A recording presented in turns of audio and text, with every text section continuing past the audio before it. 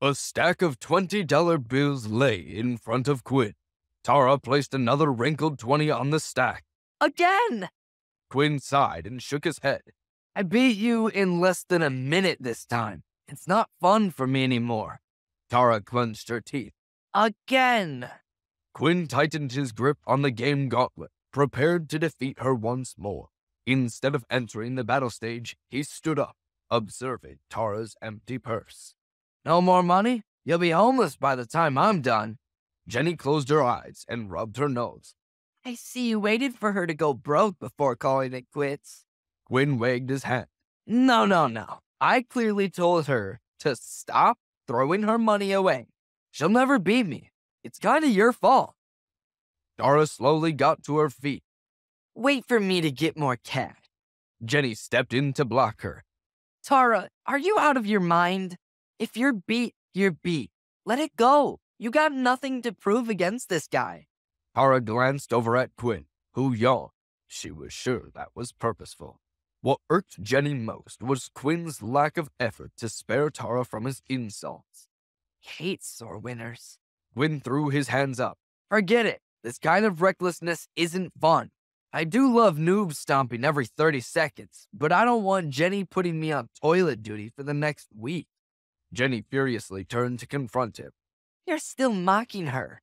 Quinn snapped his fingers.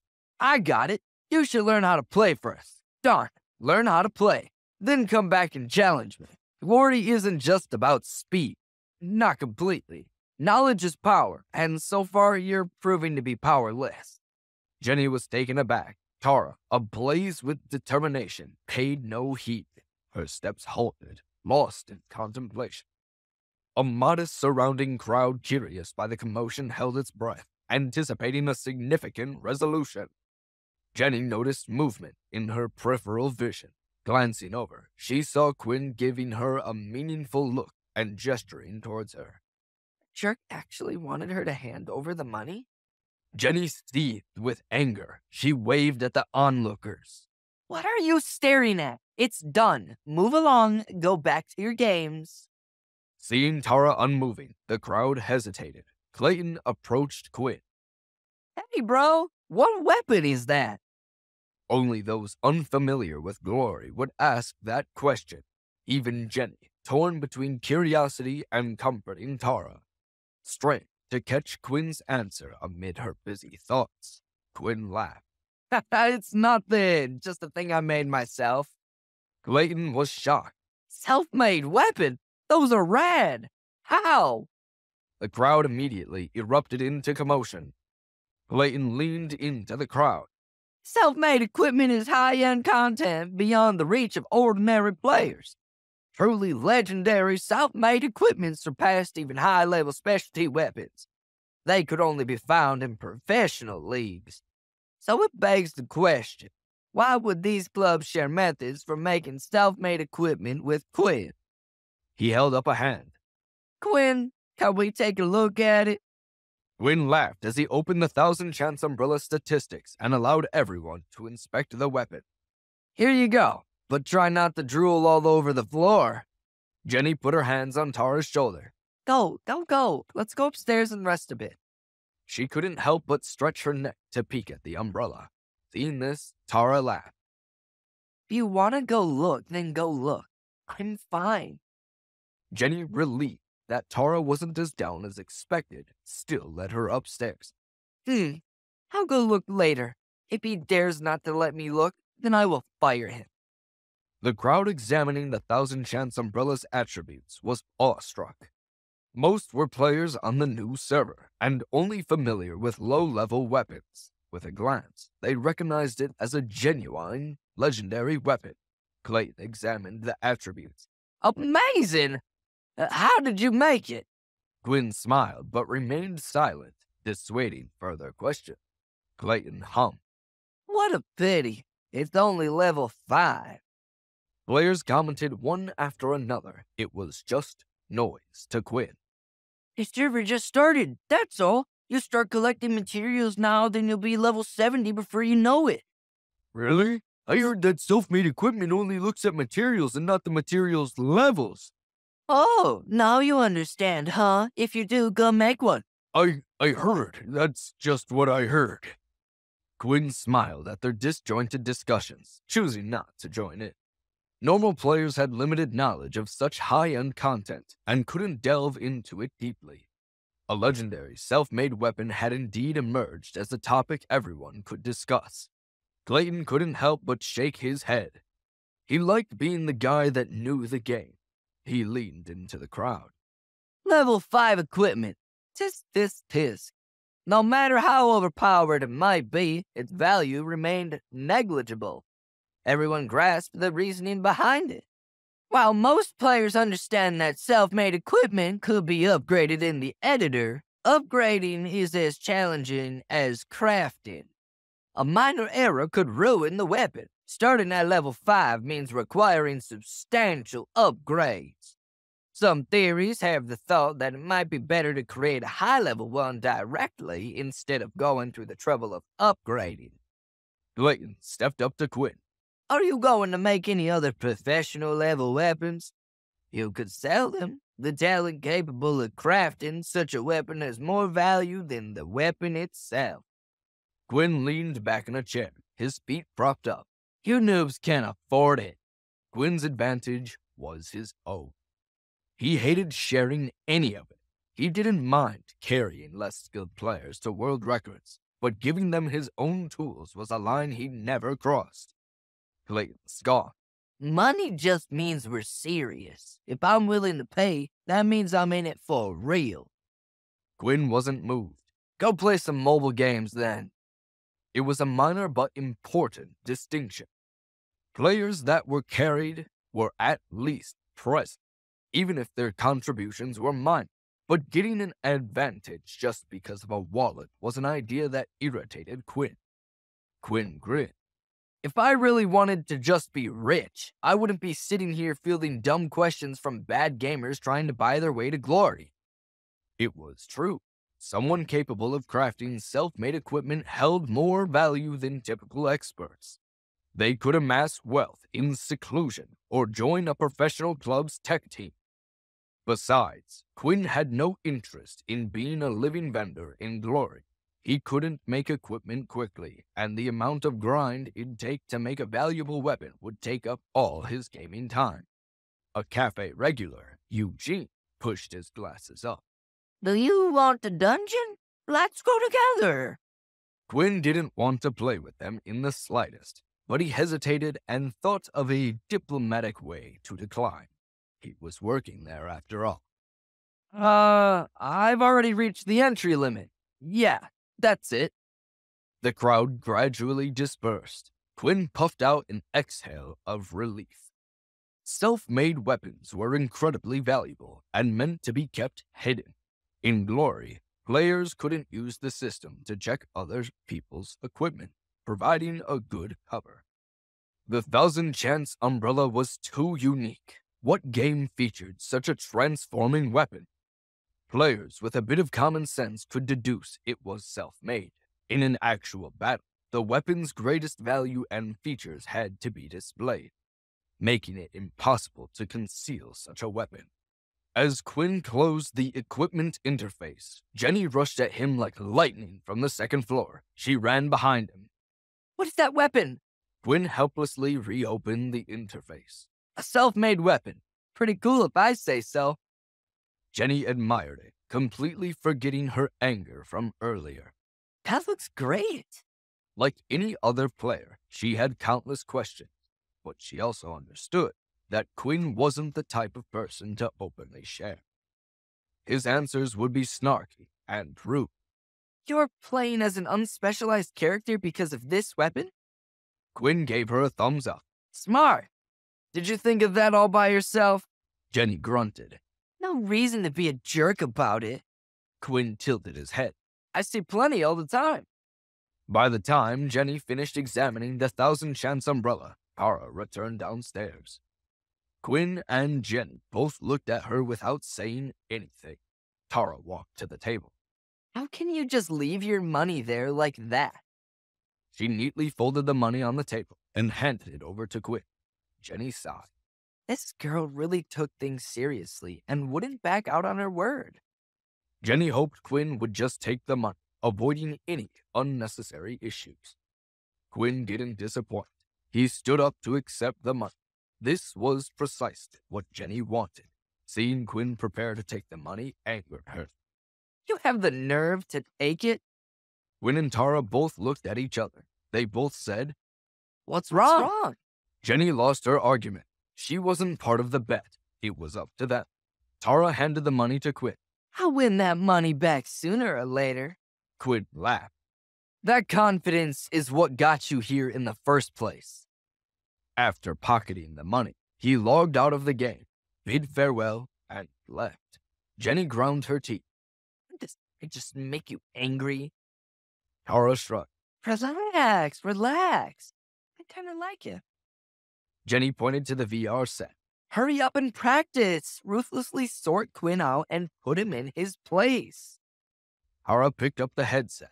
How big of a difference do you think there is between his game and mine? Jenny blushed a bit. In her eyes, Tara was already considered an expert, better than herself. Quinn, even more so. Both players surpassed her skill, making it challenging for her to gauge the extent of their ability. If she could discern the difference in their skills, she wouldn't have needed to randomly test Quinn and Tara in a PK match. Jenny twisted her mouth. I really can't tell. Tara lowered her head to look at Smokeshy, who hadn't logged out yet. It looks like he's right. I can't even tell how far apart we are. I have to take a comprehensive course. Jenny was secretly delighted, but kept a deadpan face. Tara was showing interest in playing Glory. Luckily, the new server opened yesterday. I'll get you an account card. Tara let Jenny bask in joy. Okay. Jenny grabbed a card and helped Tara create a character.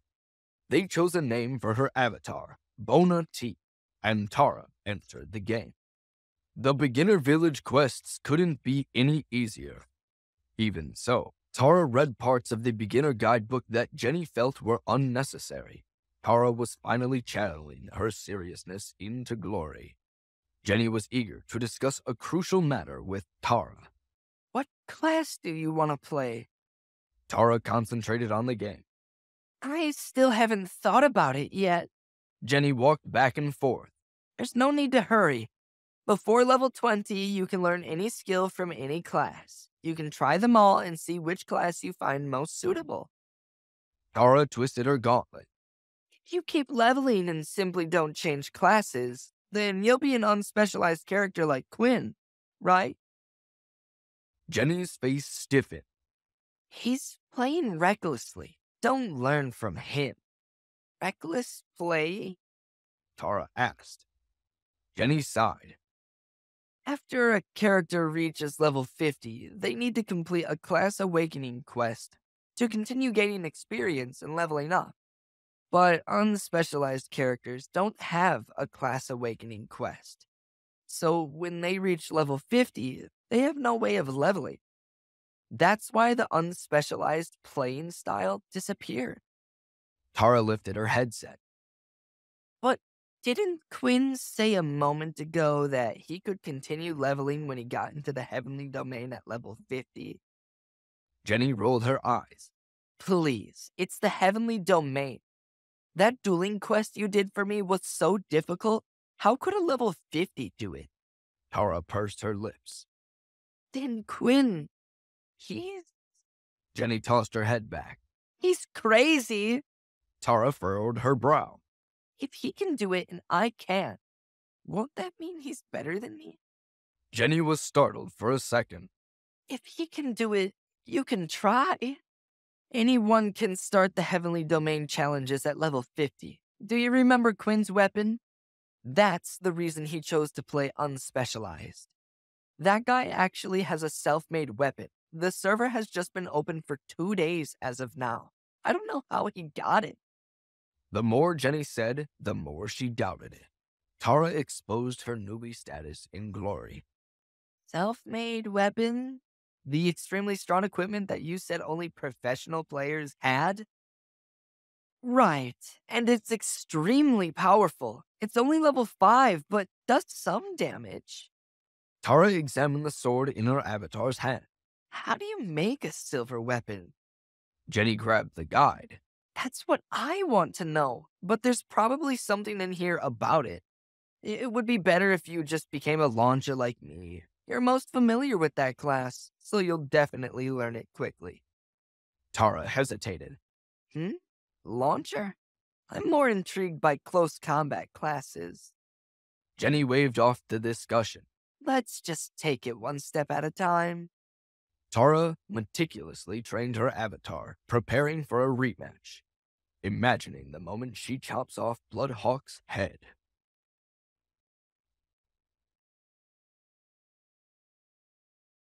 Tara continued to practice her skills in the beginner levels of the 10 server. She would research a skill and attempt to speed up her attack with that skill. She explored the beginner villages and found low-level monsters to train. Having killed single monsters too fast to practice multiple combos, she kept entering more and more dangerous situations. She was surrounded by a pack of 8 savage wolves, 16 eyes burned red with blood. They growled and encircled her, ready to pounce. This is what Tara was looking forward to. She especially liked working in close combat. She would learn a skill and combo that compounded with another skill, and then perform a 3-skill combo, and so on and so forth. Strike. Strike, roll. Strike, roll, fast blade. Strike, roll, fast blade. Leap. Strike, roll, fast blade. She was focused on making her battle movements habitual. Hey, who's that guy everyone was talking about this week? You know, the player that was all over the broadcasts. He retired or something. What was his class? Jenny thought for a moment. That was Cutter Zion, a battle god. His class was Battle Mage. Tara smiled. Yeah, that. I want to learn that style. Jenny scrunched her face. What do you want to play that for? I saw some of the gameplay during that video they showed. That's the way I want to play. Plus, I can learn it, and next time they trade the player, I might one day become Cutter Zion's owner. When that time comes, wouldn't I be the new battle god? Jenny smiled very wide. This goal is 1,000 times better than beating that arrogant Quinn. Tara, you need to be all in, whatever it takes. Tara grabbed Jenny's hands and jumped. Okay, I'll be a battle god this time next year. Then, do you want me to teach you about the battle mage right now? Jenny asked. Tara nodded her head. Yeah, of course. The battle mage belongs to the mage class. They use magic to strengthen themselves and battle in close combat. They are proficient in 2 weapons, pulls and battle lances. Pulls usually have an attack speed of 8, extremely quick. Battle lances usually have an attack speed of 2, fairly slow. But their damage and range are high.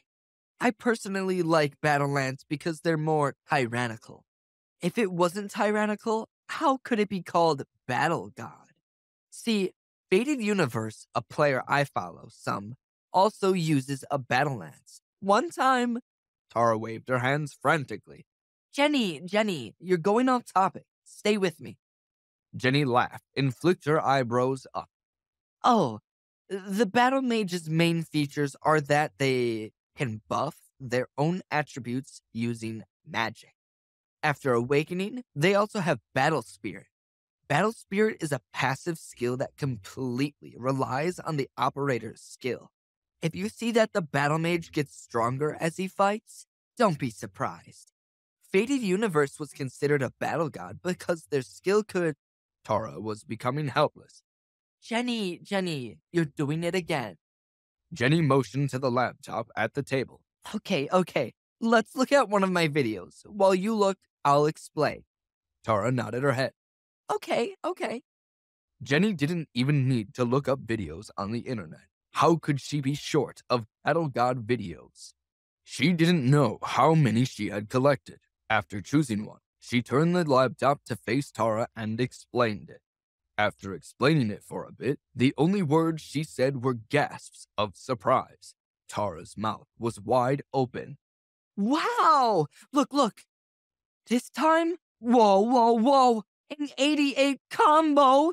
Do you know how much Battle Spirit will buff his attributes? Jenny giggled. This stupid guy. He walked right into the knockup without a chance to defend himself. Tara helplessly waved her hands for the third time. Jenny, enough. Don't you feel that I should look at more beginner-level videos? You want me to just start by learning from the greatest expert among battle mages? The two girls immersed themselves in learning about the battle mage in this way until the pizza delivery boy arrived from the pizza parlor down the street. Jenny paid and put the pizza on the table. They ate and talked about the moves and skills of the avatars. Then came a voice that never failed to irritate Jenny. Oh, you're learning about the battle mage. Jenny rolled her eyes. Quinn, what do you want? Do you mind? We're right in the middle of something. Quinn leaned on the doorframe and crossed his arms. Little Tara wants to play as a battle mage. Does she have what it takes? Tara jerked back. Don't talk about me like I'm not here. And, yeah, I do. Then I'm going to set you on fire and shove you off a mountain. Quinn smacked his lips. I know the best way for you to do just that. Jenny exhaled in annoyance. How is that? Quinn grinned. You can learn from the best. I'll teach you. Jenny twisted her face in disgust. No need. Keep to your own avatar. Quinn tilted his head and looked under his brows. Jenny, seriously, do you know what you just refused? He spread his arms out and twitched his fingers toward himself. Come on. She completely ignored Quinn and searched the internet in front of Tara. Here, these are all battle mage guides written by that Cutter Zion you mentioned. Look, I've already ordered them for you, from shallow to deep, from attributes to skills to equipment, real combat skills, experience, technique, practice methods, and even a few collections of the best videos. Tara grimaced. Okay. But Jenny, maybe I should consider Quinn's offer? Jenny threw her hand up to cut off Tara. No. You do not want to start down that road. Quinn sniffed. Really? You don't want the actual champ to teach her?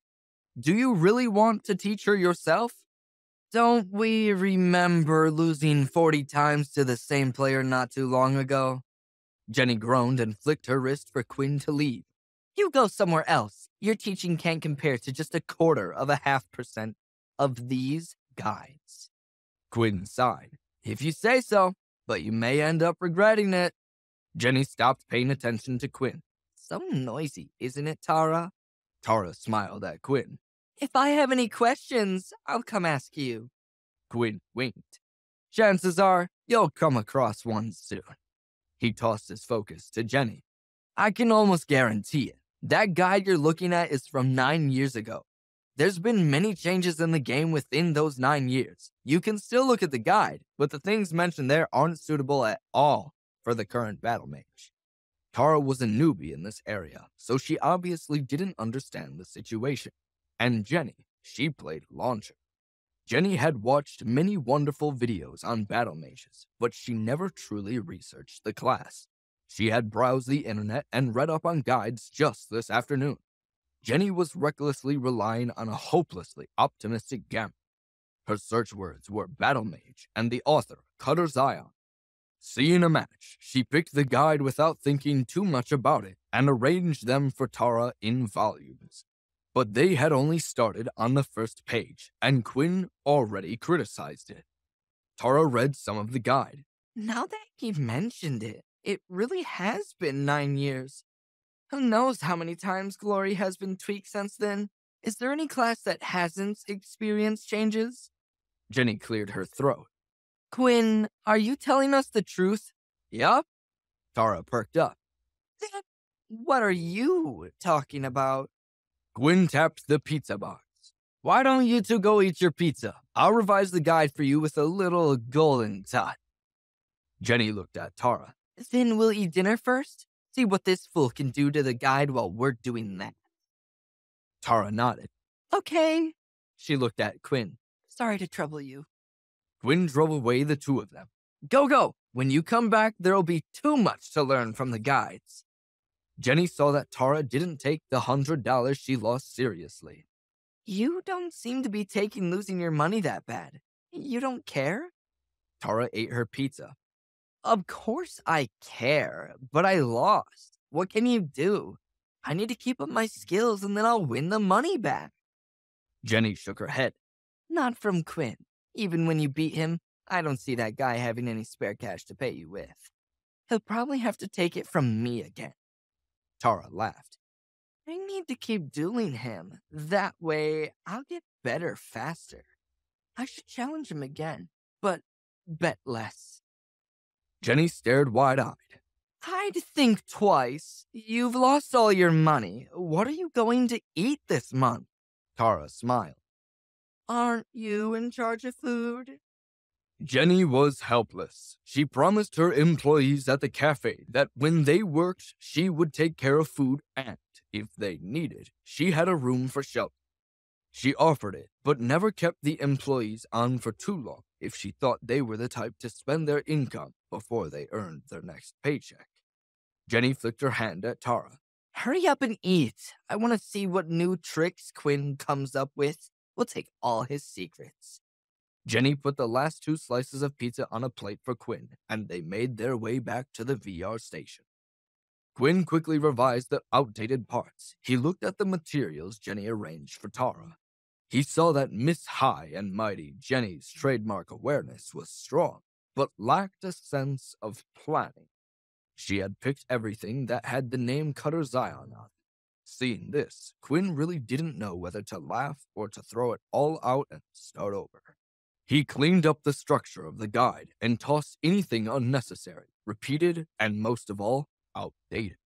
He added in anything missing, deleted anything that could be deleted, fixed anything that could be fixed, and elaborated on anything that could be elaborated on. While busily working in this abyss of suffering, Jenny and Tara returned. Jenny dropped the plate of pizza on the table. This is for you, but don't get grease all over my equipment. Quinn grinned. Thank you for the instructions. After you read this, I'll subtract 1 from what you owe me in guidance. Jenny saw that Quinn only briefly examined the guide she had looked hard for, and then threw most of it in the trash. She immediately rushed up. What are you doing? This has some good stuff in it. Quinn scrunched his nose. Just cutting the fat. Jenny was skeptical. Really? She held her tongue. Quinn always made her angry, but Jenny recognized his skill in glory. She knew, with a tinge of disdain, that Quinn really was better than her by a lot. Jenny took the guide out of the trash. Are you sure? These are all posts written by Cutter Zion. I think she should watch Fated Universe, but Tara said she wants to learn his style. Quinn pointed for her to put it back in the trash. I'm sure. How could I not be? If he knew, I'm sure he would be very thankful for having the opportunity to let me throw out his muddled trash. Jenny stopped him. No good. Let me check the guide and make sure you're not missing anything. Quinn had a mouthful of pizza. If you can understand it, then go ahead. Jenny huffed. She had never played Battle Mage. You know everything about battle mages? Quinn nodded. You know gaming cafes, and I know battle mages. Well, I know all things glory, but battle mages falls in that realm. Jenny propped her hands on her hips. You're not afraid that Tara's going to beat you after teaching her? Quinn laughed. I'm not attached to any orgs that would care about something like that. It's just a game. Jenny cracked a small smile. His offer to help Tara seemed sincere. Quinn held up his hands like he was modeling them. But I cannot teach her raw talent. Jenny dropped her head. Just when I thought he had a decent side. Quinn popped the last bit of crust in his mouth. I pray I can teach her enough so she can beat me. Do you know how long it's been since I had a challenge? Even when I played with your mediocre level 30-something smoke shy, I couldn't help but destroy that level 40 Blade Master. Jenny wasn't sure why she ever expected anything different from Quinn. Gamers of his type were all the same, and they never changed. Jenny looked at Quinn and carried her line of sight to the guides he was tidying up. How much longer do you need? Quinn flipped through the guide. You got the bleed status in real life or something? It'll take as long as it takes, but trust me, it'll be worth every second of the wait. Quinn winked. Jenny grunted from the depths of her throat. Tara fought back a smile, slightly enjoying how Quinn frustrated Jenny. Quinn laced his fingers and cracked his knuckles. Keep in mind, the guides I made don't cover everything. There are others that are quite good too. I'll add them. That being said, it's not ideal to look at guides before getting your fundamentals down. Tara inserted her account card in the VR station next to Quinn. Then I'll play first. Jenny groaned with impatience. I'll go watch the front desk. Maybe practice your accuracy and speed. Quinn fished a small plastic box from his pocket and tossed it to Jenny, who instinctively snatched it. Here, play with this. Jenny studied the box. What is it? It's a mini whack-a-mole game. You hit the little mole when it lights up. Jenny nodded. This is a kid's toy. Quinn really wasn't making fun of Jenny and doing this on purpose. How do you think all these kids have such late reaction times? You're too old to say leet. Jenny played the mini whack-a-mole on her way to the reception desk. After a few steps, she stopped dead in her tracks. Wait, who's the boss here? She turned to look, but found Quinn seriously working on the guides without a hint of his usual half-dead appearance. Glancing at Tara, she saw her focused on the game. Jenny let it go. Jenny sat at the desk, lost in thought. Tara has talent. Quinn is really good. But me? I love the game and hope to get good at it, but I know breaking through to the next level isn't possible at 27. Esports is a young person's game. Kids who have been playing since birth. Tara confidently entered the game, but quickly faced setbacks. Her quickness at the controls couldn't solve the problem of too many people in the beginner area. Quests were difficult, killing monsters took forever, and with so many players around, success seemed impossible. Tara persevered, taking half an hour to level up from 1 to 2. Tara looked at Quinn, who was still focused on the guides. Even his casual actions amazed her. She saw him put his left hand in his pocket, take out a cigarette box, shake it twice, and the cigarette jumped into his mouth.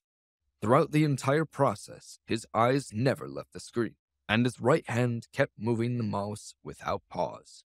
Just as he was about to light up the cigarette, Quinn was suddenly poked. He turned around to find Tara. She wagged a finger in warning. You can't smoke here. Jenny will get so angry at you, and me for letting it happen. Quinn's smoking was a subconscious movement. He didn't think about it. After Tara's warning, he realized he somehow had a cigarette in his mouth. Their seating was in the corner, fairly far from the reception desk, and there was no one else there besides Tara and him. Quinn nonchalantly lit up his cigarette. She can't see it, so I'll just have a quick one. He pressed his index finger to his lips. Shh, don't tell her. He shook the pack of cigarettes. Do you want one? Tara shook her head. No thanks. Have you smoked before? He asked. I've tried, but I didn't like it. Quinn nodded. He checked out Tara's screen. What level? Tara smiled. Level 2 and counting. All right, get it, Tara. I really hope you make me look like a noob someday. I doubt you will, but I've seen Team Evil win a match before. Tara pointed to the name on the leaderboard. Is this Bloodhawk you?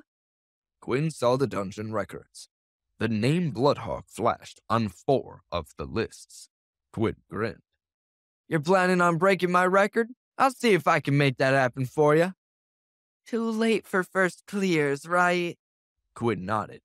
Yeah. Tara's gaze fell on Frost Forest's clear record. Quinn pointed out the time he beat it in. This record can't be broken on your own. Tara bit her lip. I still need 4 others to team up with, right? Quinn fiddled with the guide. Later on, there will be 10-player ones, 20-player ones, and even more. Tara fell silent. He wondered what she was thinking. Quinn rolled the cigarette in his mouth. Ready or not, I finished this guide. Tara smiled. Thanks for doing that. I know you didn't have to. Quinn stood up and flipped to a page in the guide. You continue here. If you have any questions on the game or the guide, ask nicely, and I'll think about helping. Tara noticed that Quinn was about to leave. What are you going to do? Quinn put out his cigarette. I'm going to the smoking area. That place is a bit safer in case Jenny comes back. When Quinn passed by the reception desk, he noticed Jenny sitting there with the mini whack-a-mole in her hands, wearing a bitter expression. He decided not to disturb her and hurried to the smoking area to play. Quinn's Bloodhawk wasn't only well known in the game. Quinn himself had gained recognition in the cafe. Virtually all Glory players there were aware that Bloodhawk worked as night manager at the cafe and was known for having a self-made weapon. In the smoking area, Bloodhawk was a familiar figure. Those who had been playing from the afternoon until now, without leaving, welcomed Quinn when they saw him. Quinn casually waved at those who greeted him. He placed another cigarette in his mouth and lit it. With a few drags, he entered the game. As soon as he went online, a barrage of messages bombarded him. The message prompt incessantly flashed, seemingly to no end. He reviewed them and found the usual greetings. Snaketongue expressed excitement at his arrival. Diamond Rough paid respects, and Sunrunner invited him to level with them. Last Chance Over reserved him for midnight dungeon runs. Quinn replied to each message, receiving smiley faces from Snaketongue and Diamond Rough. He tactfully declined Sunrunner's leveling invitation and Last Chance Over's dungeon reservation. The messages kept coming. Piles of friend requests flooded his screen. Quinn scratched his head, feeling puzzled. Am I already this famous? I know I'm great and I set a new clear record, but this is something else. The major guilds must have recognized my skills. Those elite idiots. They don't know what they got rid of. Someone bumped into him. Hey, Quinn, be my friend. Quinn turned and saw that several cafe patrons had approached him, waving and eager to become friends. These friend requests were likely all from the cafe. Quinn began to grow irritable. Due to the new server launch, the number of 10th server players in the cafe had significantly increased. Most played for fun, not taking the game too seriously, but some were eager to befriend experts. If they could become friends now, their connection would be more solid. Quite a few people wanted to add Quinn to their friend list. Feeling too inclined to make Jenny happy, Quinn asked for their game IDs and added each one as a friend. He knew that if he insulted enough cafe regulars, Jenny would take it out on him and make his life miserable for a time. After a short while, Bloodhawk's friend list had reached 37 people. None of them were offline, and besides the players he had met in the past 2 days like Snaketongue, the rest were all cafe guests. Although most were from the smoking area, a few had run over especially to make friends with him. With such a long list, Quinn couldn't match the real person with their in-game character. Riding on the wave of momentum, one player joked, We're all from the same cafe. We should form a guild together. This suggestion didn't receive many responses. So far, Glory only had 10 servers in total. Adding in the communal heavenly domain, it wasn't rare to meet someone from the same server. Besides Quinn's expert status as a dungeon record holder, everyone lined up to make friends with him because they knew something Sunrunner and the others didn't. Bloodhawk had a self-made weapon. This fact was more eye-catching than a dungeon record. If Sunrunner and the others knew that Bloodhawk possessed this, they would have tried to rope him in even more fervently. The proposal to establish a guild received only a few cold, hollow laughs. The player who suggested it felt extremely embarrassed, so he shut his mouth, playing on his own. Everyone wore headsets and immersed themselves in the game world. Quinn actively sent a friend request to someone else, Bona T. This was Tara's in-game name. Quinn didn't know what it was supposed to mean. He guessed that she took the T from T in Tara, and Bona from bona fide, putting them together randomly. Who knows? He didn't see a response. Maybe she's too noob to notice. He organized the items in his inventory and prepared to kill monsters and level up. The first sight of the beginner village area made Quinn want to turn off the game, leaving the beginner village and reaching the level 20 stage. The most significant problem at the moment was the overwhelming number of people. There were multiple beginner villages to share the server traffic, but after leaving a beginner village, everyone converged onto a single piece of land nearby anyway.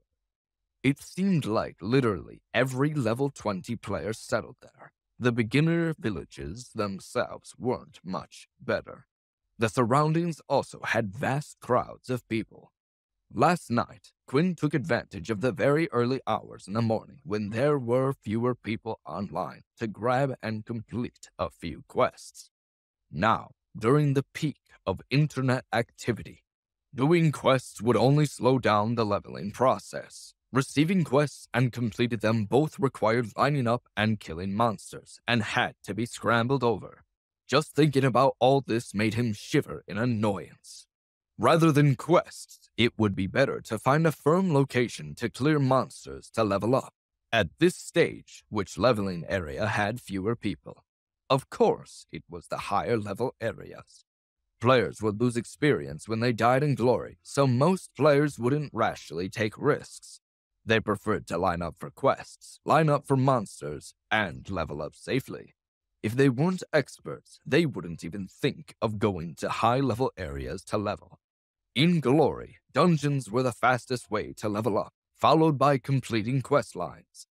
But in the current circumstances, he no longer had any dungeon entries left, and he'd have to wait in line to do quests.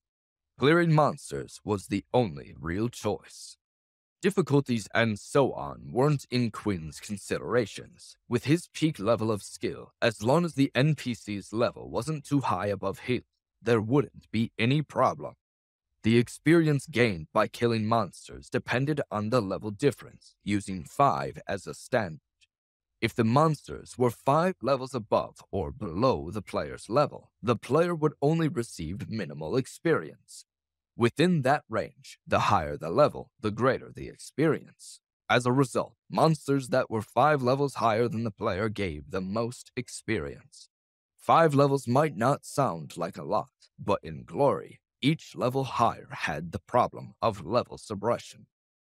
In glory, levels weren't only used to define players. Physical attack, magic attack, bleed, stun, root, and other status effects also had levels.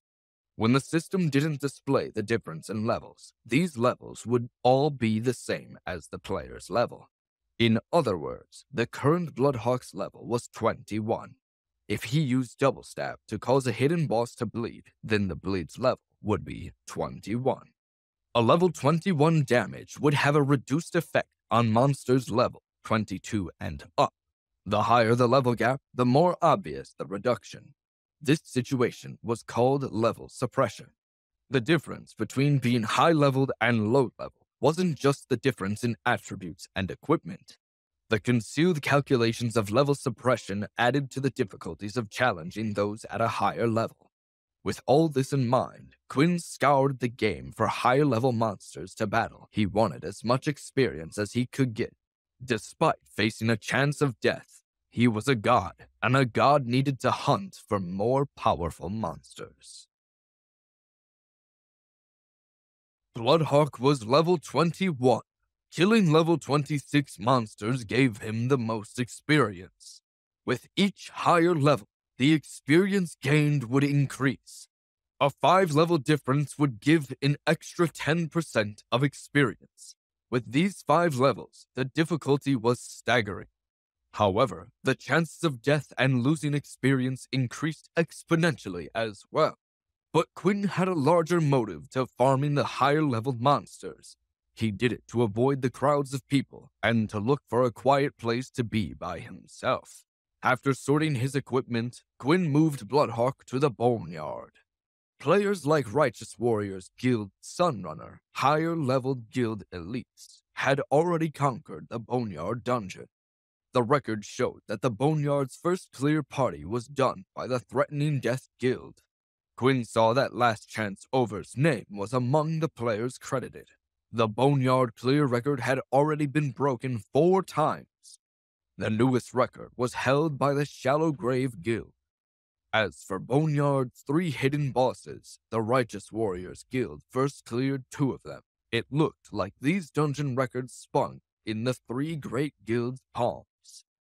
These were very pedestrian achievements for Quinn. Bloodhawk reached Boneyard, and sure enough, there weren't many players there. Bloodhawk shook the Thousand Chance umbrella. It transformed into the Battlelands. The Boneyard's monsters were the same as the skeleton graveyard. They were undead-type enemies, zombies, skeletons, skeleton archers, and skeleton mages. Their main feature was that they had high damage and high defense, but moved relatively slowly. With Quinn's skill, these sorts of NPCs weren't any threat. Bloodhawk rushed forward. He chose an area and began killing monsters. Quinn killed very casually. He didn't pursue high-skilled crucial hits, combos, juggling, back attacks, and those effect-inducing attacks. In order to fully execute these technical moves, he would need to concentrate and move faster. But Quinn was leveling, not planning on fighting or securing a world record dungeon clear. Bloodhawk fought and rested, rinsed and repeat. Conversely to his attack, Quinn paid more attention to carefully dodging, which made it so that he never needed to run away and rest because he was low on life. He only rested after he ran out of mana. Food and potions helped with character recovery. After clearing monsters for around an hour, Bloodhawk escaped from the battle and drank to recover mana. Quinn lit a cigarette to rest a little. Right when he did so, a message appeared. Opening it, he saw it was a system prompt. Bona T has accepted your friend request. After an hour, Tara finally found Quinn's friend request. Another message was sent. Sorry, I just saw it. Quinn dragged on a cigarette. Tara isn't like Jenny. Jenny's always looking to make friends. Tara, though, she's not here to socialize. She has a confidence that doesn't need to rely on pleasantries. I like that. That's a good quality for a competitive player. We need more no-nonsense players like her. She knows what she wants and focuses on her play. Smart use of energy. Even if that same energy made her lose her purse to me. Quinn imagined Tara staying up late at night, practicing her mechanics and reading about the game's meta on the official forums. A gamer's gamer. Quinn quickly typed a message to Tara. How do you practice your reaction time? There was a typing indicator in Quinn's message UI, but it quickly stopped. She's either shy about revealing or she doesn't train. Competitive Glory players around Quinn had always boasted about not needing to train for their physical abilities to play. Quinn had always needed to practice to develop his twitch skills and actions per minute. He'd always assumed that his competitive peers were full of shit, but he'd never seen a player who started out physically slow and became fast. As soon as they appeared on the scene, they were always good. Practicing his real-life muscle memory was something Quinn needed to constantly keep up, and it was not getting easier in his older age. Quinn would love to know if Tara was like him, but he quickly told himself he didn't care. He typed, "Forget it," and closed his chat box. Quinn ran Bloodhawk into a den to kill monsters. He faced off against a rage zombie. When suddenly, he heard a fit of fast footsteps in the boneyard. Someone swiftly flew past Bloodhawk. With a swing of the stranger's staff, the monster, which Bloodhawk was about to defeat, was knocked into the air. Quinn was shocked. What kind of nonsense is this? Don't tell me. A kill stealer. Quinn hated this sort of player. Nothing's worse than a player who comes in and takes all the experience I fought for. The boneyard wasn't well populated by players. There were plenty of monsters for players to kill, but this guy just showed up and stole his target. This guy thinks he can just show off like that? This player held a staff in his hands. Magic waves rippled under his foot. He was a genuine battle mage. The magic waves under his foot were a buff from the battle mage's signature skill, Chaser. The skill could be triggered through several different battle mage skills for a total of 5. After triggering a Chaser, they would circle around the battle mage's body for 30 seconds. Within those 30 seconds, the Chaser could fly out and attack the target. After injuring or killing the target, the character would be buffed for 20 seconds. At level 20, battle mages could learn a variation of Chaser called the Neutral Chaser. It was triggered through Dragon Tooth and did the lowest damage among the 5 Chasers. The buff it gave increased the character's movement speed. A level 1 Neutral Chaser increased movement speed by 1%, and that percentage increased by 1 with each subsequent level, all the way to 20. This battle mage used this skill very proficiently. After knocking the monster into the air, he quickly moved behind the monster and then stabbed with Dragon Tooth, completing an aerial and back attack. A Neutral Chaser condensed onto the pole tip and flashed to his side. There were differences between the triggered Chasers, small, medium, and large. The size didn't affect the buff given, but it did affect the Chaser's damage. Battle Masters were easy to learn, but difficult to master. The usage of Chasers as well as the technical requirements for Battle Spirit made it difficult to play proficiently. The random battle mage turned around to face Bloodhawk. Even after kill stealing, this guy still continued to perform flashy abilities. This guy was definitely not just some gamer. The mage turned around and started throwing raspberry emojis at Bloodhawk, a typical emote to spam in glory when you're trolling a player. Quinn shook his head. What are you trying to prove, bro? He didn't think that he would be tangled with such a show-off troll at this low level and over a small monster. Quinn raised both his arms to his side. Congrats! You got it. Happy. Sheesh. Enjoy your newbie XP. Quinn turned around, hoping to quickly march away from the trolling battle mage. Suddenly he heard, Bloodhawk? Bloodhawk turned around and looked at the cheap player. The player's avatar walked towards Bloodhawk, while another monster aggroed by the commotion ran up to attack. The battle mage ignored it, fixing his gaze on Bloodhawk. So it was you. Quinn blinked. What? You think I care about that pitiful XP? The avatar bowed. They call me Rebel Rouser, Battle Mage Extraordinaire. Best with a bow staff and quick with a... Quinn growled. Think you're cute, kill stealing? Quinn slow clapped, and Bloodhawk followed suit. Congrats. Now shoot. I'm busy with actual achievements to score. Bloodhawk turned around again, but poof, Rebel Rouser teleported in front of him. I heard you're quite good. Come, let's compare notes and trade secrets. Quinn quickly glanced at his friends list to make sure this punk wasn't a new player from the cafe. He didn't see the name Rebel Rouser. You're not gonna fish me out of my account, pal. Get lost. Rebel Rouser spit on the ground. You got me. Comparing notes isn't why I came. That's not important. The important thing is that I want to duel you. I want to see your blood pour at my feet. The monster that was aggroed is still around, doing its best to do damage to Rebel Rouser with little success. Quinn didn't say anything. He hovered his fingers over the game gauntlet, wanting to give this kill stealer a taste of defeat. But it wasn't worth the time and take from leveling. He made Bloodhawk turn around to leave. Rebel Rouser battled the half-fought monster with little attention. Hey, don't leave! Rebel Rouser used a Sky Strike to knock the monster into the air. Then he used Falling Flower Path. The monster was blown forward toward Bloodhawk. After leaving the beginner village, the system no longer protected players from wayward damage. Players couldn't directly hurt each other, but Rebel Rouser was smart enough to use the environment to try and hurt Bloodhawk. It didn't work. Right when the monster looked as if it smashed into Bloodhawk, Quinn smirked underneath the VR helmet. Taking out his battle lance, Quinn stabbed the monster in mid-air.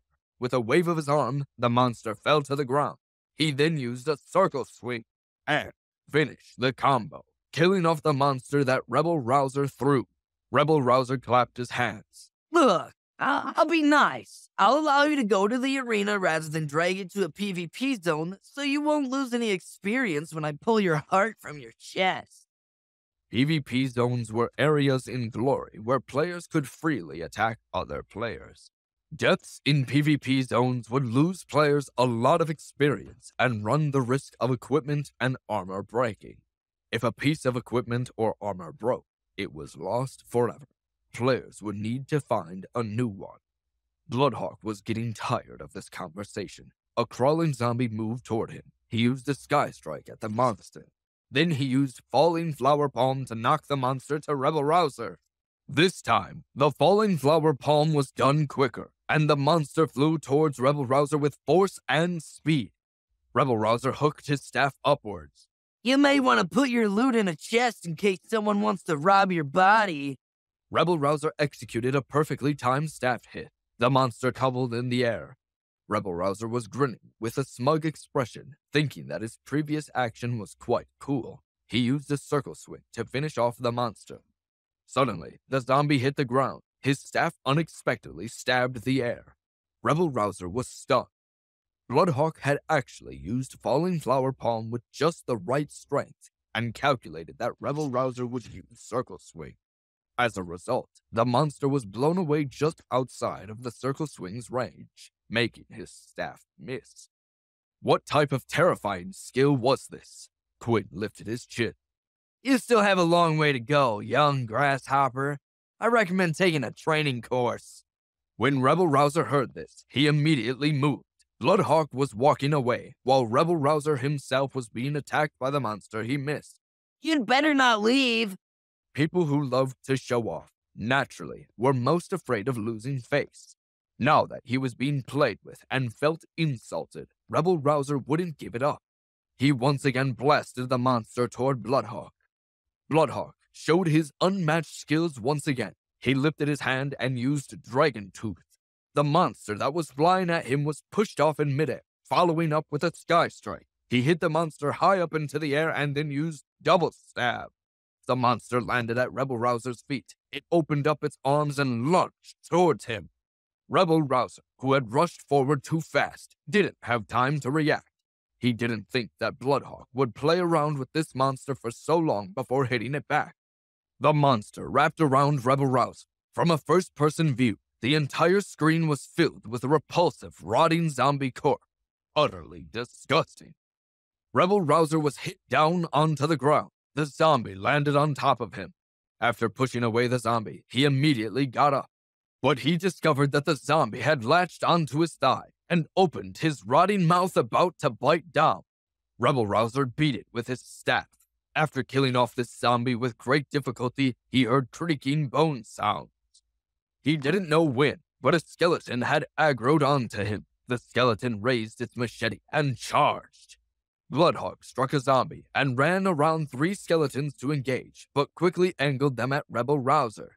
Don't you like kill stealing? Take your time. Make a show of it. Rebel Rouser immediately looked at Bloodhawk.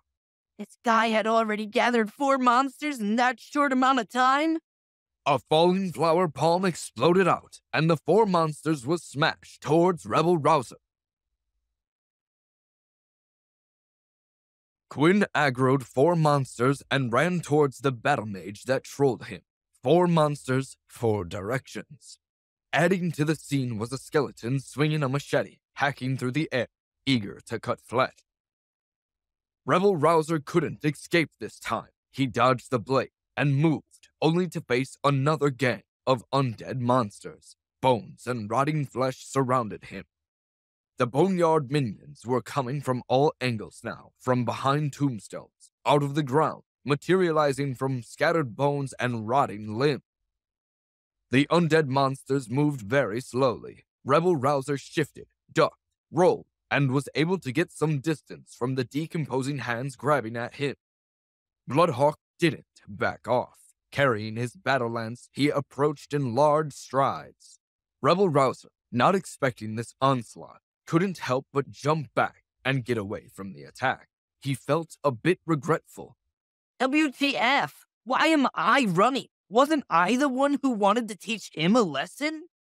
As the sluggish monsters flogged to him, Rebel Rouser stood, planning to clear them before facing Bloodhawk. Bloodhawk, with his battle lance in hand, focused on parry any attack creature and ignored the engaged battlemate. Rebel Rouser chopped a zombie in two. Hey! Bloodhawk uppercutted and thrust it, sending a monster over to Rebel Rouser, which fell at his feet. Oh, Rebel Rooster! You want to kill steal a monster? Here's one. Steal that. Have fun with it. Oh, here's another. Gwyn laughed as he physically moved his hands forward to shove a zombie in-game so aggressively his gauntlet controller almost flew off.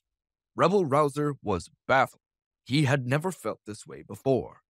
In the past, when he stole kills to show off, others would be infuriated, and some would quickly take the bait and attack him. Their attacks ultimately ended in defeat. This is what he played glory for, that feeling of messing with players.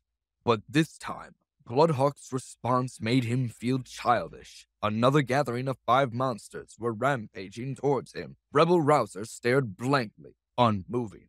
One monster that had fallen in front of him remained aggroed onto Bloodhawk after crawling back up. It rushed back into the fray. Bloodhawk smiled as he gracefully fought the horde, like a legendary hero against the King's Knight. What? You don't want it? You can't handle a few monsters with that walking cane? A group of skeletons came out of the shadows and moved to Bloodhawk. Rebel Rouser felt an extremely strong urge to team up with the skeletons and zombies to take down Bloodhawk. Rebel Rouser's face stiffened. I'll wait till you finish killing the monsters before we properly fight around. He wasn't as sloppy as before when trying to provoke him. Bloodhawk broke a skeleton's skull with his lance. No need. I'm ready whenever you are. Rebel Rouser was dumbfounded. What? Rebel Rouser's cheeks turned red. He really was a child. A child annoyed the adult to play with him. Rebel Rouser didn't know what to say. Maybe he should just wait until Bloodhawk finished killing off the monsters. Rebel Rouser came up with this plan. He quietly waited, but those 5 monsters wouldn't be quick to finish off. Should he try to help him? But he wasn't in a position to do so. A skeleton was shattered with a fierce strike and then collapsed into a pile of bones. Soon after, he saw Bloodhawk bringing the other monsters, pulling a new one that wandered in the area and continued the fighting with 5 monsters surrounding him. Rebel Rouser's eyes bugged. He was waiting for Bloodhawk to finish off the monsters so they could start dueling, but Bloodhawk ignored him.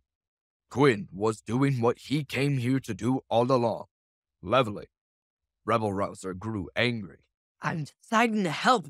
No, I'm not helping. This arrogant player is annoying, using powerful mobs to stop me from dragging him into a duel. Well, if monsters are here, then that's more to kill steal. Rebel Rouser rushed forward and began stabbing at the 5 monsters that Bloodhawk had gathered. Bloodhawk shot Rebel Rouser a glance. He received a party invite, angrily declined the invite, and continued to kill. Who wants to form a party with you? I'm here to kill you. The 5 monsters were killed faster with the combined might of the 2 characters. But after looking at the experience distribution, the expert kill stealer, Rebel Rouser, wasn't getting any. Gwyn purposefully ignored the party invite to keep Rebel Rouser from gaining any rewards for the monster kills. If they had partied up in the game, then the experience reward for killing a monster would be shared. As Bloodhawk was the one that pulled the monsters to this area, Rebel Rouser didn't land the first hit, but he wasn't able to achieve the last hit either. The player with the last hit typically got a multiplier to their experience rewards. Rebel Rouser's total damage was also much lower than Bloodhawk's. All this factored into a trivial amount of experience awarded to him. Rebel Rouser looked around him and his mouth opened. Bloodhawk had already pulled new monsters and had already resumed fighting the new batch of enemies without him noticing. Rebel Rouser rushed to try to steal again, but it was moot, just like the last time. He merely helped Bloodhawk kill monsters faster. The vast majority of the experience reward went to Bloodhawk. The little Rebel Rouser gained wasn't worth his time. Bloodhawk hadn't suffered any losses, while he himself had been taking damage for his labor. Rebel Rouser was so angry he almost smashed his own VR headset. He rushed his character away to pull his own batch of monsters towards Bloodhawk. Easily spotting the ploy, Bloodhawk brought the monsters away, leaving Rebel Rouser with the monsters he pulled. Rebel Rouser squeezed his fists. What are you doing? You're clearing away the monsters too fast. That's it. I'm going to body block you so your hits miss the monsters. Quinn sighed. Stop wasting your own time. Go level up, read some guides, get a teacher, and most of all, leave me alone. Rebel Rouser clenched his teeth and brandished the battle staff. He was about to hit Bloodhawk when he suddenly heard, Huh? Why are you guys leveling together? Rebel Rouser immediately turned his head. A party of Righteous Warriors guild members was walking toward them. The person talking was the 10th server Righteous Warriors Guild's guild leader, Sunrunner. Rebel Rouser put away the staff and was about to run. Sunrunner grabbed Rebel Rouser. Where are you going, Rebel Rouser? He whispered to Sunrunner. Don't expose me to this guy. He ran, but sent a message to the guild. Pretend you mistook me for someone else. Sunrunner didn't understand what he meant. What are you doing? Rebel Rouser rubbed the back of his neck. I've offended Bloodhawk. Sunrunner grunted. What? What have you done? Did you steal his monsters? Rebel Rouser didn't make eye contact. I was trying to. Yeah. Rebel Rouser was a member of Righteous Warriors Guild. Even though Quinn made a fool of him, he was considered a rare expert among players. To earn a title attached to your character like the 5 great experts from the game, a player first needed incredible strength, followed by incredible popularity. Once they had many supporters, they became part of the 5 great. But Rebel Rouser, he had some popularity, but a significant flaw. He liked to troll. Righteous Warriors Guild had high expectations for its members. Trolling and kill-stealing especially was strictly forbidden. Guilds that formed parties to kill-steal gained experience quickly, but were destined to fail. Their members inevitably would try to backstab each other and the guild would quickly collapse. Rebel Rouser was this kind of player. He was a competitive player that also trolled extensively.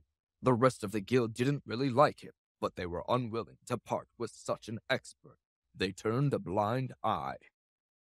But Rebel Rouser was cognizant that his actions would hurt the guild greatly within the community and, in turn, hurt him. Whenever he trolled, he would take off a tag in his profile that showed his guild association. Donned equipment he wouldn't publicly wear when playing with the guild, and only target newer players or those not familiar with the 10th server player base. Regardless, an active troll in a guild is bound to eventually drag its reputation down in the community. Rebel Rouser's membership within Righteous Warriors seemed like a ticking time bomb. Sunrunner naively prayed that it wouldn't explode. Sunrunner had planned to put him in his party when leveling, hoping to keep him too busy to go around trolling other players. But the time bomb had indeed exploded. It exploded on their most important talent recruit, Bloodhawk. Sunrunner was red with anger. He brought up the chat and privately typed, I had clearly warned you many times that Bloodhawk had to be won over. Everyone wants him in their guild. Everyone. You, Rebel Rouser, your method of ingratiating our guild to the most sought-after player in this server is stealing his kills? Sunrunner cursed and then ran up to Bloodhawk. What a coincidence! Why are you here too? Quinn bashed a zombie. Looking for a good cup of coffee. What do you think? Leveling. Sunrunner stepped on a crawling skeleton. He wiped oily bone fragments off his boot onto the ground. Don't mind that punk. In these 2 days, everyone in the guild has been talking about and praising you. That punk probably got jealous, so he deliberately looked for you to make trouble. Quinn didn't feel like getting involved in player guild politics, so he casually laughed. Yeah, that guy is pretty annoying. Sunrunner shook his head. Yeah. Look, he even ran, afraid. Do you want to level with us? Quinn stabbed 2 zombies with one strike. No need. Leveling by myself is quieter. Sunrunner looked at the in-game UI that had an in-game time displayed and sheathed his sword. Actually, it's too late to level. I got a better idea. The in-game time had shifted to a period where the Boneyard dungeon was closed off to players. Players of any reasonable experience would know this. If they weren't there for dungeon clearing or leveling, then could it be? Quinn stared at Sunrunner. Are you thinking what I think you're thinking? Sunrunner tightened his lips. Blood gonna yag? Interested? Sure enough, Quinn confirmed his guess. Sunrunner pointed to a ridge in the boneyard.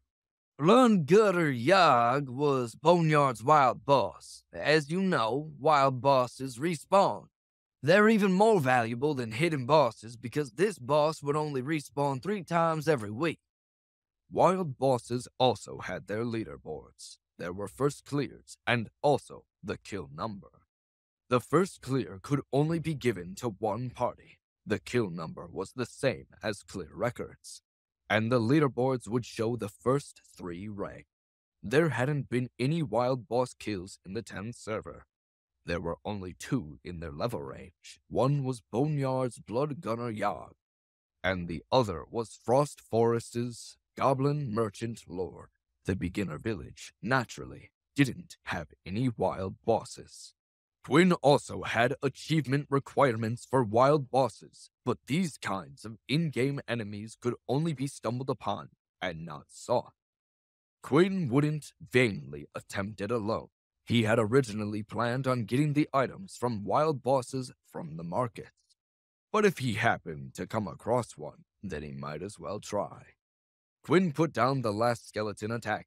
I'm sure you know, the most important part of killing wild bosses is never to kill. The players who came to kill wild bosses are the more dangerous enemies. Wild bosses are difficult, but if you're experienced players, you should have the ability to beat them without anyone dying. Also, every time a wild boss is killed, there will always be players trying to stab you in the back. Chaos reigns as a result of everyone fighting to get the experience from the kill.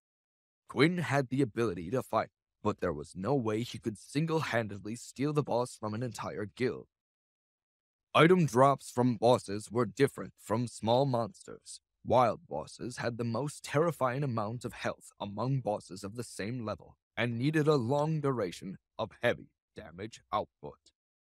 Wild bosses completely relied on total damage to determine the experience gained. No matter how strong a player was, there was no way he could do more damage than an entire party. Sunrunner patted Bloodhawk's shoulder. Are you interested in taking a look? Quinn grinned and accepted. Does the Pope wear a hat? Let's do this. Sunrunner laughed loudly and sent a party invite over. If I knew earlier, then it would have been better if you hadn't left the guild. Quinn held his battle lance at the ready and made his way to the wild boss. In Glory, the group size was limited to 10 members. Each party member could form their own party, with a maximum of 10 parties within a group. Quinn noticed that Sunrunner's party already had 10 members. He recognized most of them. He looked around. Hey, Brazen Fool, Fire Blossom, Loud Danger, Grayson Knight, Vengeance coming. Hope you brought your slaughtering boots, 'cause we're about to get bloody. Follow me, and you're sure to have a boss kill tonight. The players swung their weapons in the air and cheered for the oncoming battles. 3 unfamiliar faces caught Quinn's attention. Burning Embers, a Spitfire class, Mossy Stone, a Launcher class, and Blessed Feeler, a cleric with a name suggesting a vulgar touch. Sunrunner introduced each member one by one. There's 2 other parties with 20 people, but I won't dwell on them. For the task of defeating the Blood Gunsman Yag, a 10-person party will suffice, especially this party of experts. We brought 30 people because of the challenge of dealing with the main issue, preventing others from stealing the kill. Righteous Warriors Guild mobilized their elites for this battle, positioning them prominently on the 10th server's level leaderboard. Quinn observed everyone. Please tell me I took that little scab Rebel Rouser's position. Sunrunner was taken aback. He hadn't expected Quinn to be so observant and deduced that Rebel Rouser was a member. Rebel Rouser was initially called to prepare for hunting Blood Gunner Yag. But the fool tried to kill steal from Bloodhawk. Don't worry about him. Let's focus on our task at hand. Quinn kicked up an inquisitive eyebrow. I'm curious about the respawn time of Blood Gunner. Why do we need such a large group, even for defending against kill stealers? Seeing as how you got me on the team now, 30 is a bit excessive, huh? You're kind of limiting our, or more importantly, my opportunities for experience. Sunrunner took a breath. It's to prevent any incident. If we got the information about Yag respawning, then I'm sure Shallow Grave and Threatening Death have also received it. Quinn understood that it wasn't about guarding against the boss, but protecting themselves from other players. Wild bosses tend to spawn and roam around PvP open areas. Such a location meant that the most formidable threat always came from fellow players, not NPCs. In addition to vying for dungeon records, the 3 great guilds paid close attention to wild boss records. Quinn shifted his viewpoint left and right. They're already here. Not far from down the path, another group of players is rushing in the same direction as your troops.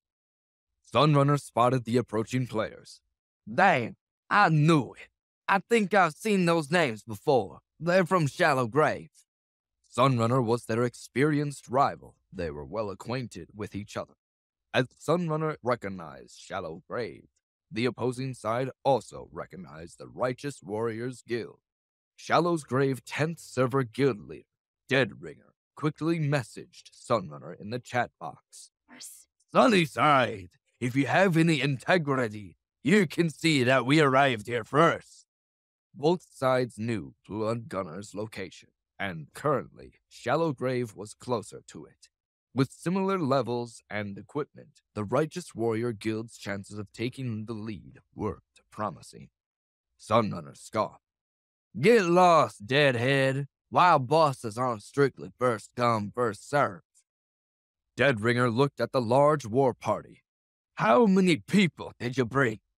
Around the same as you. Deadringer spotted Bloodhawk. Wanna team up? Sunrunner wagged a finger. What do you mean by team up? Since both of us are here, Threatening Death shouldn't be far behind. We send a few players to block them, and then we use our own power to split the boss. How about it? Sunrunner agreed without thoroughly considering the matter. All right, let's do it. How many people? Half. Deadringer approached the others. Okay, where are your people? Sunrunner squinted distrustfully. Yours? Deadringer pointed at Sunrunner. I've selected them. I'm waiting for you. Sunrunner pushed Deadringer's hand away. I'm the one waiting for you. Deadringer brushed Sunrunner off. It seems you don't trust me. I'll go look to team up with Threatening Death then. Sunrunner gripped his blade hand. Go ahead. Actually, I've already reached an agreement with Threatening Death. They're in front, waiting to ambush you. Be careful. Deadbringer walked away. Both were annoyed. This wasn't their first encounter. The three great guilds had been in conflict for many years, so they understood each other well. They couldn't cooperate with each other even if they tried. It only took a few words for opposing guild members to be suspicious of each other. There had been no shortage of guild wars in the player base's recent memory. Brazen Fool trekked behind Sunrunner. What's the plan? Sunrunner watched the other guild. Righteous warriors are slightly slower than Shallow Grave, but the difference doesn't matter much. Even if Shallow Grave arrives first, they might not immediately engage the boss. If they're attacked from behind, what would they do? If we were to fight them, there would be no mercy. The two groups maintained their distance and arrived at Blood Gunner's location. The entire area resembled a desolate graveyard with weeds, dead trees, crooked gravestones, and damaged coffins. Another group of players was already there. Threatening Death's players were faster than both of them. Threatening Death had yet to make a move. Ahead of them, an unknown group of players was battling the Blood Gunner. A quick glance revealed that these were random parties who happened to stumble on the boss, attempting to engage it. Sunrunner observed. They're asking for trouble. Deadbringer nodded. Blood Gunner Yogg is unmistakably an undead monster, covered in white leather armor with an expressionless ash-colored face. Is a dead giveaway. Wielding a revolver, it moves fast, shooting everywhere. Those Randals will soon cry out in terror. Sunrunner cracked his knuckles. Unable to resist, the hunters become the hunted. Threatening Death stood on the side, silently watching the scene just outside of Blood Gunner's attack range. When Shallow Grave and Righteous Warriors arrived, they adopted the same stance, showing indifference to the fate of the players engaged with the boss. Their attention was solely focused on each other. A representative from Threatening Death swiftly approached Sunrunner. Sunrunner glanced at Shallow Grave. He noticed they were observing the Threatening Death representative approaching him. The player from Threatening Death reached them. Sunrunner stretched out a hand to greet him when, Bloodhawk, why are you here? Bloodhawk motioned to the fight. Why else? To have a few beers and watch the excitement? That place isn't too good. Come. Why don't you come over to our place? To Sunrunner's dismay, the shameless person was none other than Last Chance Over. Last Chance Over slapped his hand together. In a bit, some things might happen here, so it'd be best to stay out of the way. Quinn smirked. One thing you should know about me, I don't get intimidated. Last chance. So clearly, these words are intended for righteous warriors. Could it be a veiled threat that you and Shallow Grave might have formed an alliance? Brazen Fool interjected, engaging in psychological warfare. I know it's not safe. Probably knew before you. Reverse psychological warfare. Reverse psychological warfare. In the competitive arena of the three great guilds, such situations were commonplace, much to Sunrunner's annoyance. He preferred maintaining a stoic expression and letting others handle the problem. Last Chance Over slapped his belly and laughed. Why does it got to be this way? Don't tell me you're plotting against us. Wouldn't it be best for us to join hands? Sunrunner felt the pressure. He signaled the guild leaders. What are you guys doing? Deadbringer kept his hand on his weapon. I haven't done anything. Threatening Death's guild leader, Dark Knife, arrived last. Didn't I already send someone over? Sunrunner's headache intensified. Brazen Fool leaned into Bloodhawk. While Sunrunner hopes for the three guilds to settle matters amicably, he knows that's wishful thinking. Even if everyone agrees, hostilities are inevitable. The winner would become prey, unaware of the lurking threat. This scenario had played out numerous times. It was evident that negotiations were a waste of time. Quinn smirked at the paranoid guild leaders. It's an idiot standoff. Looks like the three great guilds place a false significance on their public image. Brazen Fool crossed his arms. Their words carry weight, and they have a great reputation amongst the community. Soon all manner of despicable and shameless methods will emerge. Trust and promises are as fleeting, overshadowed by the true interest of defeating their rivals. Gwyn kicked the dirt. If you say so, even if an agreement is reached, the side dealing the most damage would be considered the winner and want the most loot. I'll bet you all the contents in my pack. Brazen Fool watched his leader. Sunrunner dares not trust them. He knows that if one side falls behind, they will resort to cheating. He's well aware that every wild boss hunt results in numerous player casualties. Gwyn kept moving his attention to the leaders and the wild boss. This is a waste of our time. Guilds never engage in sincere cooperation. They scout and guard against each other. This is the nature of competition. They're no better than hyenas. Brazen Fool nodded. You know all too well. Last Chance Over continued to mock the other guilds. Watch your backs, is all I'm saying. Sunrunner grew increasingly irritated. He contemplated drawing his sword. As negotiations were over, he returned to his party. Gwyn suddenly perked up. Isn't that Rebel Rooster? He must be done bullying children. Sunrunner turned. Magical fluctuations radiated beneath his feet, wielding a battle staff and charging toward the boss without uttering a word. Bloodhawk moved toward the arrival. Although I'd rather watch him battle the boss and steal the kill, I can't stand around here while the guilds play paddywhack. I'm going to help him. Last Chance Over followed Sunrunner and persisted in mocking ridicule. Frustrated, Sunrunner executed a sword draw, slashing toward Last Chance Over. Prepared for the attack, Last Chance Over skillfully rolled backward, avoiding the sword. Last Chance Over smiled a broad smile. Oh, so the magnificent guild leader sneak attack.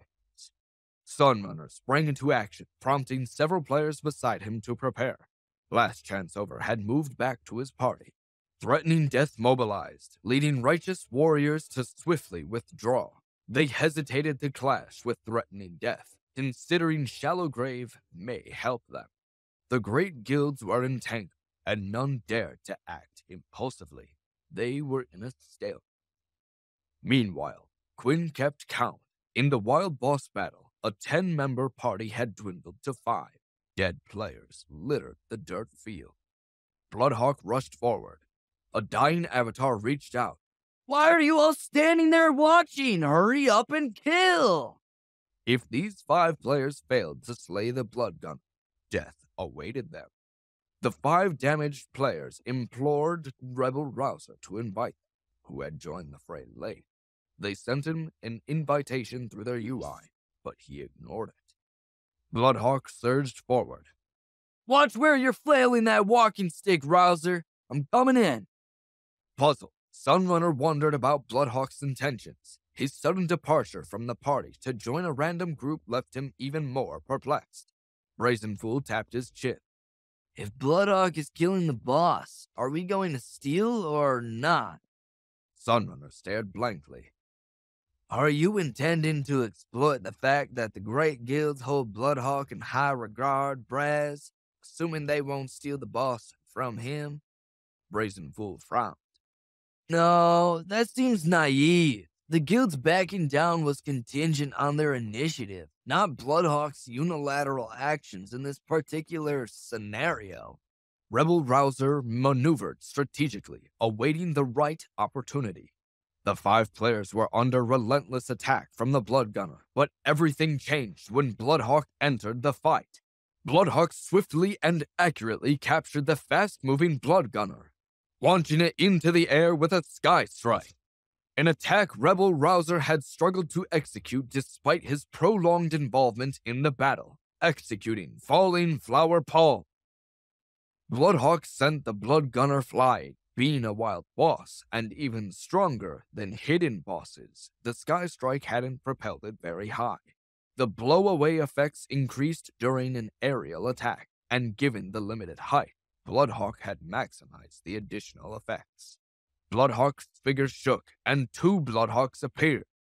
One remained in the original position, while the other flashed behind the Blood Gunner. The Shadow Clone technique. The body behind the Blood Gunner was the real one, swiftly grabbing and throwing the Blood Gunner using the grapple skill. Bling! The Blood Gunner was once again hurled away. The sudden turn of events stirred Shallow Graves players into a commotion. Why was the Blood Gunner rapidly approaching them? The Blood Gunner Yag charged the closest avatars from Shallow Grave. The wild boss had sustained minimal damage. After enduring 3 strikes from Bloodhawk, Sky Strike, Falling Flower Palm, and Fling, the Blood Gunner's aggro had transferred to Bloodhawk. Yag fell to the ground and executed a skill known as Quick Recover, allowing it to roll away and jump to its feet. The Blood Gunner aimed its gun, preparing to shoot. A gunshot echoed. The Blood Gunner's right hand, holding the gun, recoiled. Another shot followed. Last Chance over crouched down as a bullet grazed past his head.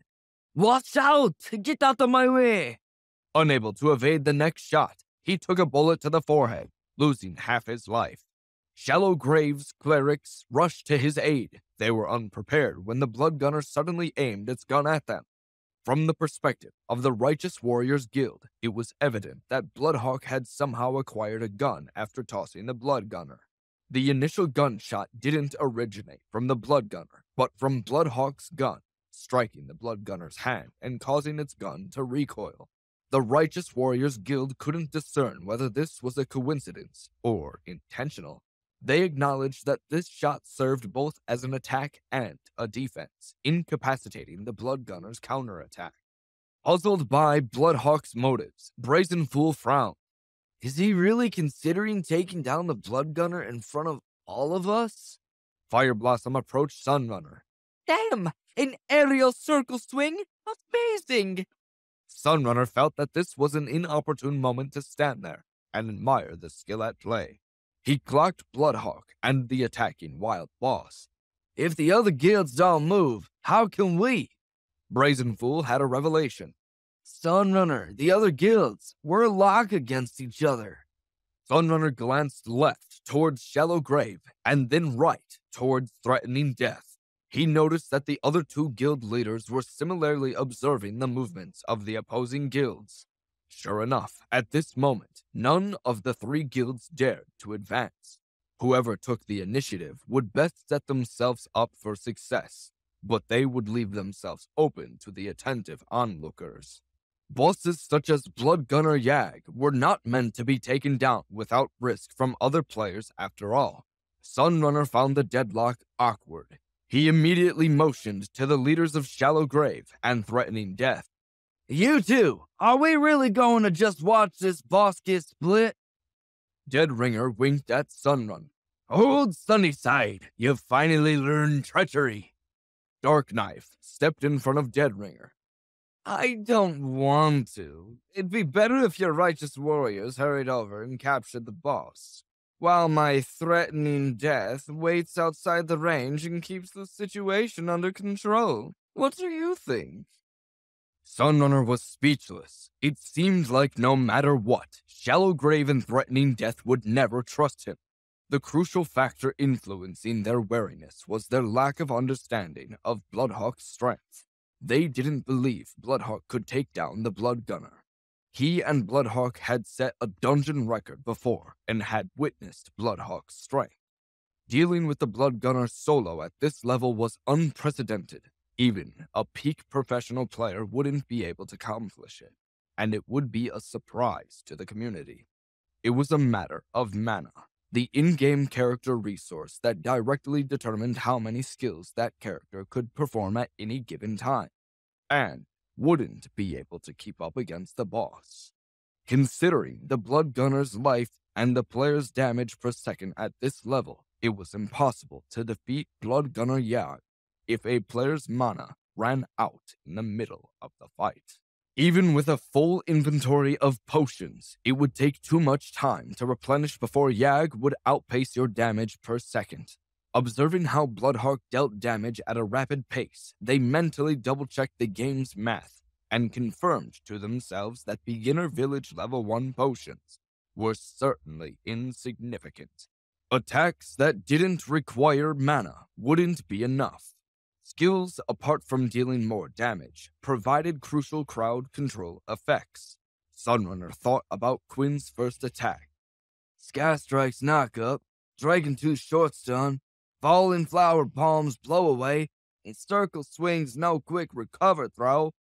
All these special effects in controlling the opponent's movement. Thinking of this, Sunrunner suddenly calmed down. Shallow grave and threatening death were the real threats. He glanced left and right at each of them. The 5 normal players in the field were considered as good as dead. Sunrunner didn't expect Bloodhawk to associate with them. When Bloodhawk left, he had no means to stop it, so he called Rebel Rouser to join the party. Perhaps Quinn was the only one to notice these 5 unfortunate avatars. His chain attacks, beyond the capability of these 5 players' imagination, left them dumbfounded. Bloodhawk executed a circle swing, tossing the Blood Gunner in front of them. Quinn held out his arms. Still sitting there like a bunch of dumb bots? Grow a pair and attack! The 5 players snapped out of their stupor. They gripped their weapons and engaged the gunner. Bloodhawk's relentless attacks continued.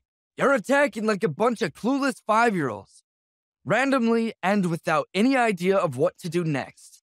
The 5 players finally realized that Bloodhawk was their savior. Out of all the players that joined the 10th server, no one avatar had garnered the type of attention that Bloodhawk had. Players from Area 51 Cafe were also astonished when they saw Bloodhawk's renowned name. The Bloodhawk who achieved 3 first clears in the beginner village. The Bloodhawk who guided Righteous Warriors Guild to a new clearing record in Frost Forest. Bloodhawk commanded as he stabbed the Blood Gunner with Dragon Tooth. Berserker! Guard Cross! The Berserker reacted swiftly, immediately swinging his greatsword. With the Blood Gunner still stunned and unable to evade, he delivered a slashing blow, creating a blood-soaked cross in the air. Quinn executed a sky strike that set the Blood Gunner airborne. Brawler! Sand Toss! Brawlers, part of the fighter class, were street fighters who employed underhanded methods to secure victory. Sand Toss involved throwing sand in the villain's eyes and gaining the advantage in battle for a moment. Hearing Quinn's command, Stoneface, the brawler, immediately executed Sand Toss on the Blood Gunner. Quinn began to sweat, realizing that this player was a novice. Noob! Use Sand Toss whenever it's off cooldown and keep throwing sand any chance you get. Aim for the eyes. The skill had a concealed effect that triggered when sand was thrown into the target's eyes, having a chance to blind the target. The system did not directly display the chance and duration of the blind effect. It took players testing the ability to find out that the lowest level Sand Toss had a 50% chance to blind for 4 seconds. At maximum skill level, it had a 100% chance to blind for 8 seconds. This effect was truly formidable. In the early days of glory, brawlers dominated with Sand Toss. Whenever they faced an unpleasant situation, they would throw sand at their target's face. During the blind effect, the player's screen turned pitch black, rendering them unable to see anything. Brawlers exploited this opportunity to attack their targets in a ruthless manner.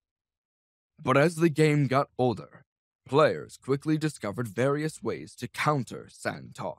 The simplest method was to flick the character's viewpoint away when the skill was cast. Looking up, down, left, or right would suffice, as long as it was significantly away from the attacking skill's direction. This caused damage, but it was preferable to enduring the terrifying hitting effect. The ultimate counter to Sand Toss was eyeglasses. Similar to the mithril pendant Quinn possessed, eyeglasses had no attributes and were purely decorative. However, they could nullify the effects of Sand Toss, reducing it to nothing more than a momentary inconvenience. Among brawlers, these eyeglass-type items were the most detested. it was a competitive nightmare for brawlers. But in player versus environment play, the skill still had its competitive edge. NPCs did not wear eyeglasses for competitive reasons like players. Blinded NPCs lost their sense of direction, making it challenging to locate their original aggro target. They might even struggle to determine the direction to retaliate against players who harass them. Quinn's intention was evident, to have the brawler attempt to blind the blood gunner. Stoneface proved himself to really be a novice, unexpectedly missing his sand toss at Blood Gunner's eyes. Quinn was baffled. How did you ever make it to level 23 with sand toss like that? Try Brickbuster. Quinn used the official term to ensure the novice understood. Among players, this skill was commonly known as Brick, a weapon often used in street fights. But Quinn wasn't confident that his reference would be understood right away. Left. Casuals. In Glory, Brawler's bricks were versatile, capable of smashing and throwing. The skill had a special effect that caused the target to be dizzy 3 seconds. To trigger this effect, the brick had to be smashed onto the head. Quinn lacked time for detailed explanations to Stoneface, but fortunately, the dizzy spell effect of the brick was inexplicably stated in the skill tooltip. Stoneface directed his brick toward the blood gunner's head. Regrettably, instead of smashing the head directly with his hand, he threw the brick. The flying brick's damage, dizzy chance, and duration were reduced by half. Not to mention, the brick flew wide right. Rebel Rouser couldn't believe what he saw. No, dummy. Pick up the brick and smash the back of its head. Quinn commanded the Elementalist. Raging Flames! Attack! Raging Flames ascended, and Quinn nodded in satisfaction. At least he wasn't as inexperienced as Stoneface. Facing the boss Blood Gunner, the low-leveled Raging Flames knockup was minimal. Quinn skillfully controlled Bloodhawk to follow up, almost tripping on his headset's wires. Collapsing Mountain! Ghostblade! Use a Sword Soul! Sand Toss! Raging Flames! Skull Splash! Quinn directed them succinctly and rapidly. The 5 players, once flailing, ineffective attackers, suddenly landed critical hits. Dealing with the blood gun might now be easy. They had tried every conceivable method to land hits on the blood gunner to no avail. Now it was like attacking a punching bag. Sword slashes, brick smashes, magic flashes, all found their mark. Among the 5, the more experienced players recognized that Bloodhawk played a pivotal role. He strategically executed attacks precisely where they controlled the enemy, and his skill commands dictated the timing of their assaults. In this beautiful rhythm, they inflicted damage on the Blood Gunner. While the Blood Gunner wasn't helpless in retaliation, its attacks consistently targeted Bloodhawk. Quinn had discerned its attack pattern, flawlessly dodging every assault, ensuring the damage didn't spread to other party members. A once chaotic party of supposed dead players transformed into a well-coordinated force under Quinn's guidance. The 5 players used their skills with satisfaction, but Quinn remained vigilant. He knew that a single mistake or a slight misjudgment in his leadership could reverse the situation entirely. The 3 great guilds, initially observing, were completely shocked. Each guild had prepared dozens of players as reinforcements just in case, yet the 6-player party hunting down the boss made them hesitant to advance. They felt uneasy, exchanging glances left and right, realizing how foolish they appeared. Last Chance Over took a small healing potion. Now this is the leadership I wanted to see. Dark Knight, his guild leader, shoved him. Why are you so happy? Shallowgrave always had Bloodhawk in their sights for recruitment, but witnessing his strength left Dead Ringer stung. So, Bloodhawk is actually this terrifying. Fireblossom nudged Sunrunner in the ribs. If this continues, the Blood Gunner will be soloed, taken down by this one guy. The expressions on the 3 guild leaders began to sour. turning in one direction, then another. Observing the reactions of the other two guilds, they all understood what everyone had to do at this moment. Sunrunner commanded, "Eliminate those additional players. Avoid engaging Bloodhawk directly. If they target Bloodhawk, then provide assistance." Rebel Rouser caught up to his guild. Assist who? Sunrunner rolled his eyes. Idiot. Don't tell me you think we should help those two groups of troublemakers. Take the vacant spot in our party and immediately invite Bloodhawk. A somber mood settled over everyone. There wasn't an open spot in the party at the moment, but there would be soon because someone had to perish. The person who died would respawn in town, automatically exiting the party. The three great guilds initiated their movements. The Blood Gunners started firing in all directions.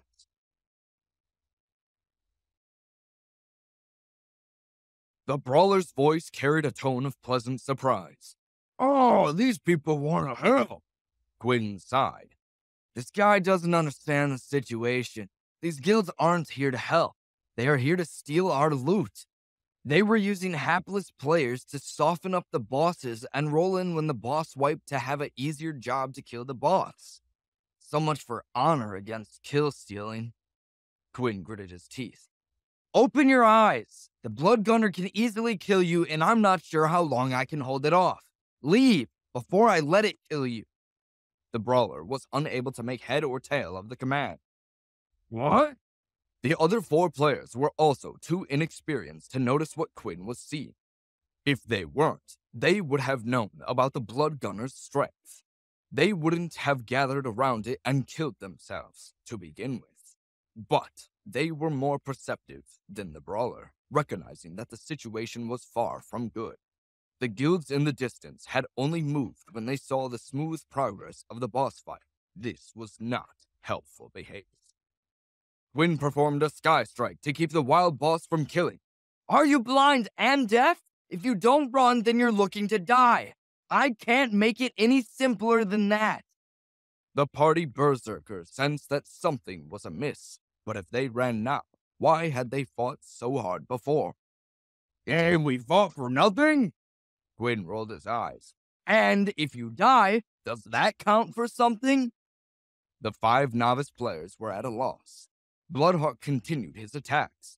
"It'll be too late to save yourselves if you keep standing there staring like you're at a carnival fun mirror." The three great guilds were rapidly closing in, and the long-range classes, such as the Gunners, had begun aiming their guns. "Run!" Finally, one of the five players took the lead and ran. The three great guilds didn't care to chase, maintaining some distance to guard against each other. They didn't completely surround the boss. Observing the fleeing players, they didn't send anyone to kill the players. That would risk exposure to the other guilds. No need to risk getting eaten by the bigger fish going after the little fish. All three guild leaders practically shouted at the same time. "Stop!"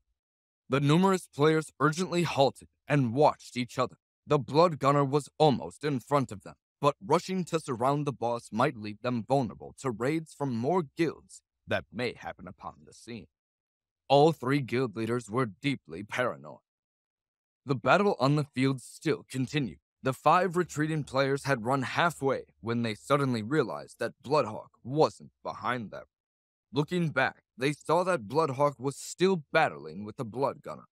The five players were puzzled. The player had instructed them to run, but he himself had stayed. They couldn't decide between themselves what his intentions were.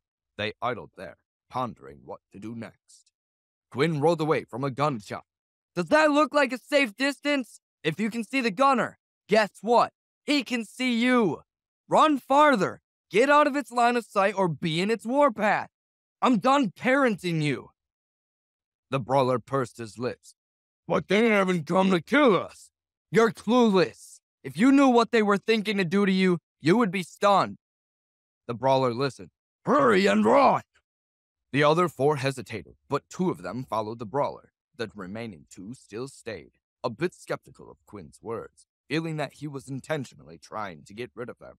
Seeing that the two players did not follow the others, Quinn could only feel a pitiful annoyance. He didn't have time to explain to them, and he no longer had the will. Sunrunner consulted his subordinates. Should the long-range classes try attacking? They wouldn't advance forward. The long-range classes would first do some damage. Brazen Fool examined the battlefield. We can't guarantee that we won't accidentally hit Bloodhawk. The long-range classes started sweating. The Blood Gunner's speed was his greatest advantage, requiring a high tempo and fast movements. Bloodhawk and the Blood Gunner were flashing around everywhere, and no one knew which target their attacks would hit. Sunrunner put his head in his hands.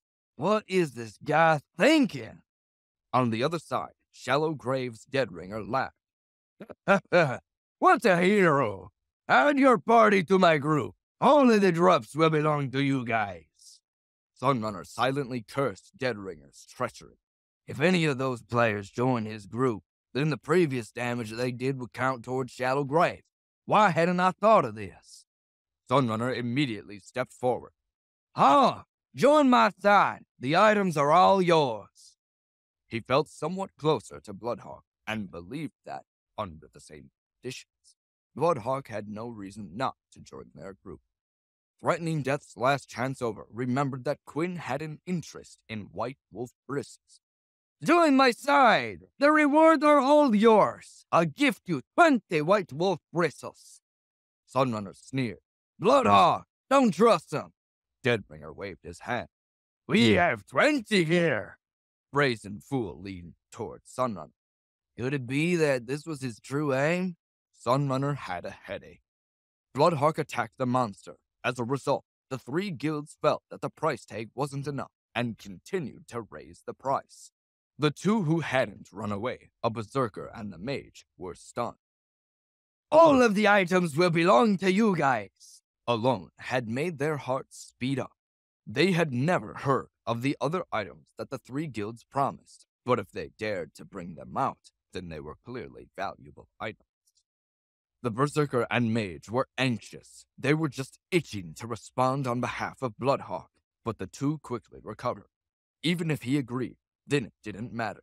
Currently, the party leader wasn't Bloodhawk. Joining a group or receiving a group invite were the party leader's rights. The two immediately looked at the party list. The leader was the brawler. They quickly typed out in the party channel. Come back! The mage typed fast. These few guilds are giving out conditions over here. They're letting us join their group. Afterward, the equipment will all go to us, and they'll also give out a bunch of valuable items. The berserker pleaded. Hurry up and come back! The brawler surprisingly understood. So there's this! Once he heard about the equipment, his eyes lit up like stars, and he immediately ran back.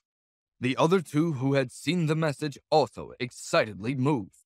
The leaders of the three great guilds began concerning themselves with those players who weren't even in their line of sight originally. Bloodhawk ran to the other side of the arena. Everyone, stay alive! You mess up and I'm put in a bad position with the gunner. Think of me and stay alive. Everyone was at a loss. After Bloodhawk used a circle swing followed by a long combination of attacks, he threw the Blood Gunner, and the Blood Gunner's body emitted a floating layer of blood-colored light. Sunrunner gasped. Look out! It's enraged! Red Blood's state caused the boss to turn enraged. This was a fixed rule in Glory. The Blood Gunner hadn't reached the Red Blood state. It entered an enraged state. As veterans, they clearly understood what the Blood Gunner's enraged state meant. If they were the ones fighting, they would have definitely prepared before it went enraged. Brazen Fool held his sword out. Red blood isn't the only way for it to turn enraged. Sunrunner's complexion changed white. Bloodhawk, that was a 200 combo! Sunrunner noticed it was too late. By the time the Blood Gunner began shouting and glowing, it was already too late. Everyone felt the ground underneath loosen. Earth had already began opening up. The crooked tombstones and the remnant coffins looked as if they had awakened and began shaking. The Blood Gunner's enraged summoned his undead legion. The number of creatures summoned was proportional to the number of players in its aggro range. It was quite a tragedy. The three great guild leaders were all in the Blood Gunners' aggro range. They had just been trying to invite Bloodhawk into their group. As the leader of a large group, each of them represented the entirety of their respective guilds on the field. Normally, when they fought the Blood Gunner before it went into red blood, the leaders would be the first to leave the Blood Gunner's aggro range to avoid this specifically. But now, it was every player's worst nightmare. Players had always complained about this summoning condition on the forums, but this was working as intended, as leader of guilds tended to be the strongest players in a group, and they wanted to make this boss as irritating to fight as possible. The Blood Gunner let loose a booming laugh. A large mob of zombies and skeletons climbed up from the earth, tombstones and coffins. There were over 100. Deadringer shouted, "Stay in formation! Protect the healers and mages!" The newly summoned Undead Legion didn't have the same aggro as the Blood Gun. Their aggro was reset and attacked as soon as they saw a player. They would attack whoever was close to them. A great battle unfolded, the Boneyard. Dark Knife took a defensive stance.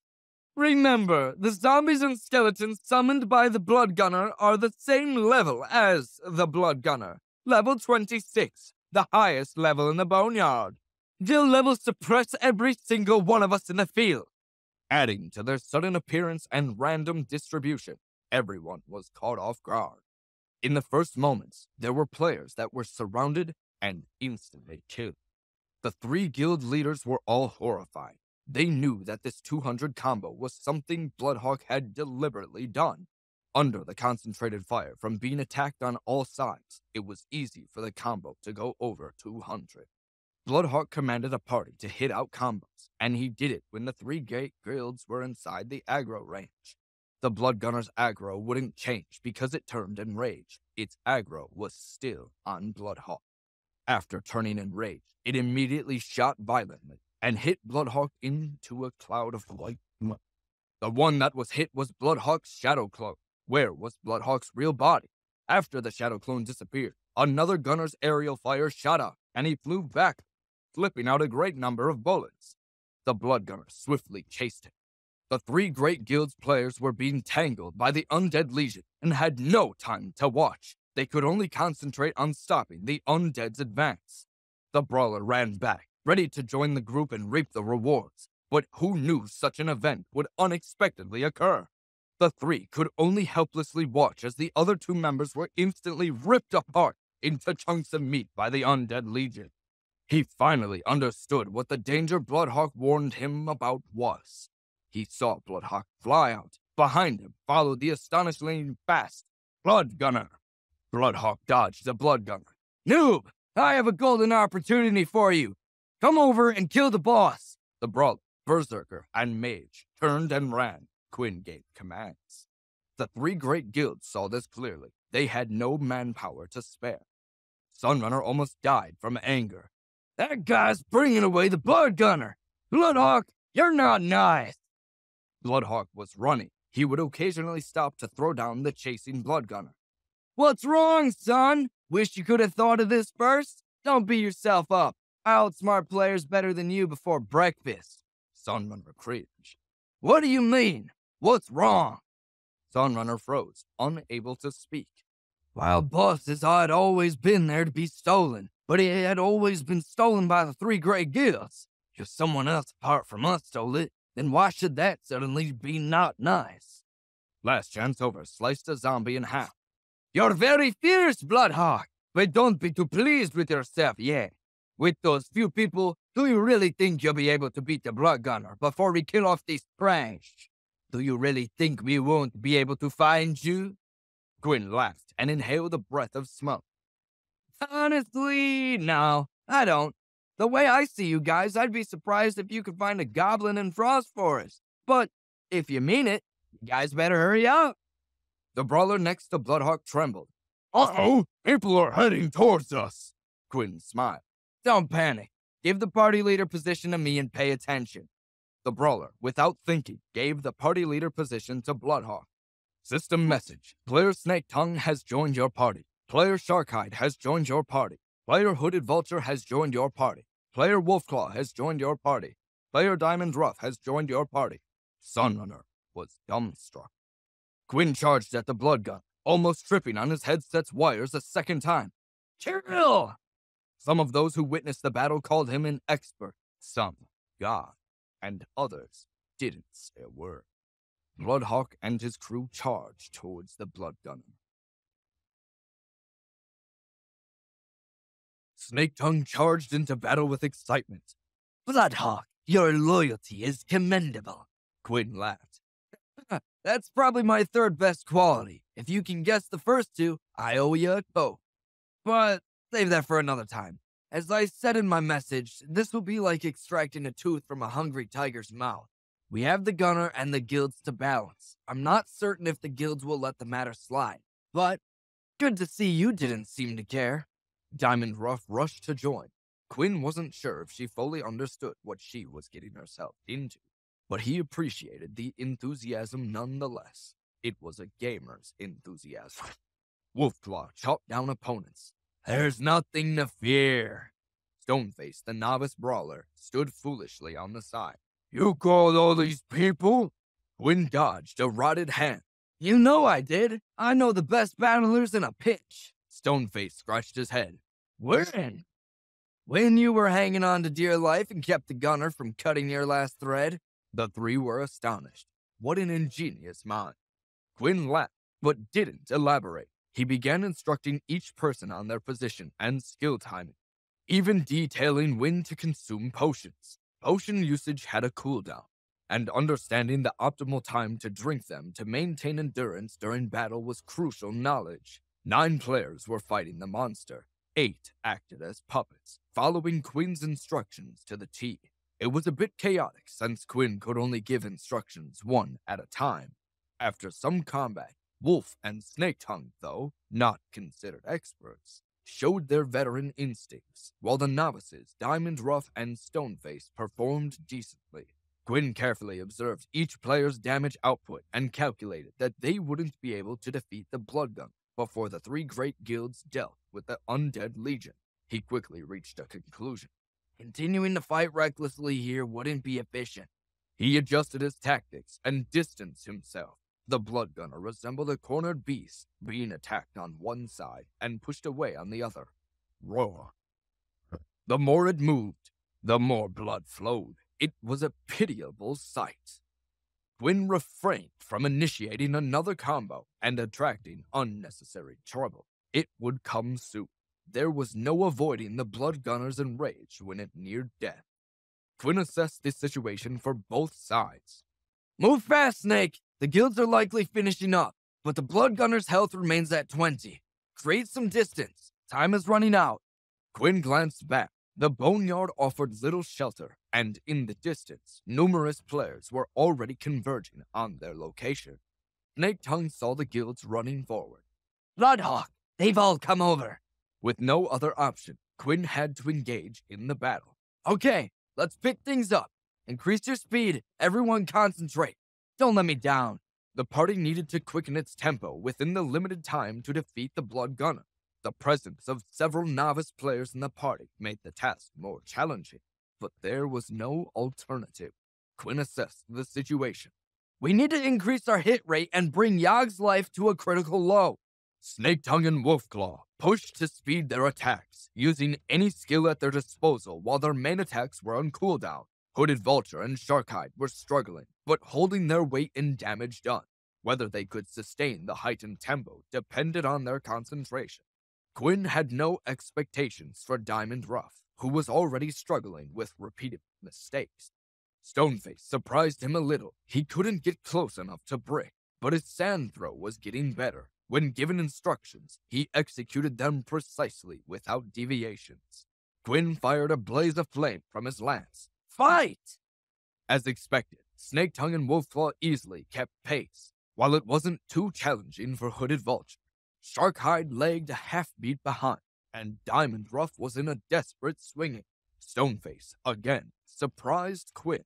His attacks now rivaled those of Snake Tongue and Wolfclaw. Quick learning. Quinn rallied his war party. Don't panic. Concentrate and engage. No excuses. Diamond Ruff was chaotic. Her attacks were now starting to hit thin air. Oh, good. Quinn's irritation boiled over, but he reminded himself that he wasn't playing with professional players. Quinn's fist clenched against his controllers, but took a deep sigh. Diamond Rough, know that I'm here to have your back, and if that isn't enough, honestly, it should be enough, but if it isn't, keep calm and fight on. Play at your own pace. Use your skills whenever they're off cooldown, and that'll be fine. Sharkhide's speed caught up, and the other two weren't as disoriented as when they started. Despite a few mistakes, Quinn managed to rectify them. He unleashed a 200% surge. Snake Tongue stabbed and rolled. Fast, fast! Everyone unconsciously kept pace. It was an unexpected and welcome surprise for Quinn, solidifying his confidence in the outcome. Snake Tongue witnessed the blood gunner glowing. It's almost that red blood. Quinn swiftly transferred the party leader position to Snake Tongue.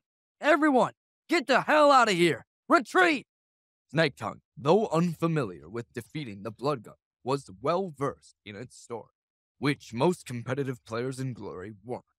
Understanding the consequences when the boss became enraged, they promptly withdrew.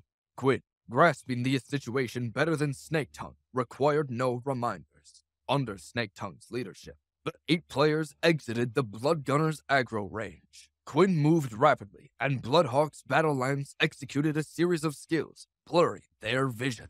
The Blood Gunner's life plummeted to 10% red blood. A booming laugh echoed from the wild boss. The Blood Gunner initiated summoning. Enveloped in a layer of blood-red light, the players were prepared. Only one person remained in its aggro range, and he wasn't the party leader. With the boss's actions fully anticipated, the players ruthlessly exploited its vulnerability. Quinn effortlessly controlled the Blood Gunner, ensuring it didn't approach the rest of the party in this state, a task as easy as smoking. Once the Blood Gunner's summoning ended, a solitary, feeble skeleton materialized beside it. Snake Tongue and Wolfclaw stopped at the edge of the boss's range and stood still. They had read the Blood Gunner guide. They had participated in guild killings of similar wild bosses, but they had never encountered this type of summoning. Quinn slashed at the wild boss, gaining its full attention. Back to the front lines! Throw everything you got at him! The command prompted the 8 to charge into battle. The lone guard summoned by the Blood Gunner shattered instantly, appearing pitifully lonely. The siege persisted. Snake Tongue watched the graves and crypts. Doesn't the Blood Gunner summon again? Quinn kicked the lone skeleton to pieces. Really? Do I have to tell you this? At 5% life, it'll summon once more, and before its death, it'll fire randomly. Snake Tongue spat. What a shameless boss. Watch for its random gunfire. Quinn leaped into the air to make the distance. Just concentrate on dodging. The final random firing has a high chance of hitting. If a few hit you, you'll be as dead as a trash mob. Wolfclaw gulped. How do we dodge the random firing? Quinn grinned. For you, little baby wolf cub, go hide in an empty mausoleum. Wolfclaw groaned. Come on, Bloodhawk.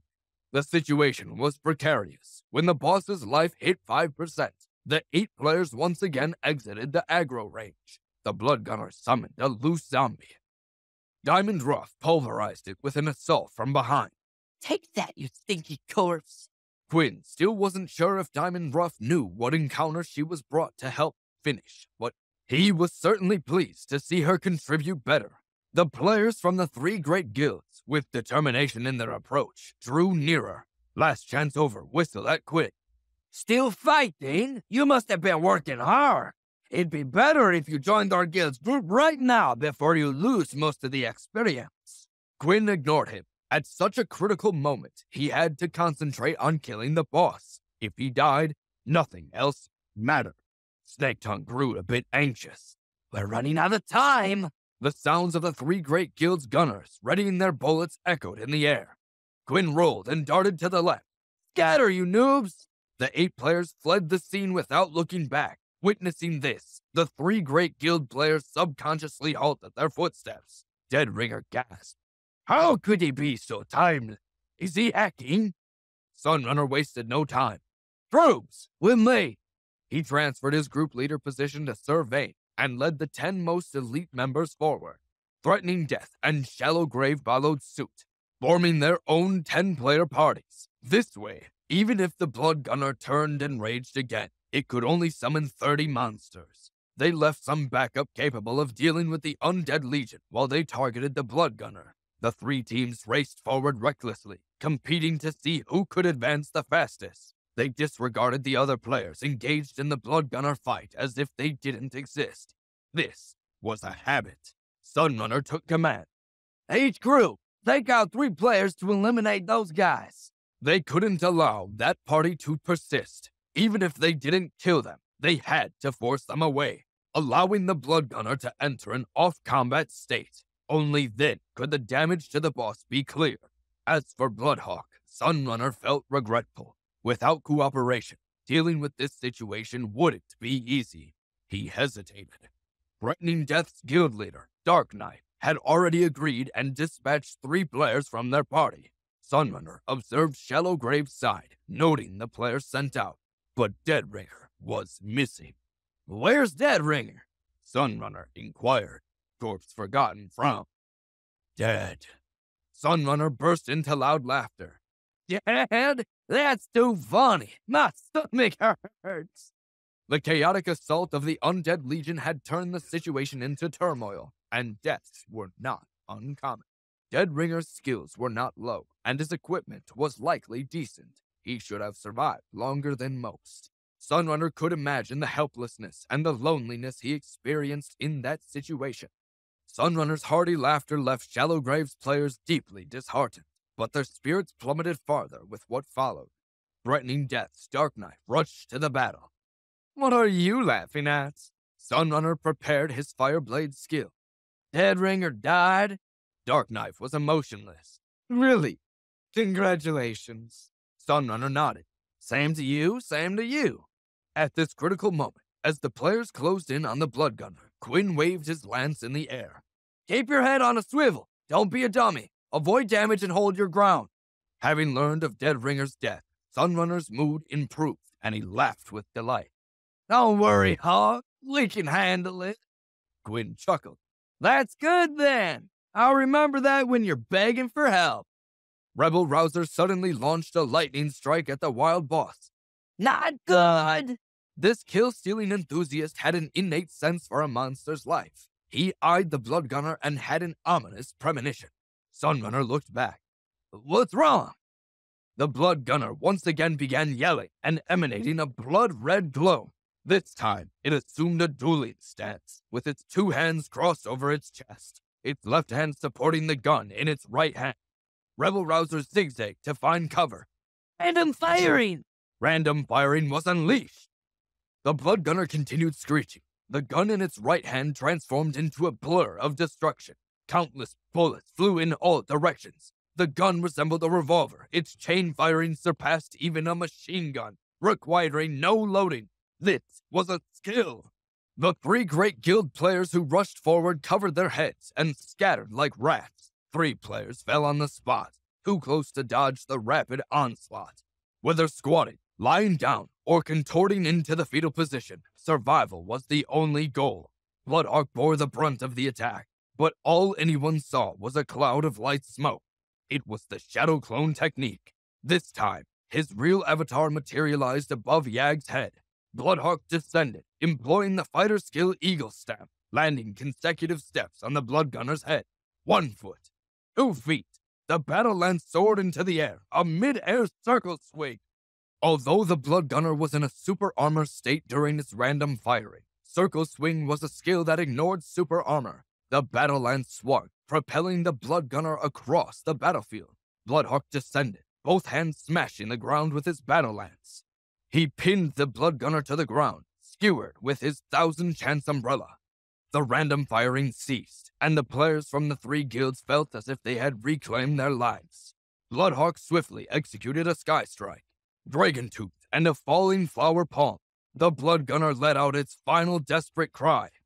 System announcement. Snake Tongue, Bloodhawk, Stoneface, Fox Feather, Unknown Horror, Wolfclaw, Darkhide, and Diamond Ruff have completed the Blood Gunners. First, ill. The players of the three great guilds turned deathly pale. Gwyn twirled his lance with style. I get the blood rifle. You guys can split the rest. Gwyn was in the middle of getting his blood rifle from the blood gunner's dropped loot when a sudden explosion of gasps erupted around him. Even Jenny, who was now engrossed in playing whack-a-mole, was startled by the commotion. Many guests in the Area 51 cafe stood up, abandoned their games, and rushed through the cafe. Jenny left the reception desk and hurried towards the excitement. What happened? What happened? Is anyone hurt? What's going on? Clayton covered his mouth with his hands. Bloodhawk completed another first kill. Jenny hesitated for a moment, but then a scowl replaced her expression when she understood. Why are you so excited for him? Get back to your games and stop crowding around. This is a fire hazard. Clayton squirmed. But he killed Blood Gunner Yag. Jenny was taken aback. The wild boss? She tried to hide it, but she was astonished. Clayton nodded vigorously. Jenny let it all sink in. I mean, hunting a wild boss is even more challenging than dungeons. Have you witnessed the chaos before? Big guilds fight fiercely, both against the boss and each other. It's a spectacle that blurs the lines between a boss hunt and an all-out guild war. Ordinary guilds shouldn't even bother. Going up against a wild boss is often a death sentence. Players without guilds face even greater risks. Jenny pushed through the crowd huddled around Quinn's computer. Go back to your seats. Get out of the way. When she arrived, Quinn was still invested in his game. Run, run, run! Hurry and run like your life depends on it, 'cause it does! He shouted. Hushed murmurs spread. Quinn's urgent shouts hinted at complications in surviving after the first kill. Clayton was pleased to have gathered information to share with others. I heard he stole it right from under the three great guilds' noses. Damn, that's impressive. All eyes focused on Quinn's screen, witnessing his character fleeing for his life. Bloodhawk occasionally glanced back, revealing a vast army of pursuers, the players from the three great guilds. Clayton clapped his hands. Stealing the boss really isn't easy. Does anyone here belong to the three great guilds from the 10th server? Silence followed the question. Clayton grinned. They'd probably be furious. Hey, Jenny, go check if anyone's fainting in front of his computer. Call 911.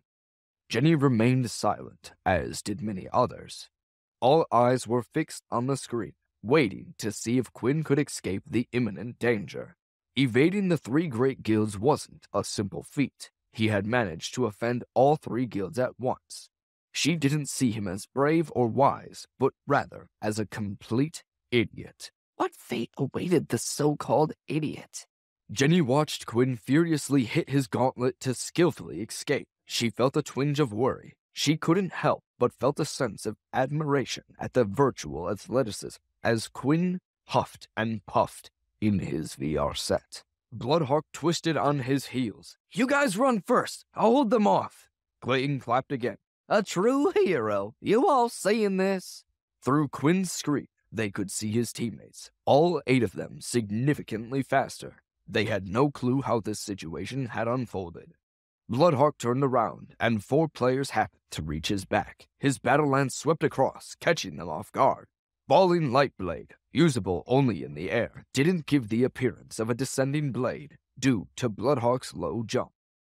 Clayton shook his body. He moved so quickly. Of the 4 players, 3 fell to the ground. The remaining players successfully executed a quick recover and rolled forward. As he got up, he performed a sky strike. It was Rebel Rouser. This player showcased expert-level skills. Quick recover was a basic skill, but mastering it wasn't simple. The other 3 players hadn't failed to consider using quick recover. It was just that Bloodhawk's falling light blade was too swift, catching them off guard or mistiming their attempts. Only Rebel Rouser remained. Not only did he successfully quick recover, but he also counterattacked. Before the Sky Strike could be completed, Bloodhawk kicked him in the head. Interrupt attack. Interrupt was a form of priority attack, alongside chain hits, aerial attacks, and back attacks. As the name suggested, Interrupt halted the opponent's attack. When Rebel Rouser attempted to use Sky Strike, Bloodhawk used Punisher to interrupt it, creating an interrupt attack. Laughter erupted from the spectators behind Quinn when the hit landed against Rebel Rouser. Quick recovering from falling light blade showed Rebel Rouser has skill. The Sky Strike executed after the forward roll was already the fastest counterattack possible, yet it was still interrupted. Bloodhawk's skill surpassed expectations.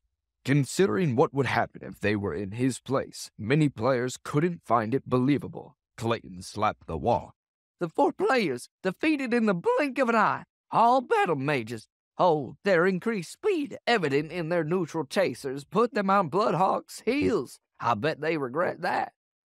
Though the 4 players lay on the ground, Bloodhawk didn't seize the opportunity to finish them off. He was completely out of mana. Bloodhawk crouched as if whispering into Rebel Rouser's ear. If you keep chasing, then I won't be so nice anymore.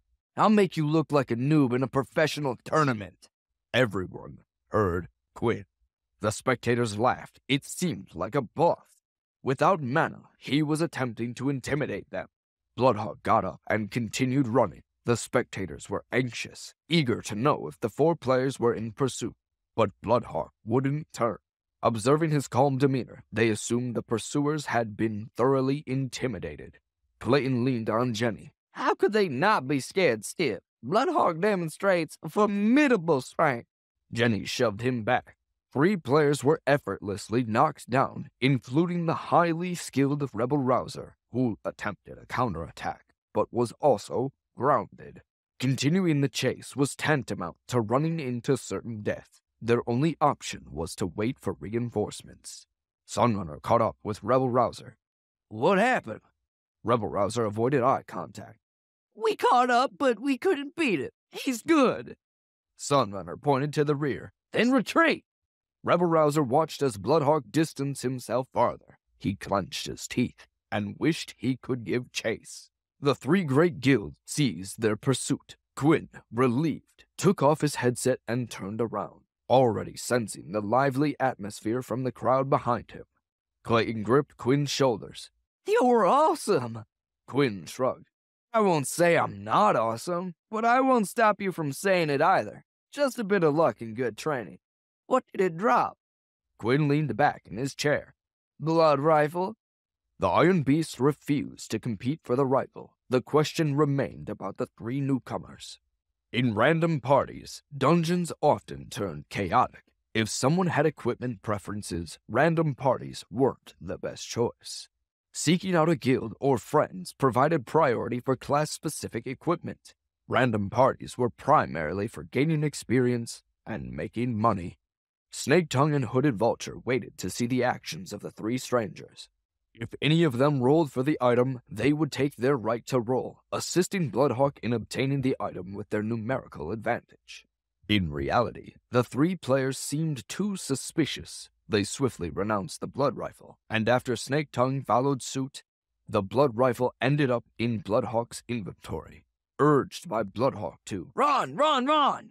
They didn't have the time to carefully examine the other items. The first kill brought them a more satisfying feeling. Observing the players from the 3 great guilds going berserk with rage, swearing up a storm in the chat, it was evident that the joy stemmed from the aftermath of their actions. Snake Tongue reveled in seeing their names on the leaderboards, unable to wipe the smiles off his face. Quinn had garnered his own audience. After exchanging a few casual words, the spectators dispersed, leaving only Jenny. Quinn checked the time and promptly logged out. Jenny, what's happening? I'll be going to the reception desk now. Just taking a quick break. You know how it is. Jenny had started to hate his grin. It's already 11. You better get up there. As the clock struck 11, Area 51 Cafe emptied suddenly. Many spectators who had been watching Quinn left swiftly. There was ongoing enthusiasm for Glory's new server, but most gamers weren't no-life gamers. They had work or studying commitments, limiting the number of night owls in the gaming area. With employees ending their shifts and departing, Area 51 Cafe felt emptier. Quinn sat alone at the reception desk, absorbed in a video of someone speculating on an upcoming meta change in Glory. Jenny approached. I see you're hard at work for me. No one's gonna sneak anything past you. The amount that glory occupied Quinn surprised even her, a glory player herself. While Jenny mused about Quinn, she glanced at another part of Area 51 Cafe. Tara remained focused on her game, seemingly unbothered by the screen's sudden flashes. Jenny approached Tara and found her immersed in her gaming session.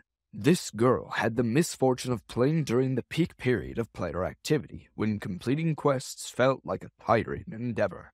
With few players online now, the situation was more casual, making the questing experience more enjoyable. Jenny patted Tara.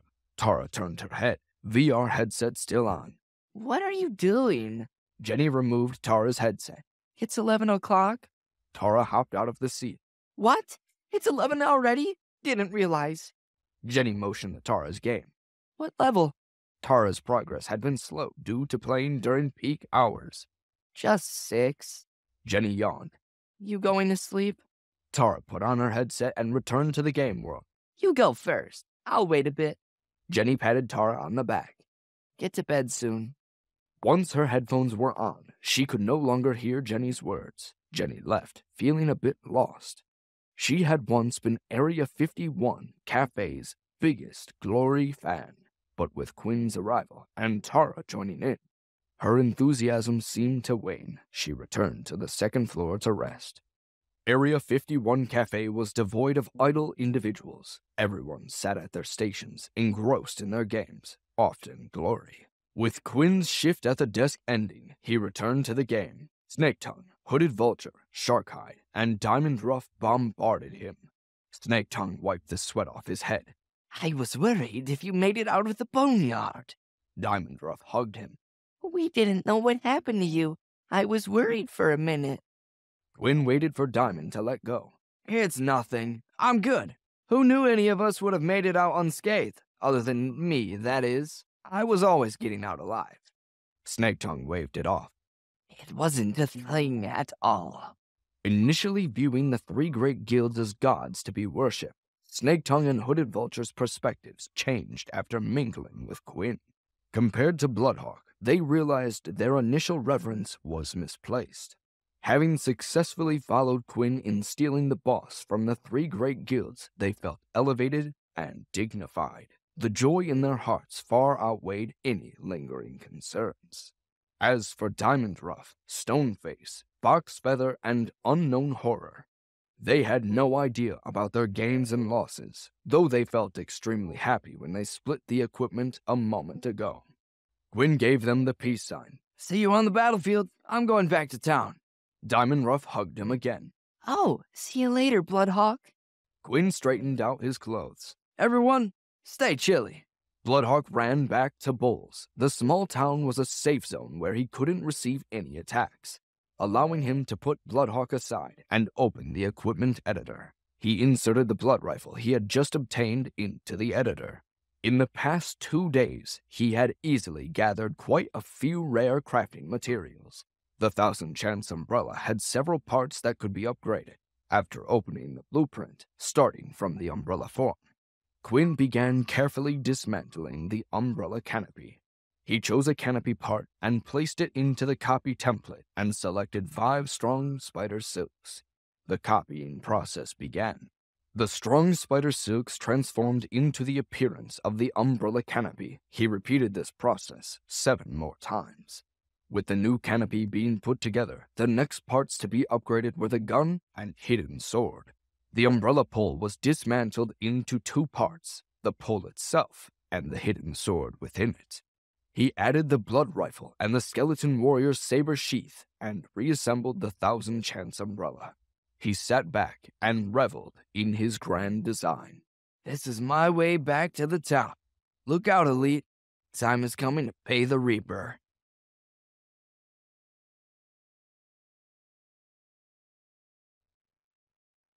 Quinn examined the material library in the equipment editor, which housed a collection of uncommon materials he had recently acquired.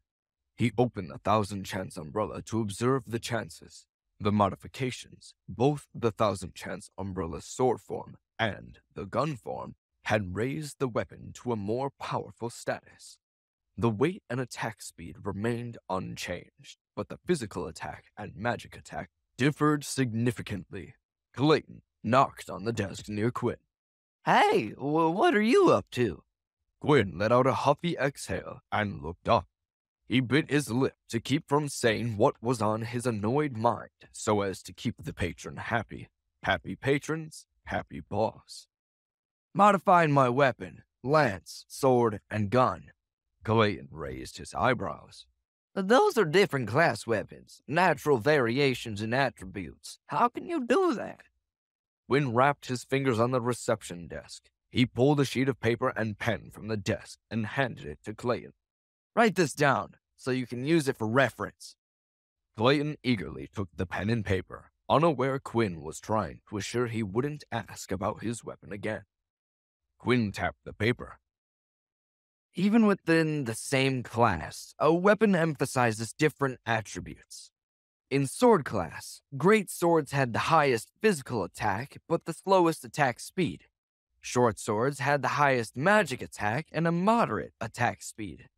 Light swords boast the highest attack speed. Broadswords have a high physical attack, not as much as great swords, but are slightly faster.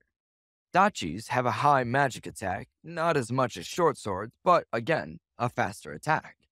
Clayton scribbled away. I thought swordsman classes need to choose weapons based on their habits and requirements. Spellblades and Ghostblades rely on magic attack and rarely choose great swords. Berserkers and Blade Masters focus on physical attack and wouldn't consider using a short sword unless it had special effects. Quinn nodded. So you're aware of some meta. Surprising. Clayton grinned, feeling pride in Quinn's acknowledgement. Light swords are unique, exclusive to Blade Masters. The game explained that only Blade Masters could wield these lightning-quick light swords. Their attack speed was high, similar to Tachi's, but slightly lower in physical and magic attack. Quinn fiddled with his weapon. The Thousand Chance Umbrella's attributes are like Itachi's, but its attack speed is equivalent to a short sword. Compared to same-level Tachi's, its stats were one grade lower. Examining the lance form, it surpassed other mage-class weapons, equivalent to the greatsword among sword-class weapons, the lance and greatsword. Clayton pushed out his bottom lip. Huh. So the Thousand Chance Umbrella's lance form is undoubtedly a grade higher than same-level lances. Quinn reviewed each form once again. Now you're getting it. Ready for scrimming, coach. He opened Bloodhawk's skill list. The task at hand now is to confirm my skills plan. See, the skill points reset at level 20, a benefit even enjoyed by unspecialized characters like me. At level 50, other classes experience another skill point reset during their class awakening, a privilege unspecialized characters do not share. He revisited the skill list once more to ensure nothing was overlooked. The scent of spiced tea reached him. He stared blankly. Lifting his head, he saw Tara holding a teacup near the reception desk. In an instant, Quinn was transported back to his early days at Club Elite, when Sarah would always bring him coffee or energy drinks during those late-night practices. The drink depended on how intense he was playing. As he saw Tara taking a sip from her teacup, Quinn continued to bask in nostalgia. Tara asked, "What are you doing?" Quinn rubbed his eyes. "Checking out my skills." She smiled. "Oh, I can also learn skills." Quinn thought her naivety was cute. "Sky Strike and Dragon Tooth? Hey, these are tough skills to execute. You think you have the dexterity to usefully deploy them?" Tara tried a larger sip and made a face. It was still too hot for her. "You're helping me, right?" Quinn leaned back. "Yeah, even so, you can't get as good as me that quickly." Tara blew into her teacup to cool it and turned around to leave, but not before reminding Quinn of her confidence. "Just start saving your money for when I beat you." A lingering smell of tea in the air that distracted Quinn. He lit a cigarette. Gungunner examined his friends list. He felt an unprecedented confusion. The Blood Gunner Yag battle was unexpected. Sunrunner had wanted to recruit Quinn into the guild. Kill-stealing the boss might have put the brakes on this idea. He wanted Quinn in his guild. Kill stealing a boss like that was usually an activity that took a whole guild. How much of a difference could one person's strength make? Bloodhawk's performance shocked everyone present. He led a few random players, hardly the kind of party to reliably take down such a boss, and defeated the Blood Gunner. He had outperformed the three great guilds. Shallowgrave's guild leader, Deadringer, even died in battle. That dude was immortal. Brazen Fool came out of the Bull City limits to meet Sunrunner. How do you feel about that battle? Man, it blew up.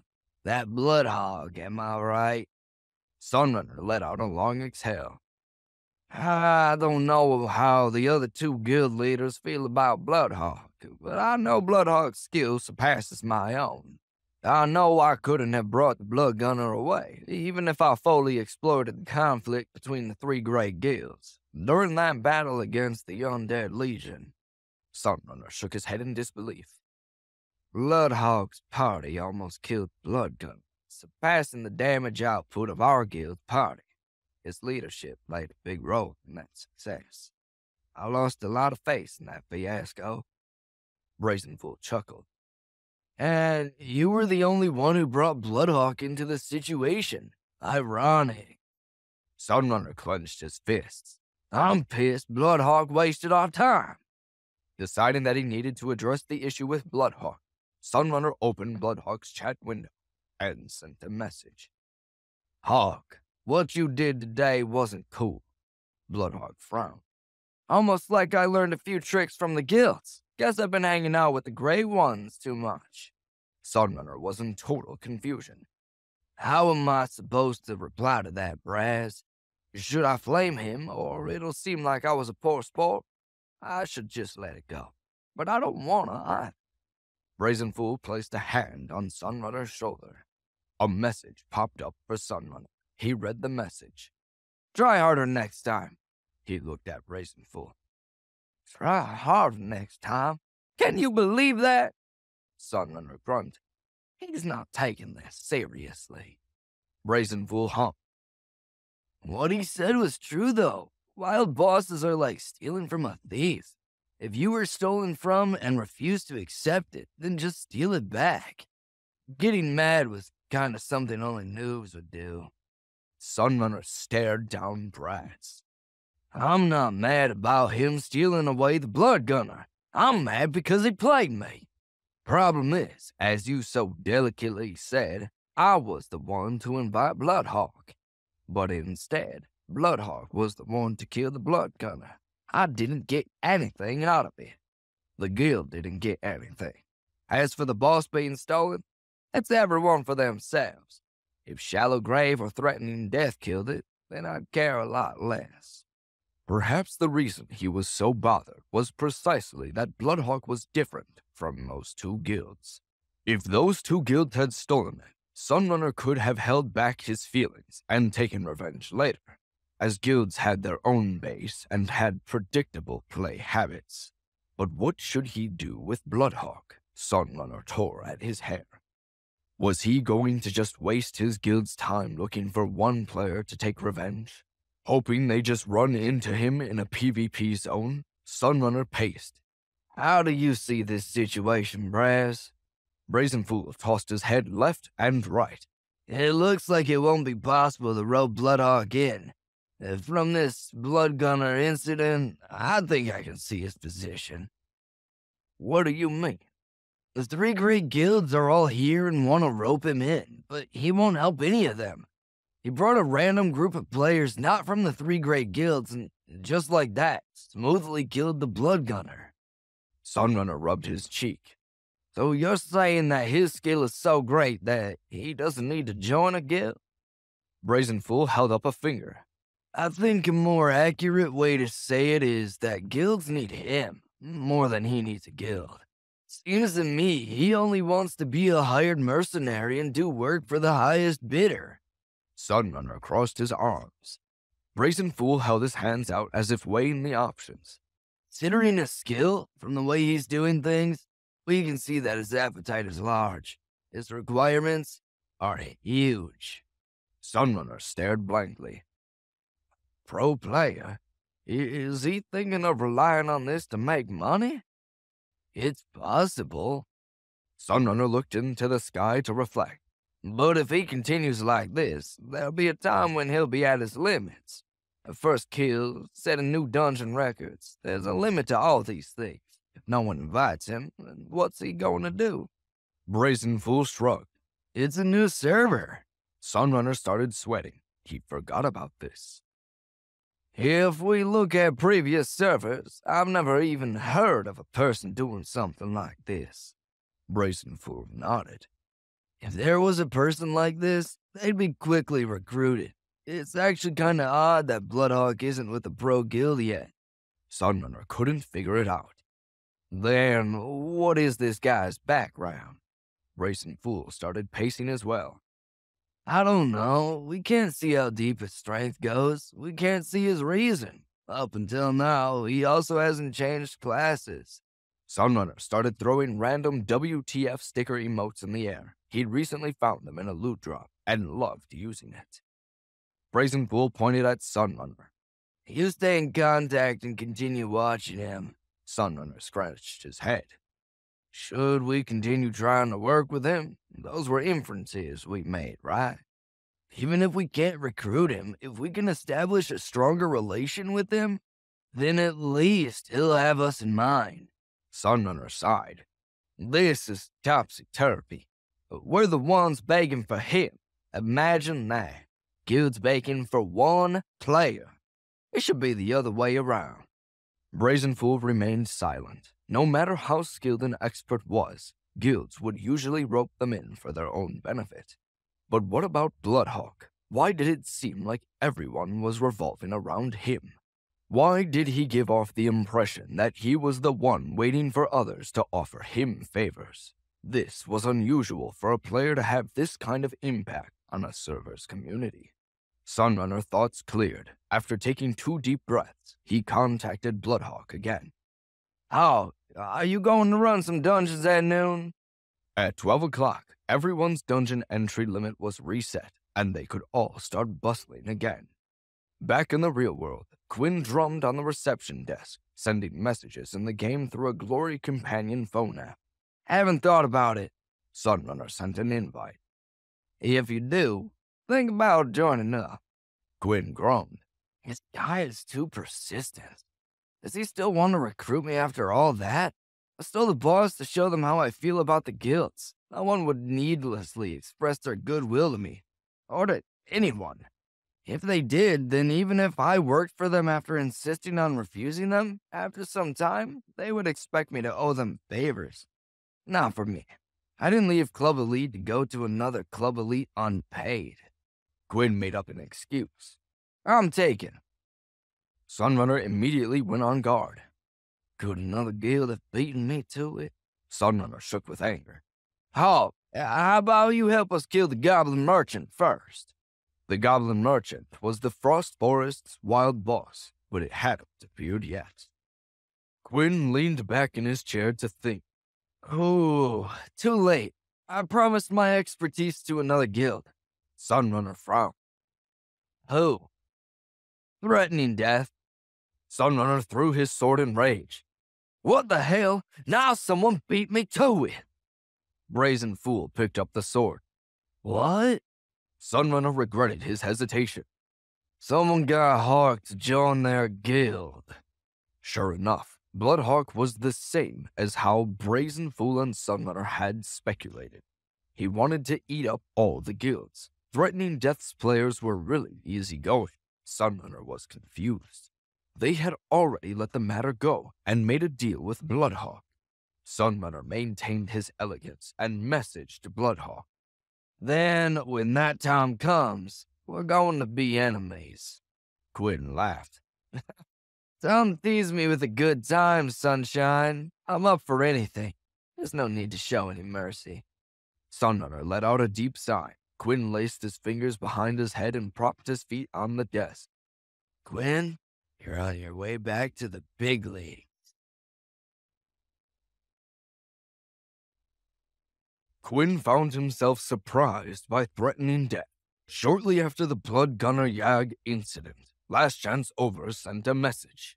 As if nothing had happened, he casually invited Quinn to eliminate the Goblin Merchant. The compensation was manageable, but the crucial aspect was the assurance that threatening death would secure the first kill of the Goblin Merchant.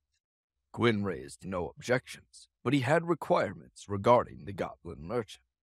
Upgrading the Thousand Chance umbrella demanded a diverse array of materials. Threatening Death responded fast. The Righteous Warriors Guild had snoozed. Sunrunner expected more from Quinn. Newer competitive players always acted like they were forming a band. But Quinn knew better. But he also missed the days when everyone he'd meet felt like they were in it just to play well. As for Shallow Grave, Quinn received no messages. Players from Shallow Grave had never approached him. Given the random respawn times of the boss, specifying when to kill the Goblin Merchant was challenging. When 12 o'clock rolled around, parties were still forming for dungeons. Snake Tongue messaged Quinn. Are you heading to the Frost Forest? Quinn knew what he was getting. You short on players? Yeah, we're missing one. Quinn typed with speed. Be there when I can. You helped me out of a jam, I owe you one. Snake Tongue knew the truth. I wouldn't say we helped out of anything. You had it pretty much under control from the start, but we appreciate you coming over. Daily dungeon runs were a necessity, serving as the primary source of experience. Even without Snake Tongue's invitation, Quinn would have joined a random party, but with these few players, he enjoyed priority for his needs, an advantage not easily obtained.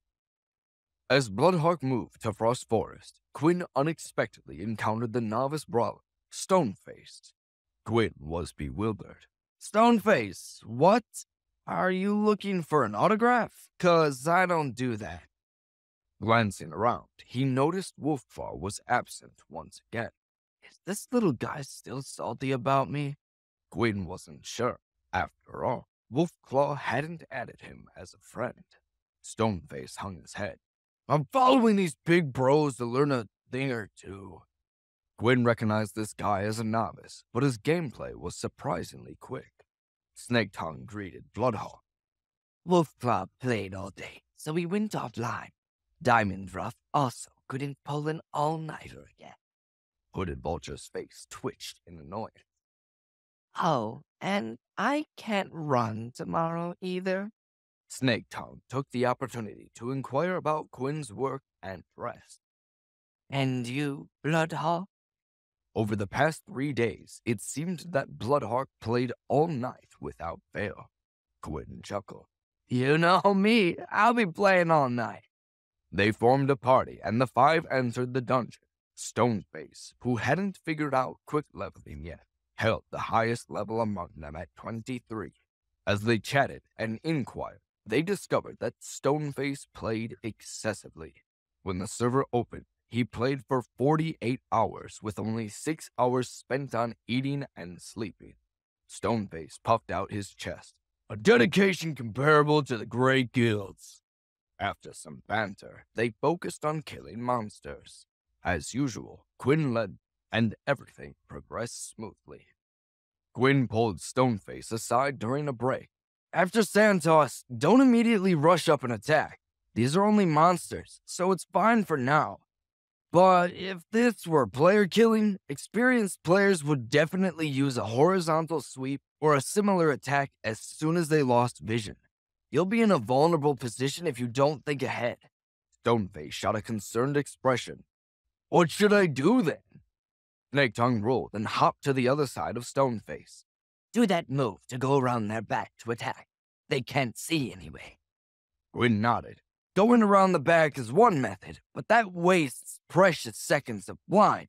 Seconds you won't have against players better than you, which is a lot of players at the moment. No, for you, don't use Santos as an opener. Use it in the middle of a combo. When fighting hand-to-hand, use Santos to catch them off guard. At the same time, you guarantee that even if you miss the blind, you still have other options. Stoneface tried to understand. So, you're suggesting it's best not to rely solely on the blind effect? Gwyn pointed at Stoneface. We got ourselves a dev in our midst. Using sand toss to blind and then attack is for boomers. Aside from new players, no one employs it anymore, and no experienced player would fall for it. Stoneface crouched to act out an attack. But if you're starting with a sneak attack, can you use sand toss then? Gwyn paused, thinking about the novice's approach. Yeah, if you're sneaking up on a one-eyed player in the middle of sneezing, you can't rely entirely on blind. Stoneface felt satisfied with the lesson. Got it. He then proceeded to practice his attacks on monsters, testing sand toss whenever an opportunity arose. Unlike players who would turn their heads to avoid the blind effect, the NPC monsters proved more cooperative, allowing Stoneface to use sand toss effectively. They were bots, after all. Snaketongue was eager to kill a boss. Bloodhawk, when are you taking us to kill the goblin merchant? Gwyn swayed his head. Oh, about that. I've agreed to assist threatening death. Hooded Vulture frowned. Threatening death? Are you joining them? Nope. Snaketongue sighed with relief. Then what's the plan? Gwyn shrugged. No plan. I'm just getting paid to help them kill the goblin merchant. Snaketongue was familiar with the concept of hiring players in dungeon parties. So they hire you as a mercenary? This practice was common in medium to small guilds lacking the strength to conquer certain dungeons. In the three great guilds, this practice was unheard of. The three great guilds were the pinnacle of team strength for this server, and if they couldn't handle a dungeon or defeat a boss, no external hired help could make a difference. Bloodhawk found himself actually hired. It felt like they were inviting a rock star to tour with them. He was a frontman, demanding a fee to grace the stage. Snaketongue was both envious and filled with admiration. Recalling the time when they attempted to recruit Bloodhawk for their Iron Beast Guild, he couldn't help but feel like a dummy. Even the three great guilds were willing to pay him for his appearances. There are Iron Beasts, ranked 50th in the Heavenly Domain. Offering Bloodhawk the guild leader position would never have sufficed. As they chatted, a message flashed on Quinn's screen. Opening it, he found a message from Last Chance Over. The goblin merchant has appeared. Quinn grunted. In the middle of a dungeon. You gotta wait. Last Chance Over was in the same boat. Everyone's in a dungeon. Let's contact each other after we finish. At 12 o'clock, the majority of players were busy clearing dungeons on the new server's third day. The fervor of intense training persisted among the player community. As for those who hadn't ventured beyond the beginner village, Frost Forest was a whole separate world away. When the goblin merchant was discovered, details such as who found it first or how many players knew about it were unknown. Once Threatening Death received the information, they promptly notified all guild members. Those not in dungeons hurried over, while those inside expedited their pace. Gwyn naturally received the notification. Gwyn led the party at an accelerated pace. The goblin merchant has spawned. Let's get moving. I need to hurry over there and get my loot.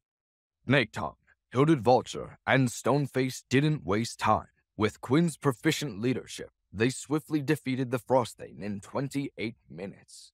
After leaving the dungeon, Gwyn contacted Last Chance Over, who had also completed their dungeon run. Making my way to the goblin merchant.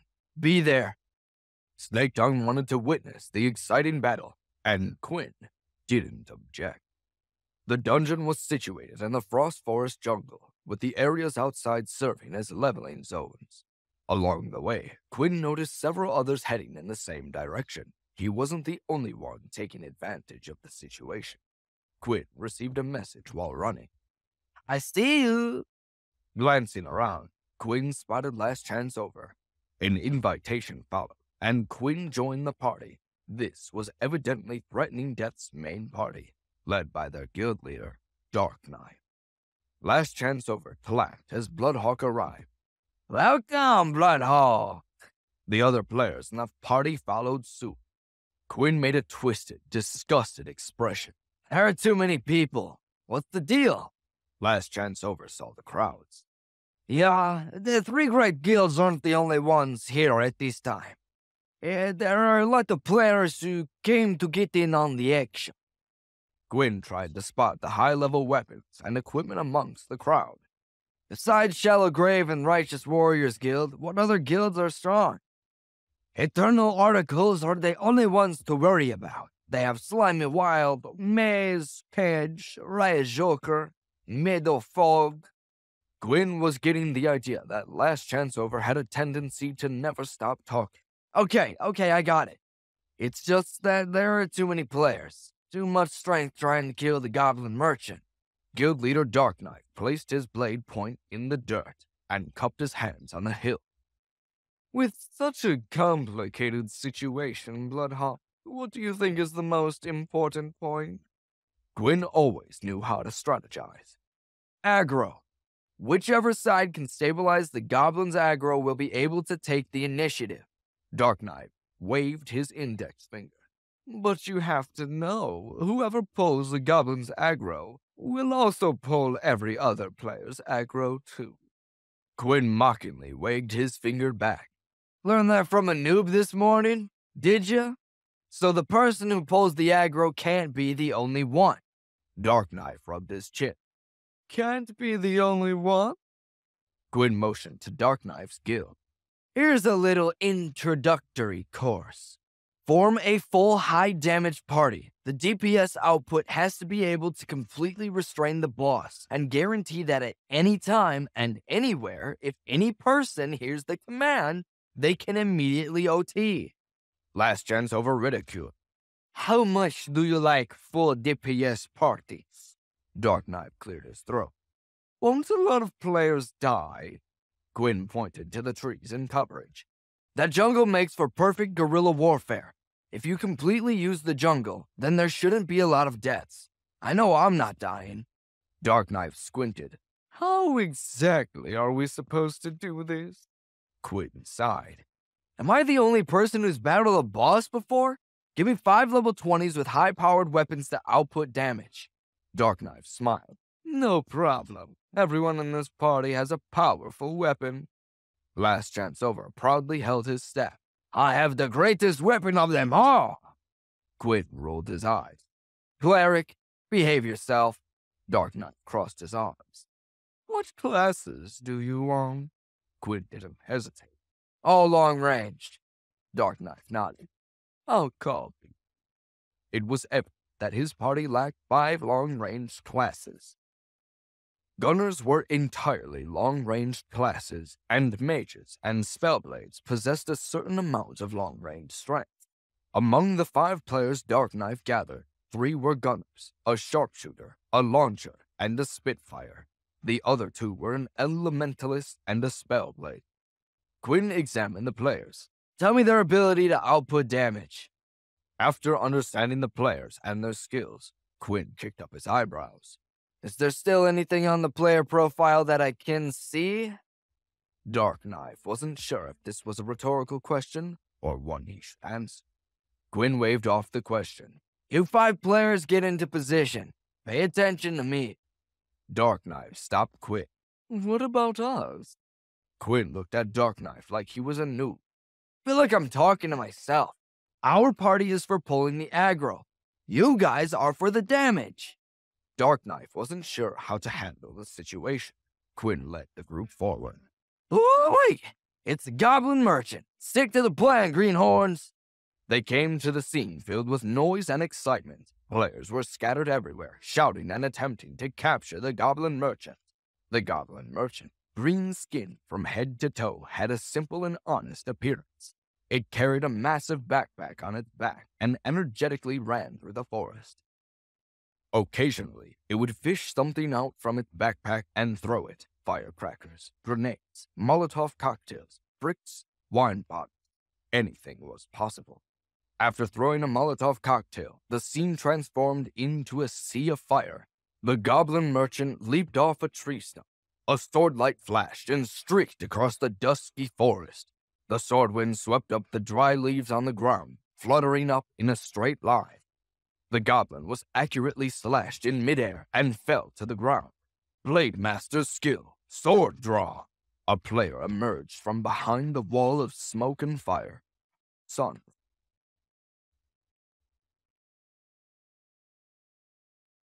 Quinn and Dark Knight paused at the presence of Sunrunner, sword propped on his shoulder as he strolled up to the damaged goblin merchant. Sunrunner proved to be exceptional. His sword draw exhibited accuracy, delivering a beautiful aerial attack on the goblin merchant before the boss landed.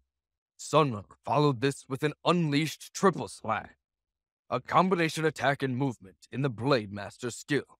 The goblin merchant was wobbly, about to hit the ground, when Sunrunner slid forward, creating 3 sword lights that left 3 marks of blood in the air. Executing an upward slash, Sunrunner prepared to launch the goblin merchant into the air when a battle lance flew by, catching Sunrunner's attention. With a closer look, was Bloodhawk. A sword and a lance were approaching the goblin merchant simultaneously, the sword with speed and the lance with power. Sunrunner wondered which would arrive first. Sunrunner felt that his uppercut with the sword coincided with Bloodhawk's stab. By the time the goblin absorbed his attack, it had already ascended higher. The battle lance thrust forward, dragging the goblin merchant across a semicircle before tossing it onto the ground beside Bloodhawk. Using Circle Swing, both Sunrunner and Bloodhawk's skills landed on the goblin merchant. Bloodhawk employed a seizing skill. By the time the goblin merchant was thrown off, Bloodhawk stood in front of Sunrunner, blocking his path. Bloodhawk was in front of him. His character remained still. Sunrunner couldn't discern Bloodhawk's mood, but he was calm. Without hesitation, Sunrunner swept across with his blade, aiming at Bloodhawk. Bloodhawk leaped back, avoiding the strike. Mid-leap, he positioned himself behind the goblin merchant. A sky strike struck the goblin merchant. Immediately after, a falling flower palm exploded on the goblin merchant's body. The goblin merchant was sent flying, hurtling towards Sunrunner. Too quick! At this moment, personally facing Bloodhawk in combat, Sunrunner finally realized the incredible speed of his operation. Had Bloodhawk even completed his backward leap when he executed the sky strike so precisely in midair? The falling flower palm was even more astounding. On the ground was a specific attack type in Glory, a pursuit attack targeting opponents on the ground. Falling flower palm, being a straight line skill, couldn't hit a target on the ground. The strategy involved initiating with a sky strike to put the goblin merchant in a mid-air state, allowing the falling flower palm to connect. From Sunrunner's perspective, Bloodhawk's sequence of a backward leap, sky strike, and falling flower palm was remarkably fast. He couldn't discern whether he had landed the sky strike or the flower palm before the goblin merchant flew towards him. Sunrunner had considerable strength, and he focused on defending against the goblin merchant's impact rather than engaging with Bloodhawk. The goblin collided with his sword blade, causing Sunrunner to slide back a step, but he managed to withstand the blow without being knocked down. Sunrunner's primary objective was not to duel Bloodhawk, but to seize the goblin merchant. He lacked a skill like Circle Swing to push the goblin aside and create distance from Bloodhawk, so he aimed to increase his damage output to draw the goblin merchant's aggro and pull it toward him. Executing Rise and Fall, Falling Light Blade, Sunrunner faced a limitation. The current Battle Master class lacks on-the-ground skills. As he leaped up and descended towards the ground, before he could unsheath his sword, a swift sword light attacked him, mid-air with overwhelming force. Blood spurted from Sunrunner's head as he was struck. He flew back with one thought echoing in his mind. Impossible! Observing Bloodhawk's sword draw, Sunrunner clocked that he didn't switch weapons in his inventory. Bloodhawk pulled out a sword from the handle of the battle lance. The sword light flashed and vanished. Sunrunner doubted his eyes when he saw that Bloodhawk no longer held a sword. Sunrunner went with it, but he struggled to comprehend what had transpired in that fleeting moment. Managing to land without tumbling, he promptly rolled forward, using quick recover to prevent a fall. This allowed the distance between him and the goblin merchant to increase.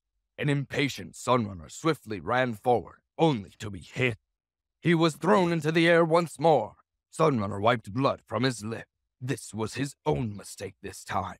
He had solely focused on getting close to the goblin merchant and forgot that the boss would release a shockwave when it got up. The shockwave propelled Sunrunner into the air, but he employed quick recover to avoid hitting the ground. He saw that Bloodhawk skillfully leaped to evade the shockwave and rushed towards the goblin merchant, directly using flings. Bloodhawk tossed the goblin farther away, where numerous threatening death players swarmed it. In the brief encounter with the boss, Sunrunner had lost. However, he knew that this was far from over. Everyone on the field, including their Righteous Warriors Guild, would not allow threatening death to easily claim the goblin merchant. Bloodhawk commented, "And here I thought you all were hardcore fans of glory, but I don't see you getting in on the action." Flashed a few times to stabilize the aggro on the goblin merchant. Dark Knife shook with anxiety. "Almost here." Quinn swung his lance. "Hurry! I pulled the goblin merchant and started the countdown to midnight. I'll do it alone, but then all the loot's mine." Ha ha ha ha ha.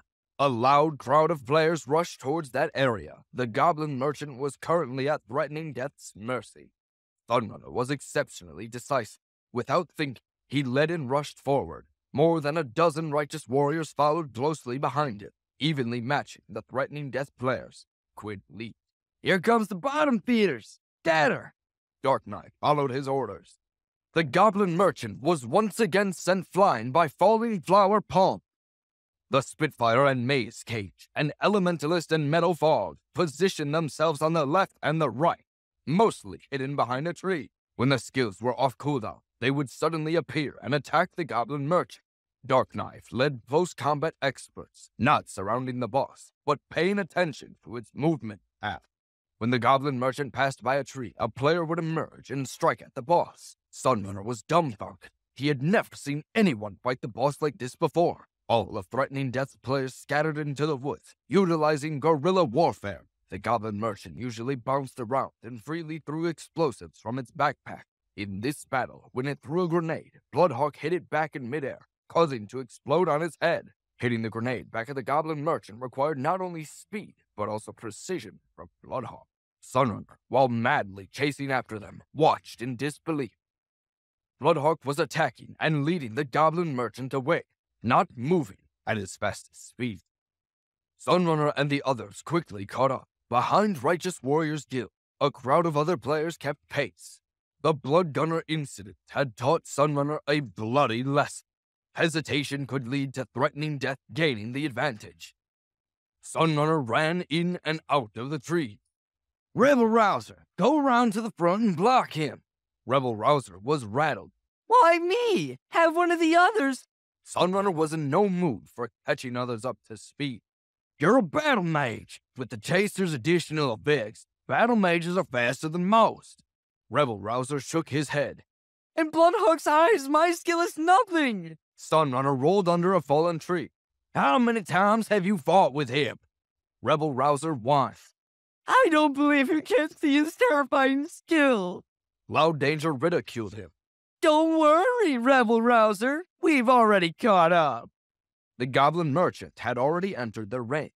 Loud Danger stepped forward and used Raging Flame. Raging Flames covered a wide area. Loud Danger aimed in front of the goblin merchant and cast his magic. Quinn continued attack, keeping the boss engaged. "Spitfire, make yourself useful." When Maze Cage, the Spitfire, heard the call, he fired a light element bullet. The bullet flipped. The goblin merchant wailed in pain. Light scattered around the boss. He trembled from head to toe. After the short distraction, it suddenly turned left and scoured the forest. Loud Danger was dumbstruck. "That coward!" His magic had finished casting, and he expected to see the goblin merchant fly up. Who knew that goblin merchant would suddenly change directions and aggro onto a different target? Raging Flames rose up but only hit the air. Loud Danger stomped furiously. "Do you have any skill? Can you play? You let it OT at a key moment, you idiot." Surveying of Righteous Warriors threw a brick at the goblin merchant. "So noisy. Someone put a muffler on that thing." The brick was aimed perfectly and twisted in a spiral at the goblin's head. A gunshot rang out. The brick exploded into pieces. Brick dust drifted down like red snow. Sir Vane was in awe. Am I cursed? Am I dreaming? Threatening death? Has this sort of pro? No one answered. Players witnessed a puff of gun smoke billow from that weird weapon in Bloodhawk's hand. Sunrunner used his shirt to get sweat out of his eye. Pay attention to Bloodhawk's weapon. It's now traditional and can harm in more ways than one. Attempts to stall the Goblin Merchant failed. The distance between righteous warriors and the Goblin Merchant continued to close. When the Goblin Merchant reached an ash-colored tree, Slimy Wild lunged from behind and used his grappler skill to seize the Goblin Merchant. He hurled it towards Bloodhawk. Grapplers specialized in forcing their opponents into reposition, each grab having different effects. This particular flick sent the Goblin Merchant faster and farther than Bloodhawk's usual flick. Righteous warriors once again went on a fruitless chase, leaving everyone seething with anger. Bloodhawk welcomed the Goblin Merchant. He re-established its aggro with 2 or 3 attacks and executed another circle swing and flick. In the blink of an eye, the distance between the Goblin Merchant and Righteous warriors widened once again. Brazen Fool caught the pattern. Wait a moment. That OT just before might not have been an accident. It was something they arranged intentionally. Fire Blossom looked back and forth. What are you saying? Brazen Fool signaled to the boss's movement. They want to actively control the Goblin's path. Fire Blossom gasped. Is that even possible? Brazen Fool helplessly sighed. Facts are right in front of you, Sunrunner said. It's Bloodhawk. It's all because of his leadership. Disperse into groups 2 and attack each of them. Brazen Fool was a little worried about being surrounded by the players behind them. That would make us easy picking. Sunrunner scoffed. Don't look back. Those trash won't change the situation. Brazen Fool furrowed his brow. Why haven't we seen anyone from Shallow Grave? That trash dead ringer is hiding after he died. Too embarrassed. Brazen Fool gripped the hair on the sides of his head. Shallow Grave players are here. Sunrunner looked ahead, and as expected, a crowd of players lay in the forest in front of them. Brazen Fool tried to keep from shaking. They're going around the flank. Sunrunner clenched his teeth and tightened his grip on his sword handle. That traitor dead ringer definitely received info from one of these no-good rats. Brazen Fool calculated the oncoming guild's trajectory. I have an idea.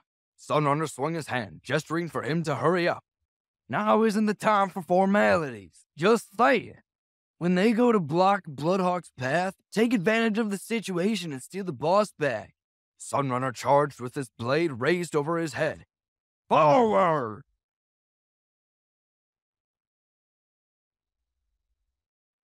The Goblin Merchant chased Quinn through the forest, aggro, and out for blood. Quinn led the monsters away from the warring guilds. The righteous warriors were trailing behind, and suddenly Shallow Grave's players emerged ahead. Threatening death found themselves caught in a dilemma, pressed from both the front and the rear. Quinn struck the goblin and immediately evaded a retaliation. Elementalist, get to business and make it count. The Elementalist, Meadow Fog, unleashed a flame explosion. Thus diverted the boss's attention once again. The Goblin Merchant headed towards the Elementalist positioned on the right side of the forest. Sunrunner pushed to keep up in the chase. It's definitely intentional. Brazen Fool looked at the sun hanging above. Are they planning to escape to the east? Sunrunner prepared to charge when the opportune moment arrived. Head east. If you encounter threatening death players, don't hold back. Grayson Knight inched ahead of Sunrunner. They won't hold back. As they rushed eastward, all eyes were fixed on the area behind the trees. They hoped to pick off threatening death players, but all they managed to snag were small goblins. Not a single threatening death player was in sight. Those they occasionally spotted were even farther away than the Goblin Merchant.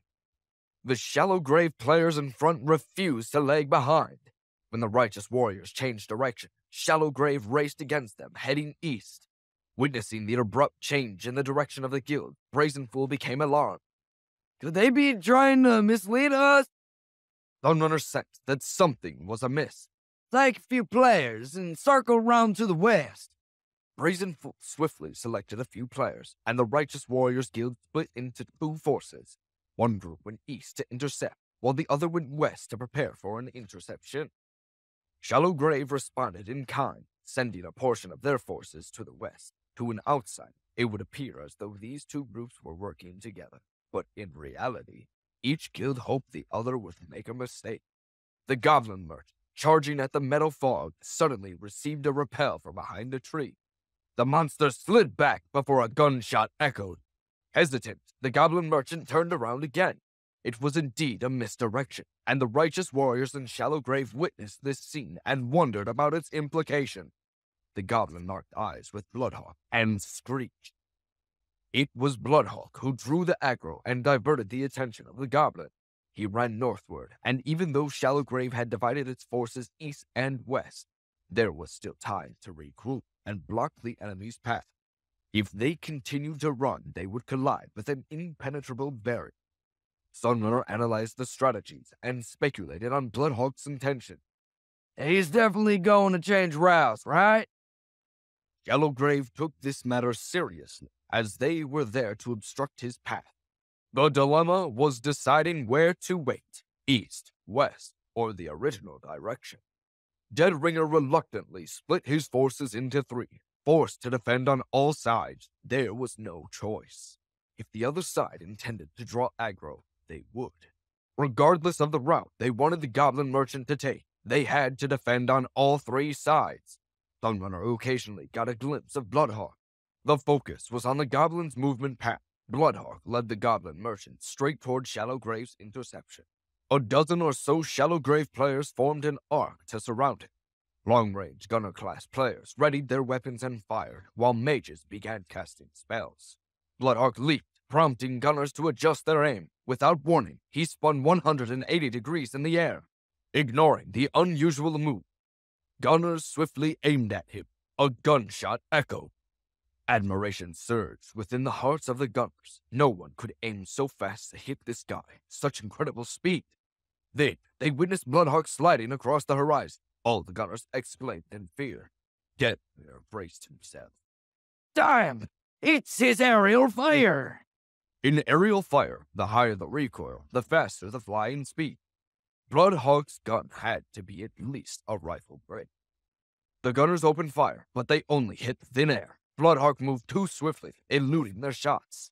In a flash, Bloodhawk passed over their heads. He pivoted, a cold light flashed, and Bloodhawk drew a sword in midair. Deadringer knew this move. Pony Light Blade! Quick! Retreat! Their judgment was accurate. A bright light slashed down from midair. Precisely, the Battlemaster's skill falling lightly.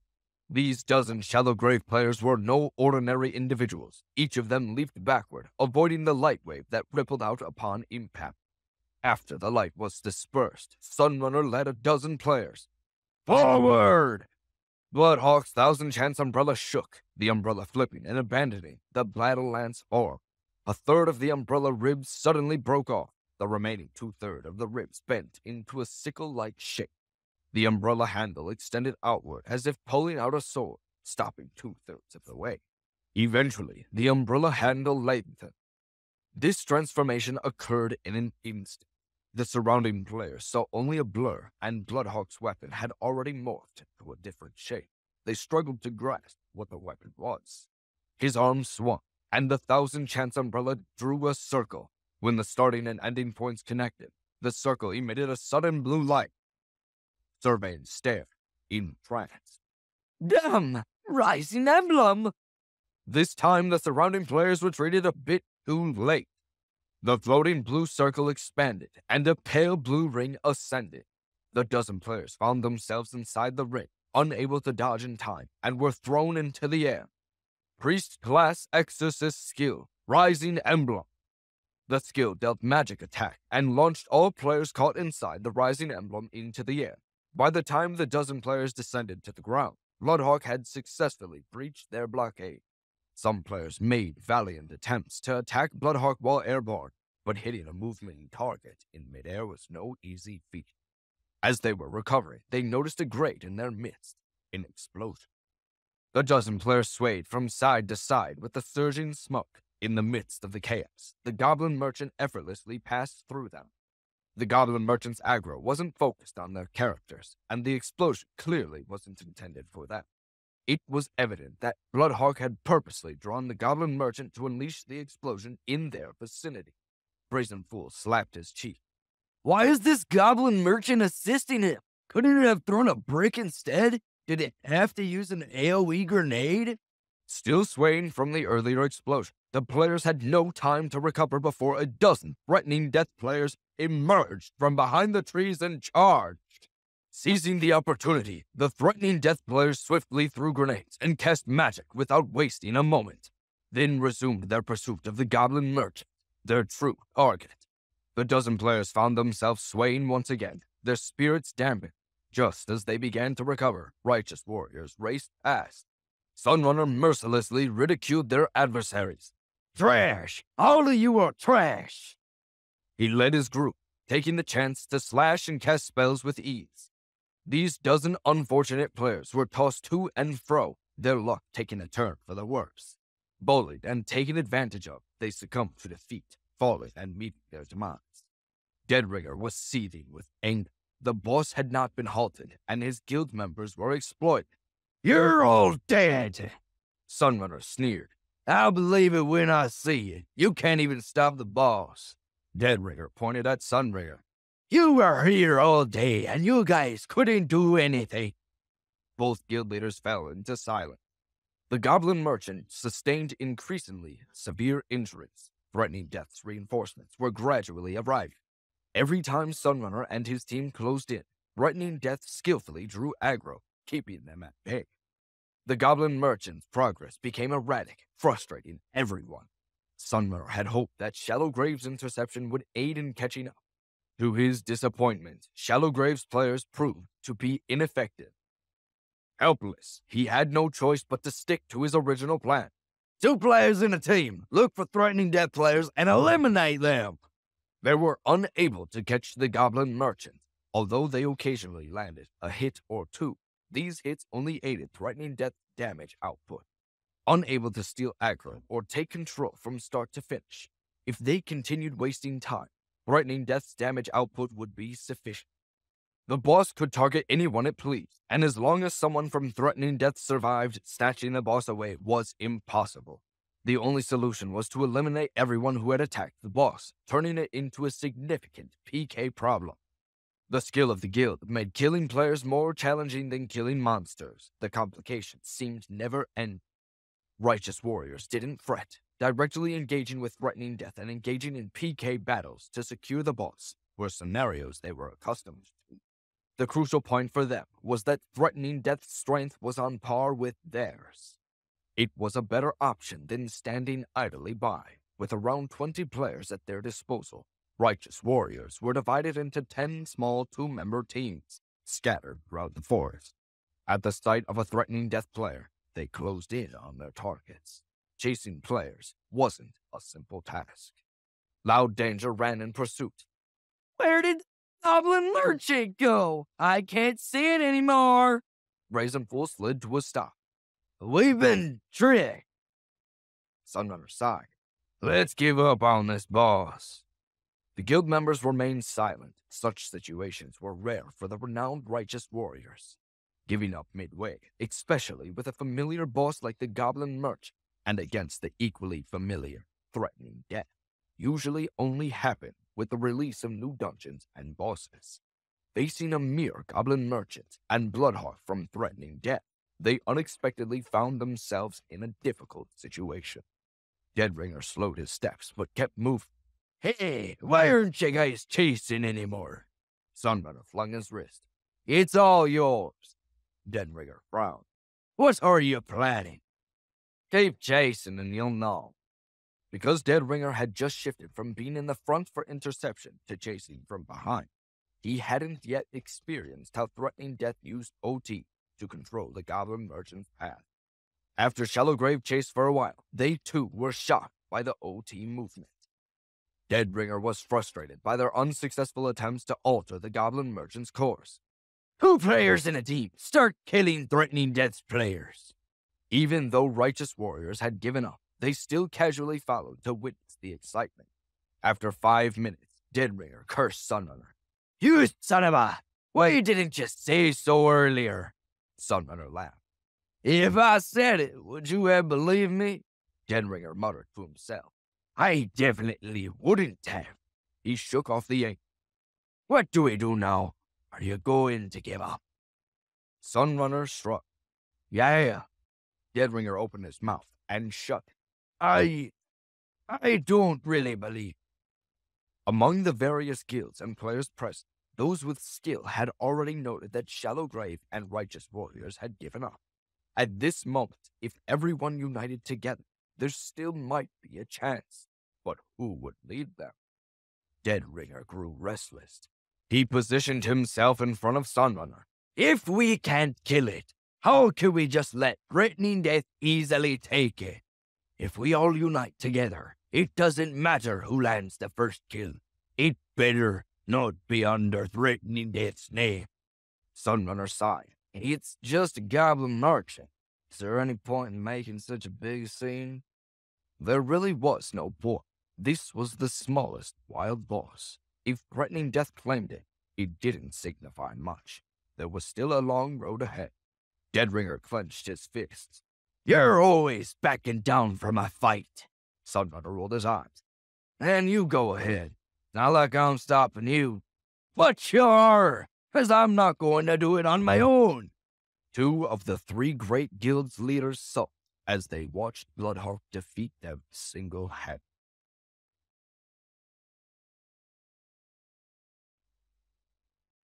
The hunt for the Goblin Merchant began with excitement, but concluded with little satisfaction for the Righteous Warriors Guild and Shallow Grave. Those 2 guilds eventually gave up the chase. Some random players continued and ended up assisting Bloodhawk and Threatening Death in dealing damage. When Threatening Death was declared the first to kill the Goblin Merchant, Righteous Warriors Guild and Shallow Grave were surprisingly calm. Threatening Death was riled up. Bloodhawk recently left Righteous Warriors Guild, and the 5-day cooldown prevented him from joining Threatening Death. When the Goblin Merchant Wild Boss fell, Bloodhawk left the battlefield, ensuring Threatening Death on the leaderboards. Sunrunner swung his sword in the air. That ain't right. Bloodhawk significantly contributed to Threatening Death's success in killing the Goblin Merchant. I in no way believe that the use of OT to control the boss's movement originated from Threatening Death's players alone. If we couldn't devise such a plan, then Threatening Death certainly couldn't either. They relied entirely on Bloodhawk's leadership. Brazen Fool listened at a safe distance. Sunrunner growled. Bloodhawk's strength far surpassed theirs. I don't know who he is, an expert, but he's an expert beyond the norm. He's a smurf. I can't imagine Bloodhawk as a novice, given his strategies and knowledge of the game. Brazen Fool didn't know what to say. Sunrunner messaged Bloodhawk. How long do you think it'll take you to reach level 23? Quinn quickly responded. When you see me, I'll be there. So many people are hounding me about this. Everybody relax and chill. Sunrunner wasn't surprised. The reason for the widespread interest is simple, Braz. Reaching level 23 grants access to the Boneyard Dungeon. Everyone anticipates inviting Bloodhawk to set a new record. Threatening Death's success with Goblin Merchant displayed the value of this experience. Sunrunner wavered back and forth on Bloodhawk. You have to talk to me before you decide to go to the Boneyard Dungeon. Gwyn smiled. No, that's not how this relationship works. I'll do what I do, and you do what you do, and if the twain shall meet, so be it. Sunrunner felt a sense of desperation. He anticipated that the prominent guild would fiercely compete for Bloodhawk to break and maintain records on the 10th server. Having witnessed Bloodhawk's composure and intellect, Sunrunner feared that Bloodhawk had turned into a valuable mercenary, and he lacked confidence in controlling the situation. Sunrunner pondered the situation and temporarily logged out of the game. Logging in with a different card, he assumed the identity of the high-level Cold Death's Hand. In the bustling heavenly domain, where players were actively utilizing their renewed dungeon entries, Cold Death's hand appearance attracted significant attention from the guild. He was one of the 5 great experts, and his sudden appearance in the heavenly domain puzzled many.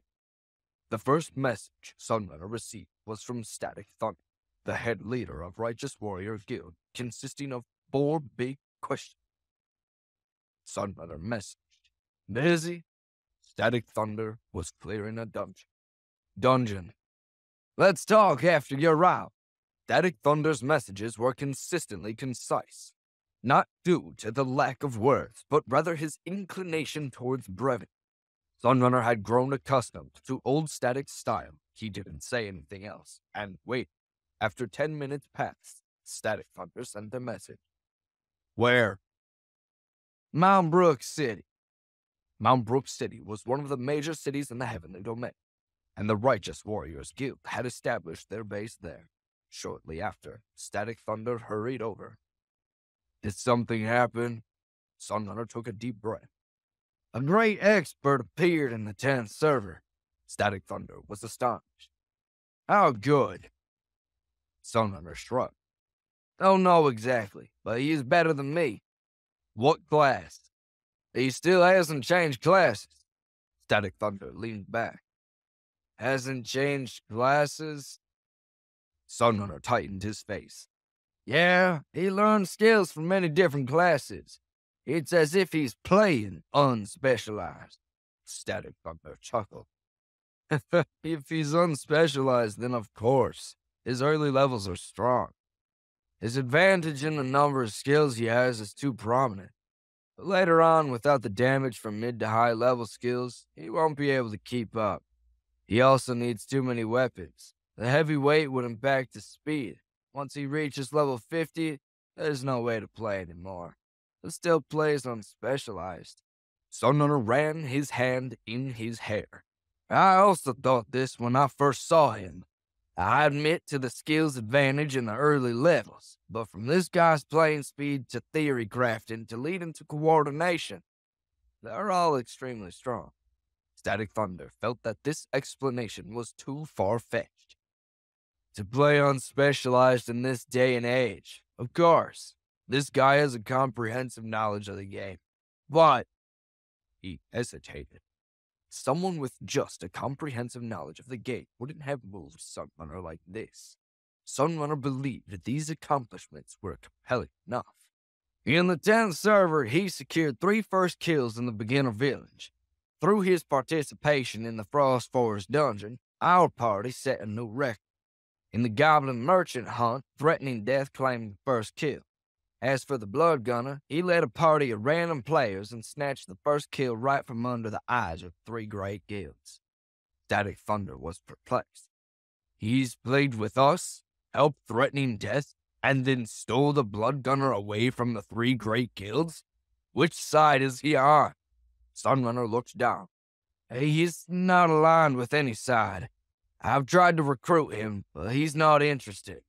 From what I can tell, this guy wants to be hired like a mercenary. He'll raise his prices extremely high and earn a fortune." "This guy's a little strange. What's his name?" "Bloodhawk." Static Thunder was at a loss. "Bloodhawk? Is there an expert with such a name on this server?" Sunrunner was as confused as Static Thunder. "Never heard of him." Static Thunder bit his lip. "If there really is such a person, then I'll come over sometime and see for myself." Sunrunner pointed at Static Thunder. "Okay, wait until he's level 23, and I'll make an appointment to set a new record in the Boneyard. You should come then." Static Thunder was surprised. "He's not level 23 yet? This keeps getting crazier and crazier." Sunrunner felt a bit embarrassed on behalf of Bloodhawk. "Still 21. Static Thunder bugged his eyes. This. I definitely have to see him for myself if there's a chance."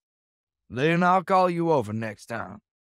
Static Thunder nodded. He didn't express it directly, but he understood Sunrunner's intention of coming.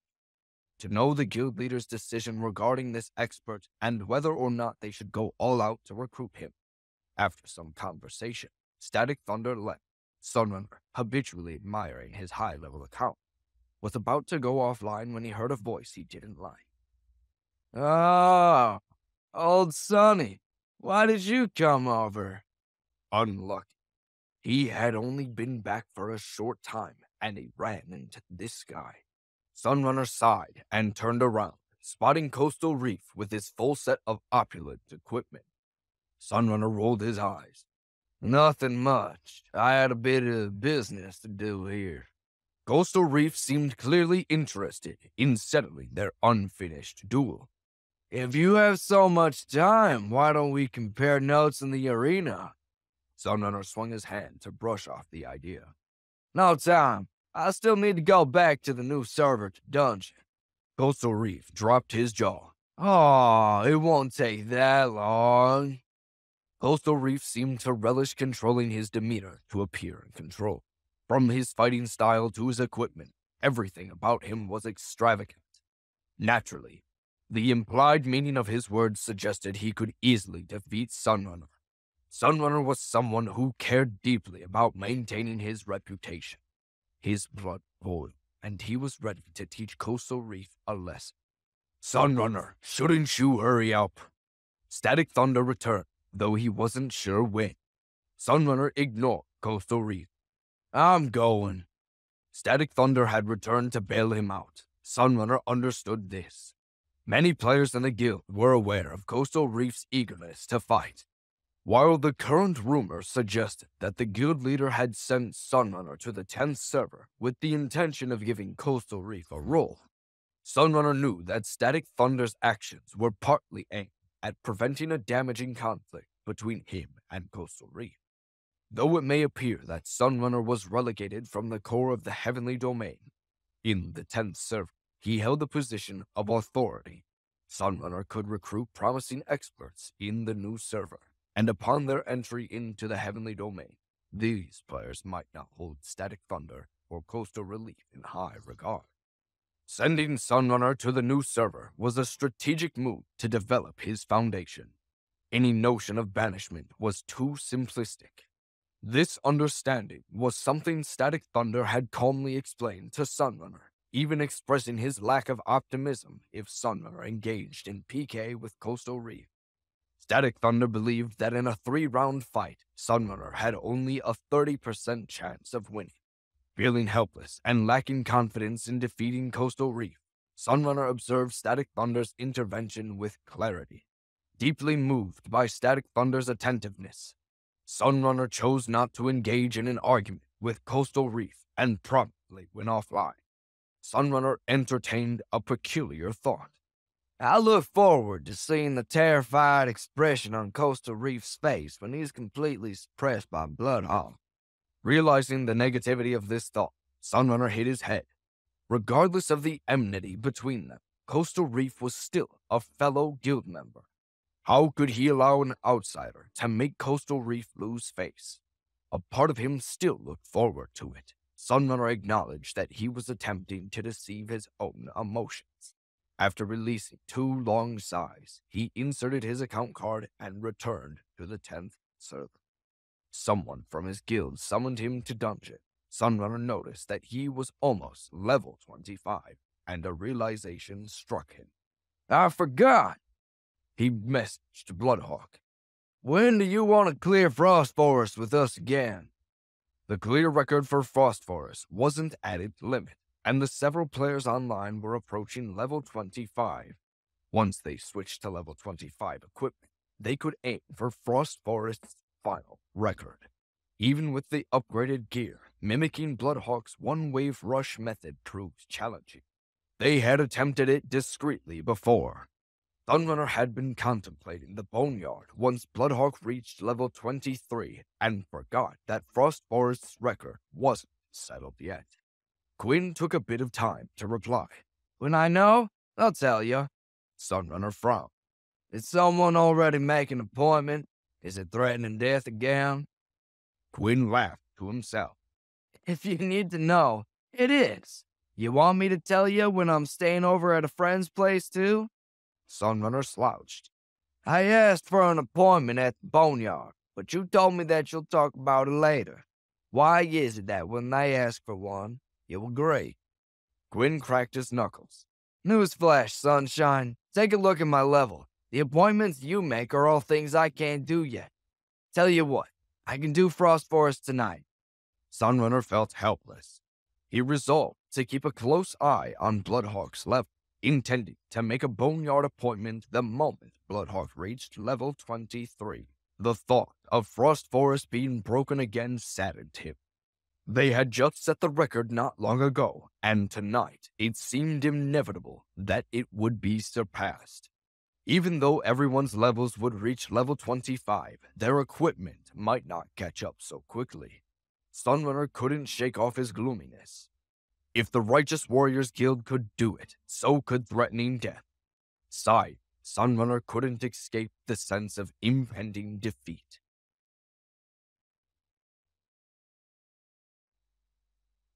Quinn waited outside Frost Forest when Snake Tongue, Hooded Vulture, Sharkhide, and Diamond Ruff arrived to dungeon. He scheduled a level 25 dungeon clear with Threatening Death, but they excluded Quinn from their training session. Their arrangement was straightforward. They paid, he worked. Snake Tongue harbored resentment when he discovered Quinn's absence from the leaderboards. You deserve to be on the boards after the Goblin Merchant's first kill, Hawk. Quinn remained indifferent. I have no interest in the kind of superficial glory that these players want. For some players, it's important, but I became the best because I actually like the game for what it is. I get nothing out of the record scores. I do it for the thrill. He paused. And the loot helps.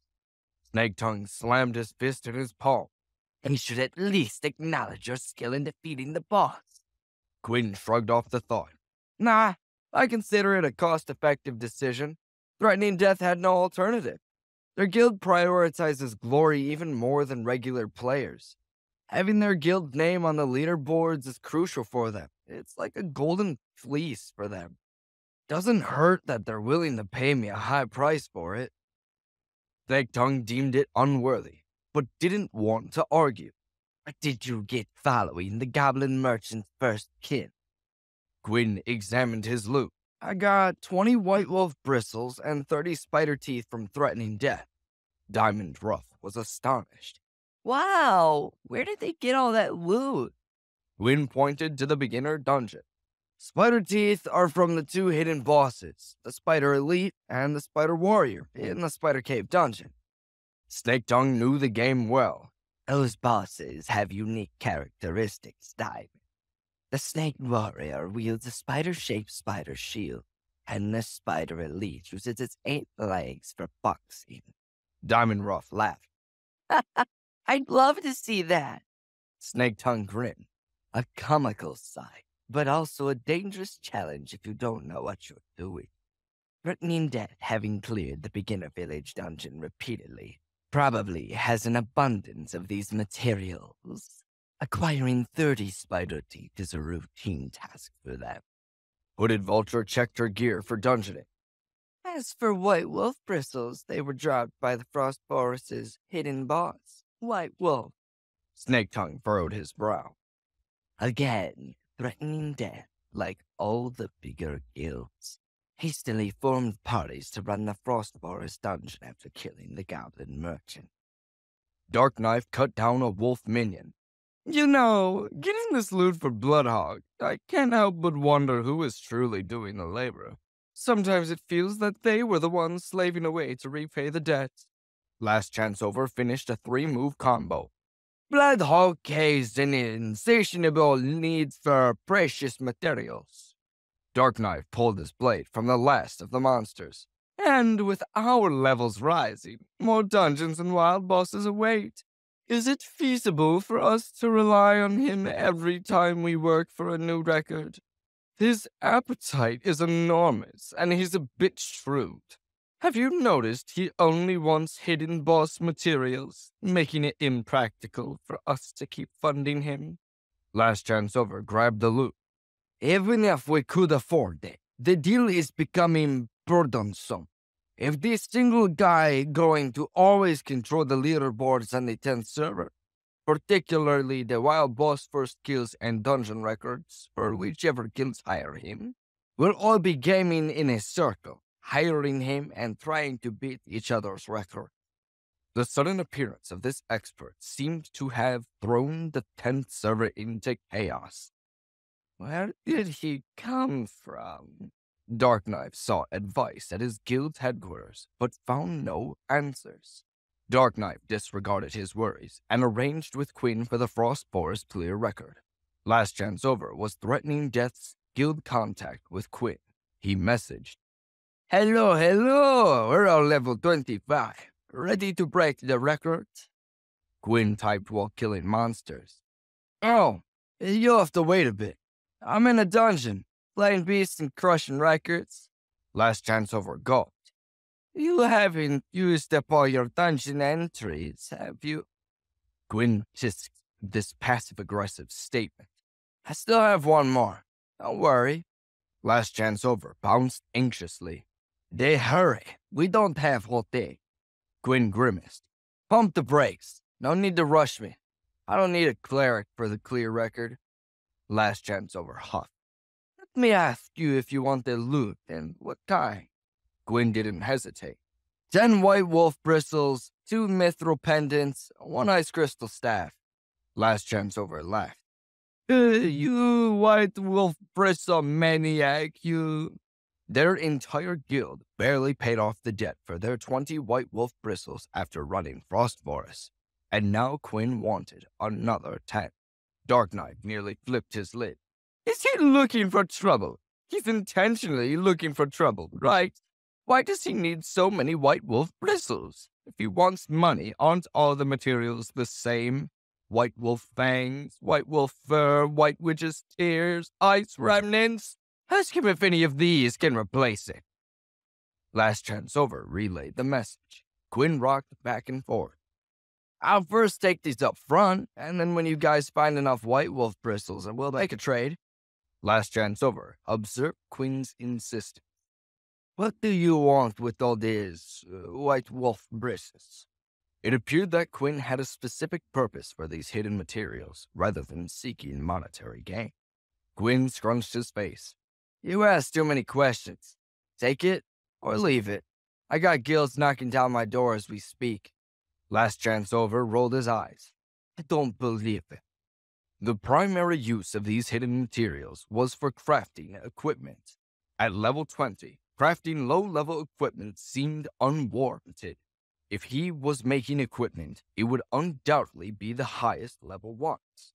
Gwyn chose not to respond to Last Chance Over.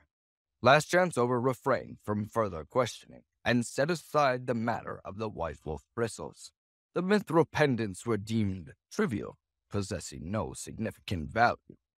Gwyn's third request proved to be a source of discomfort. The ice crystal staff was a rarity that threatening death lacked. Even low-level equipment would occasionally be flaunted by high-level players, as they were hard to come by. This explained Last Chance Over's flaunting of his crystal crossbow. It signified status. Last Chance Over hesitated. We don't have ice crystal staff. Gwyn was in no rush. Get to me later when you get one. You know where to find me. Until then, peace. Bloodhawk had ample opportunities to establish a new Frost Forest clear record. Threatening death was anxious. Last Chance Over took a breath. Wait, ask for something else. Can you ask for something else? Gwyn stretched. If serious. You're a crystal crossbow? Last Chance Over was caught off guard. Gwyn disregarded his surprised look. Your weapon is lacking a bit of damage and upgrades, but I'll take it. A few more hidden materials, too. Last Chance Over remained silent for a prolonged moment, realizing he had invited disaster on himself. He sent a message to Dark Knight. I no longer wish to be the contact person with Bloodhawk. Whoever wants it can have it. Last Chance Over hugged his crystal crossbow and made a hasty exit. Dark Knight added Bloodhawk as a friend and inquired about hiring him for battles. Gwyn wasted no time. Ice crystal staff or Last Chance's crystal crossbow. One or the other. Your choice. Dark Knife saw everything in slow motion for a moment. That's, we don't really have that. Is the sky helping us, a blessing or a curse? Dark Knife felt powerless, not because he was unwilling to part with the weapon, but due to its rarity. Being a level 25 piece of equipment, he was merely a transitional piece, suitable only temporarily for that level stage. Experienced players tended to disregard such items. Quinn pushed his palms out, gesturing to take it easy. It's for collateral. Not like you're not going to get it back, as long as I get what I want, that is. Otherwise, this is the payment. Last Chance Over jerked his body and told Dark Knife, Don't trick me. Do you think it's as simple as we'll trade when we want to? Bloodhawk clearly wants the ice crystal loot. Do you know how many times we're going to have to kill the White Witch for the stuff to drop? Dark Knife stopped the Last Chance from squirming. If we don't have one, we'll buy one. There's always a way. Last Chance Over asked. Do you want to try it now? Dark Knife nudged Last Chance to make a move. Take your crystal cross and try to sell it. Last Chance Over could only gnash his teeth in frustration. Sell it? You're crazy. The problem was that Dark Knife was extremely worried about their three great guilds fighting over Bloodhawk. This couldn't be sustained for long. After sealing the deal with Bloodhawk, Dark Knife logged out to seek help from the guild leader on his main account. It wasn't that he didn't want to participate in the Frost Forest clear record. He was a knight, Glory's main tank class, but like Last Chance Over, he was ignored. Their knight and cleric, the two core characters of threatening death on the 10th server, had become helpless underlings. Seeing Bloodhawk approaching Frost Forest, Dark Knife summoned 4 level 25 DPSers from threatening death. Quinn explained the dungeon strategy. Last Chance Over clenched his fist, his body drenched in sweat. Quinn was confident that with a full DPS party, it would work. This is the general idea. Tell me everyone understands. Setting a new record shouldn't be a problem, as long as they avoided mistakes. He wasn't sure how much they would beat the record by. The 4 DPS players seemed dazed. It all felt inconceivable. Gwyn casually led the war party into the dungeon. If there's no problems or ill-conceived concerns you schlubs have in your wandering thoughts, what are we waiting for? Carrying doubts in their hearts, the 4 DPSers entered the dungeon, but soon pushed their skepticism aside. They rushed forward, aiming for a clear record, understanding that every second counted. Bloodhawk began pulling monsters. The 1000 Chance Umbrella's gun, sword, and lance were powerful, making Quinn more stable in pulling monsters with increased damage. As he instructed the DPSers on when to attack the pulled monsters, he also unleashed attacks on the other monsters. The 4 players damaged cautiously, fearing to draw aggro. They soon realized that under Quinn's leadership, the threat of drawing aggro didn't exist. Pulling around 20 monsters in a one-wave rush frightened the 4 DPSers, but under Quinn's step-by-step instructions, they quickly took their positions. Much like righteous warriors, they transitioned from doubt to shock, admiration, and finally, excitement.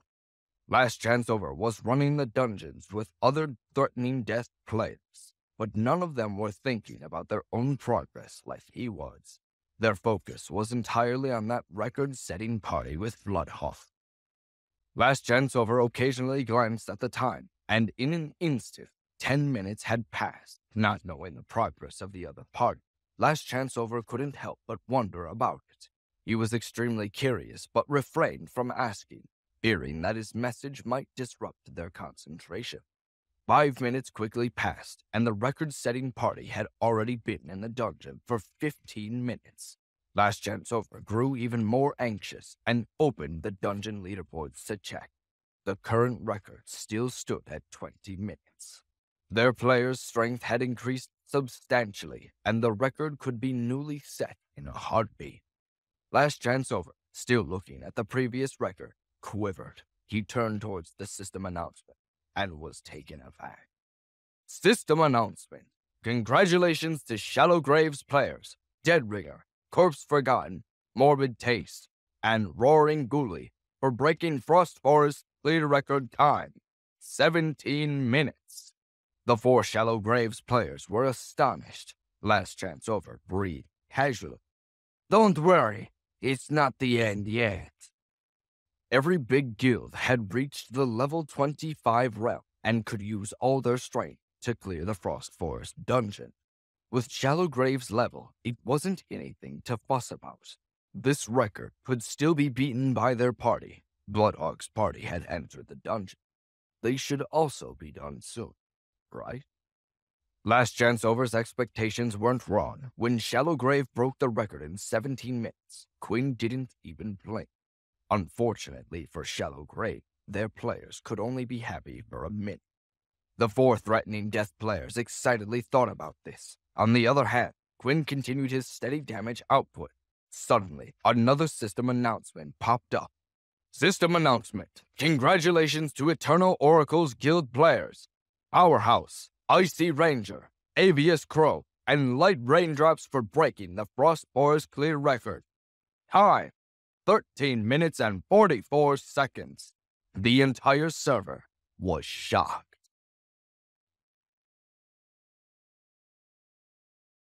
13 minutes and 24 seconds. Perhaps to the majority of players, this was just another record on the leaderboards. But for Last Chance Over, Deadringer, and Sunrunner, players from big guilds always fixated on these leaderboard records. Only they understood what this record signified. 13 minutes and 24 seconds. Last Chance Over blinked in amazement. This isn't just a 10 servers record. It breaks the all-time record across all 10 Glory servers. This record didn't come with any system rewards. Initially, players recorded these achievements for personal competition. Glory officially ranked the records for each respective server. Frost Forest's all-time record stood at 14 minutes and 31 seconds. Sunrunner blew out in an anguished breath. I can't recall the number, but I know it isn't below 14. In the 10th server, Eternal Oracle shattered this record by a minute. Shallow Graves players couldn't even celebrate for a minute. Threatening Death's players faced the same disappointment. Quinn's record-setting party had surpassed the 15-minute mark. Breaking this new record was now impossible. When this record appeared, the 4 DPSers were all astonished. No matter how hard they tried, their efforts were futile. Throughout the process, they were careful, and more careful. Their palms were extremely sweaty, but they didn't dare wipe them, fearing that it would delay the record by a second. But now, just when they thought they could break Shallow Graves' record without any problems, this 13 minute and 24 seconds record hit them like a lightning bolt. Bloodhawk was still engaged in battle with the Frost Thane. How did you see the system announcement? Quinn slaughtered a petty goblin. Yeah, I saw it. You'd think I'd be tired of it by now, but I love seeing my name in lights. Twilight the Great sat on a rock in defeat. We're already too late. Quinn laughed. I'm finishing the dungeon. You all do what you want. Spruce Spinney furrowed his brow. You're still laughing. You don't care at all. I'll tell Dark Knife and make sure you don't get your loot. Quinn never looked away from his kills and just laughed. Let me know how that goes over with you. Make sure you tell him how you ignored the chance for some great experience. Twilight the Great hung her head. Eternal Oracles? Damn, 13 minutes. Isn't this already the highest record in all 10 servers? Spruce Spinney tugged at his hair. It is. There wasn't any record that broke 14 minutes before. Indiglo huffed. Where we off then? Gwyn rolled and countered an attack. If you posers don't give up, we'll finish this dungeon in 16 minutes at best. But you have to put some elbow grease in your kills. Quinn and his crew finally beat the Frost Thane. Their end record was 17 minutes and 7 seconds. This did beat Shallowgrave's record and could be considered the 10th server's number 2 record, but a number 2 record meant nothing to threatening death. When Bloodhawk and the 4 others exited the dungeon, Last Chance Over still fought inside. Dark Knight hadn't returned from his report back to the old server. Shallowgrave's players experienced the descent from heaven to hell in mere seconds. They had just been celebrating their new record when a new record beat theirs by 4 minutes. It felt like they had been slapped in the face. This wasn't over yet. Then, Bloodhawk's party beat their record again. Shallowgrave's efforts looked meaningless. Deadringer received a message from Sunrunner. What a tragedy! A tragedy! Deadringer ignored the taunt. 13 minutes! How did they do that? Who's in our eternal oracles? Sunrunner wasn't unfamiliar with this guild. It was the lower level than the 3 great guilds, but Eternal Oracles was still a distinguished guild. Sunrunner gave the information he knew. In the past, it was once a great guild. Eternal Oracles were backed by the professional team Elite. That was when Elite swept the professional alive, dominating the pro scene for 3 years. Deadringer hummed. That professional alliance was the peak in Glory's community, right? Each and every move of the club had a lasting impact on Glory. When the club rose, the guild rose. When the club declined, the guild declined. Sunrunner nodded. Yep. Elite's achievements in recent years weren't good. In the game, their guild was immediately surpassed by ours, yours, and Righteous Warriors. Within the 10th server's tussle, the 3 great guilds competed against each other and didn't put the other guilds in their eyes. Who knew that Eternal Oracles would suddenly attack heavily? None of the other leaderboards had their name on them, but in an instant, they took the Frost Forest clear record. 13 minutes and 24 seconds. Sunrunner took a walk. They not only broke the 10th server record, but they even beat the old-time Frost Forest record by a whole minute. Was Eternal Oracles preparing to rise in power again? Thinking of this, Sunrunner immediately thought of Elite's most recent change. The old generation Captain Quinn retired, and the new generation expert Sonny Layton took the Battle God Cutter Zion. They clearly intended to shuffle the cards and rebuild. Then was the Eternal Oracle's sudden rise in the game related to the club's movements? If it was like this, then relying on them to stop these players from setting new records was a little extreme. This record probably wasn't achieved by ordinary players like them. Last Chance Over and Dark Knight just finished their runs. Dark Knight returned from the old server, but something big had happened. Quinn met them outside Frost Forest's dungeon. Nothing to worry about. They're a bunch of needy experts looking to capitalize on a new server full of amateurs. It's to be expected. 13 minutes and 24 seconds. Dark Knight was astonished. Last Chance Over shook his head, annoyed. We guessed that they were experts. Quinn wagged his index finger. No, you don't get it. They're not ordinary experts like you great guilds like to think you are. This party has at least 3 pro players. Dark Knight and Last Chance Over were dumbstruck. To them, pro players were a level they could only hope to reach. Quinn was calm. This record is almost the best all-time for Frost Forest clear. Last Chance Over perked up. Almost? Dark Knight also looked intense. So you're saying this isn't the limit?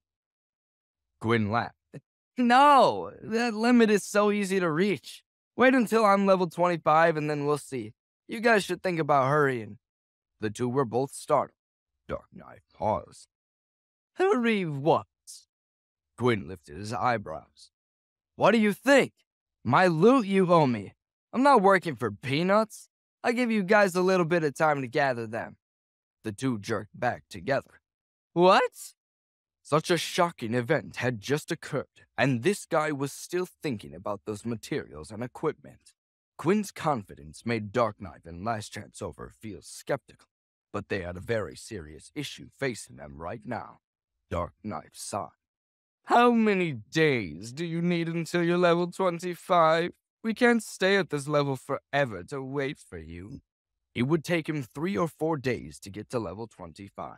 Dark Knight couldn't waste these 3 or 4 days.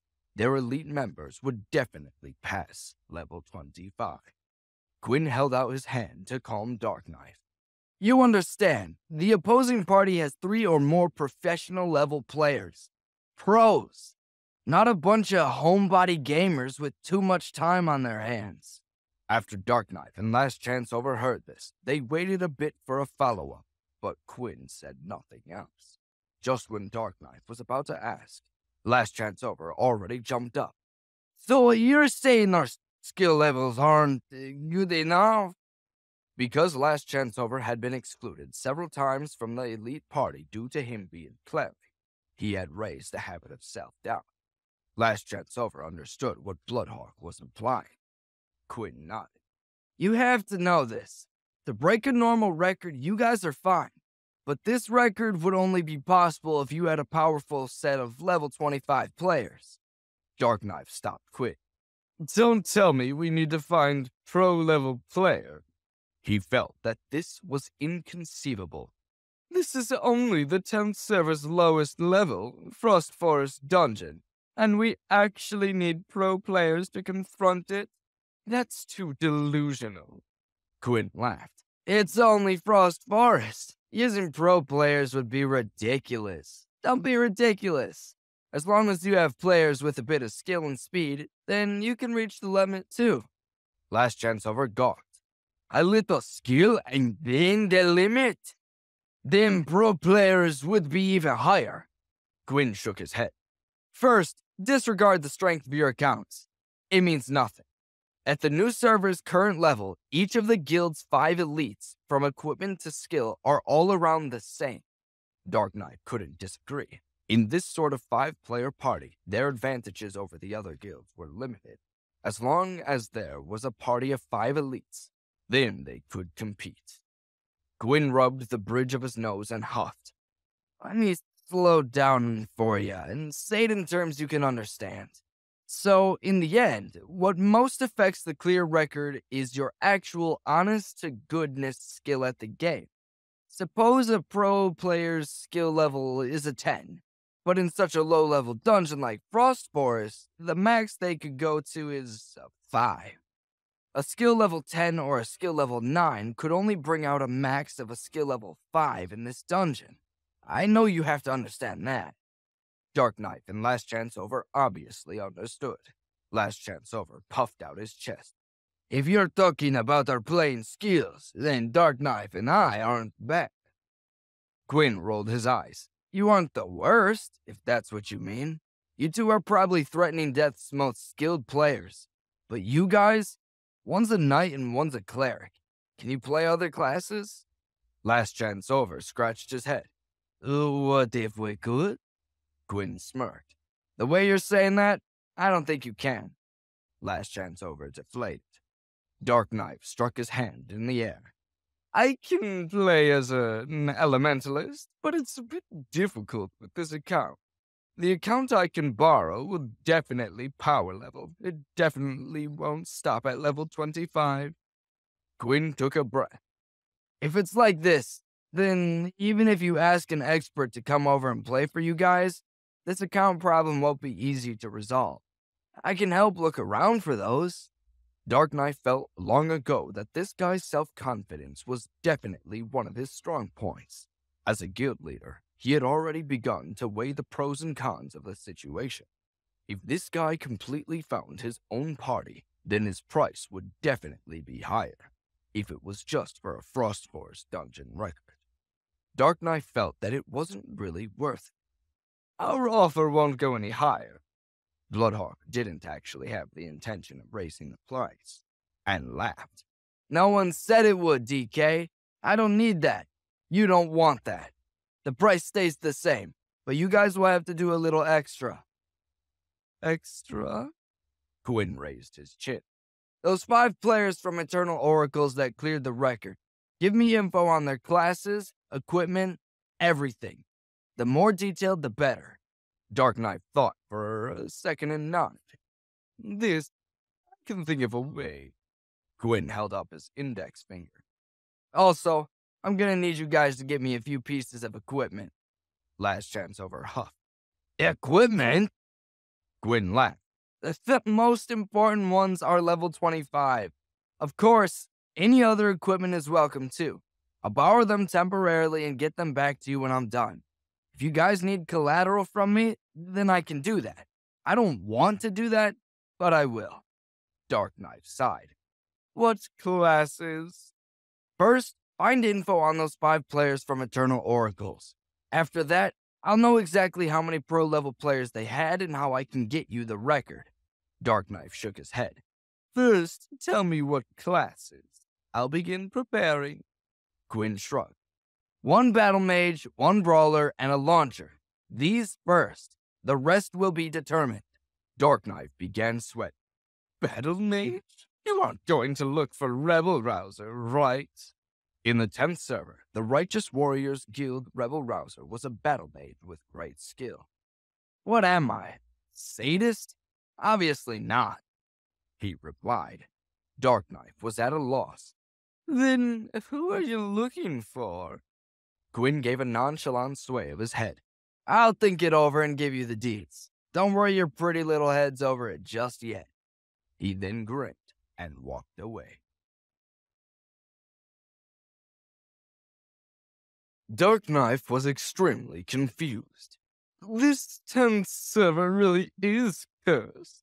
In an instant, so many experts popped out. This isn't glory, it's a circus. In ordinary games, a single server is a single world. In old servers, unhappy players often restart when a new server opens. They could become the king or tyrant of the new server and stir up troubles. But in glory, all the experts end up gathering in the heavenly domain. He paced back and forth outside of the Frost Forest dungeon. As a result, veterans who want to abandon their old accounts and start anew don't have to switch to a new server. In the old server, a veteran could use their old account's money to buy items and the strength to level faster. How stupid is that? Last Chance Over sat with his head in his hands. Dark Knight vented. Now we meet this Bloodhawk, an unprecedented expert, and this player claims that he can find players with skills higher than him. You and I are way inferior compared to pro players. Among the player masses, sure, we're considered skilled. We're part of Threatening Death's elite. We're comparable to Righteous Warrior Guild's 5 great experts. That's the sort of level. This Bloodhawk can casually find a few better than them. This makes me extremely confused. Gwyn walked out of Frost Forest. Go level up. Even if they try, no one's going to beat this record. Wait until I level up. Then you'll have a shot at getting on the board. Dark Knight rolled his eyes. Then let's contact each other later. No matter who Bloodhawk found, he would eventually find out in the end. With their doubts, Dark Knight and Last Chance Over left. Their entries for Frost Forest had been all used up. They could still do Boneyard. Gwyn opened up his friends list and messaged Stoneface. Stoneface was a noob at Glory, but after hunting the Blood Gunner and dungeoning with him a few times, Gwyn found that he was quite quick. His situation was a bit similar to Tara's. He wasn't familiar with Glory, but he had the skill for it. Stoneface's skill for a noob wasn't as good as Tara's, but his coordination was better. Stoneface was in the Frost Forest dungeon with Snake Tongue. Gwyn had done his last run with Threatening Death's players. Snake Tongue randomly added another person for their last run. In such an ordinary party, with their ordinary characters, ordinary equipment, and ordinary coordination, their dungeon clearing speed wasn't anything to write home about. They almost needed 30 minutes to clear it. Stoneface was quick to reply. Killer Hawk, we're still in the dungeon. Is there anything you need? Quinn relaxed a bit. I'm done dungeoning for a while. I'm coming to look for you for some business. Stoneface hit a monster with a brick as he typed. It looked like your name wasn't on TV. Quinn lit a cigarette. Yeah, I failed miserably. Some team beat me to the punch, but what are you gonna do? Been a while since I've been an underdog, so coming from behind with an experience, I'll use to show the server who's the best. That's the spirit, Hawk. Finish your dungeon. I'll find you. Quinn replied. Okay. Snake Tongue and his teammates exited the dungeon, depressed and dejected. Without Bloodhawk overseeing them, Snake Tongue and the others were extremely unsatisfied with their efficiency, but were also helpless to improve their situation. Even though he saw how Bloodhawk led them, he didn't have the physical skill and the gaming practice to copy him. That new player from Snake Tongue's party immediately left while the remaining four greeted Quinn. They had also heard of his failure to set a new record. When they were still in the dungeon, they checked the record leaderboards. They saw Bloodhawk's name in the second place party. Quinn showed no emotion. A situation for the Frost Forest's record chain. I'm breaking that record, and in order to break the record, I need to party with some skill. Snake Tongue laughed. Definitely us. He clearly knew about his own skill. Quinn looked at the crew. Stoneface has some talent I can use, if he can listen and follow my commands. Snake Tongue, Hooded Vulture, and Sharkhide each made ugly grimace and said, Stoneface. Hooded Vulture tossed her thumb in Stoneface's direction. He doesn't really know how to play. Stoneface gave them each an ugly face back and stuck his tongue out. Quinn nodded. Yeah, you're right. He has no idea how to play, but he's like a blank slate I can use to my advantage. Plus, Stoneface is quick, like naturally quick. Mix the two, and he can be a weapon at my disposal. Snake Tongue doubted this. I hadn't noticed his speed, but I'll take your word for it. Stoneface was amazed. It's true. I'm pretty quick. How did you know? Quinn laughed. Am I playing blindfolded? I watched you in the gunner fight. Stone rubbed his chin. Who was Quinn? He was a textbook level player who couldn't be more familiar with glory. Relying on a few particular actions, he could determine a player's reaction speed. The things he could see weren't things ordinary people could see. My speed is pretty good, but he began. Quinn cut him off. You can't put it to use, like a baby deer learning how to walk. Stoneface nodded. Right. I wouldn't put it exactly like that, but I see where you're going with it. Quinn waved Stoneface forward. Come with me tonight to clear monsters. I'll teach you some tricks and judge your potential. Stoneface perked up. You got it. Snake Tongue couldn't help himself. Bloodhawk, teach us to. Quinn grinned. You need to unlearn some bad habits. Maybe improve your reactions. Unlearn first, though. Snake Tongue clenched his fists. We've been practicing the entire time. Quinn tapped his lips with his finger. You can't avoid saying it. Sometimes there's something called natural talent that makes the magic happen. Sharkhide covered his heart. Ouch. I feel like you could have avoided saying that. Snake Tongue laughed. Bloodhawk, we know you're known for being very tactful. Quinn grinned. Those without talent can rely on hard work. It's just that most people don't have the talent and haven't put in the effort. The best have talent and put in the effort. Those people, Quinn flourished his hand like a proud aristocrat, have the guilds fighting for them to break dungeon records. 1 in a million. Mozart on controllers.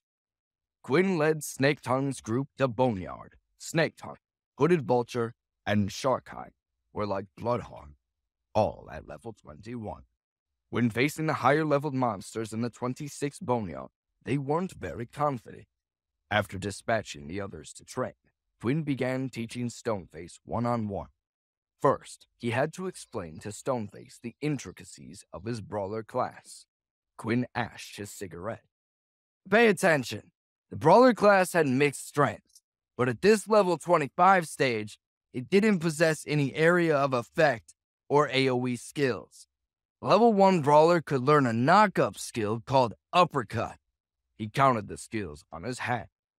At level 5, if you could learn the skill Flap, a move that knocked others around, level 10 Knee Attack, it could only be considered a half-grab skill because it didn't have a knockdown effect. Gwyn pointed to Stoneface. Then Strangle. You keeping up with this, Stoneface? Stoneface nodded furiously. Gwyn took a breath. Strangle locks onto the target's throat and, like the Knee Attack, doesn't have a knockdown effect. After changing classes, the Brawler could learn the skill Brick Buster. Following that, there was Sand Toss. Gwyn had already instructed Stoneface on this move, so he only touched on it briefly. Gwyn thought for a second. Apply Poison coats the user's weapon in poison, which of course allows basic attacks to poison the target. Keep in mind that the poison doesn't last long. With your skill, count on it as a priority attack, then count on being defeated.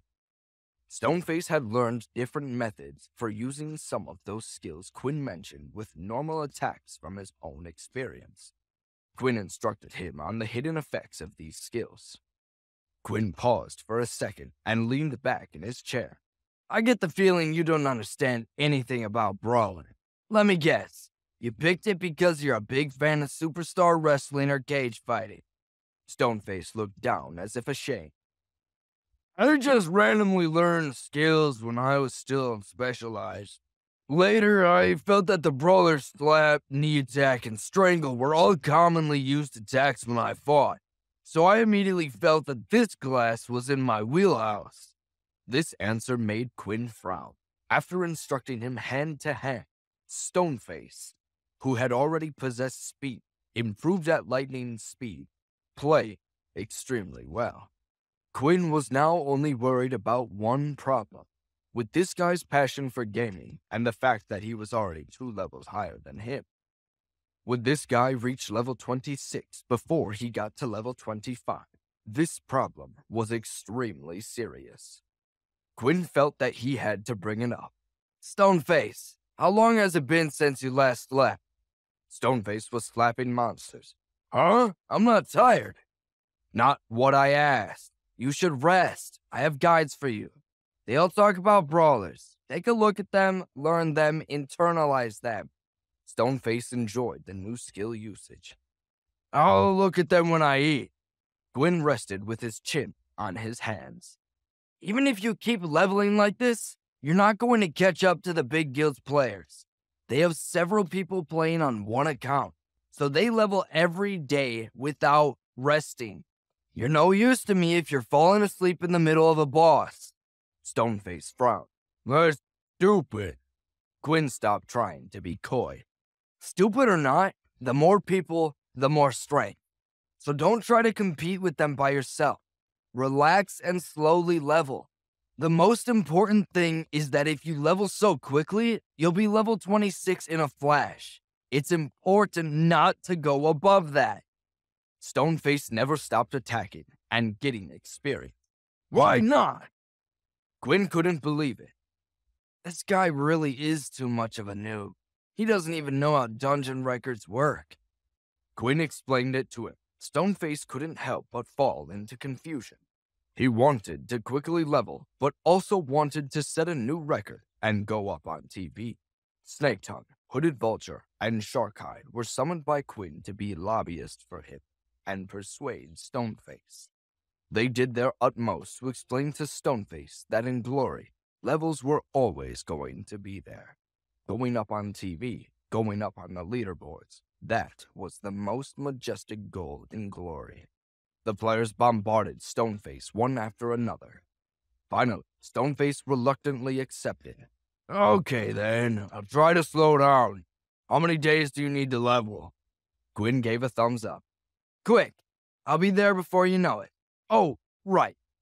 Don't join a guild in these few days either. Stoneface huffed. Okay. Gwyn let out a sigh. Dealing with this noob isn't easy. No matter how you say it, he won't listen to you. He made being a noob seem like a type of strength. Stoneface, who had a difficult time accepting that he had to level slower, couldn't kill too many monsters.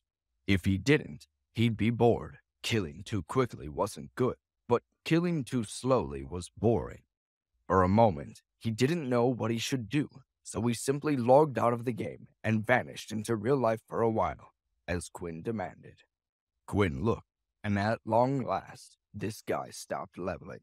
He had to hurry up.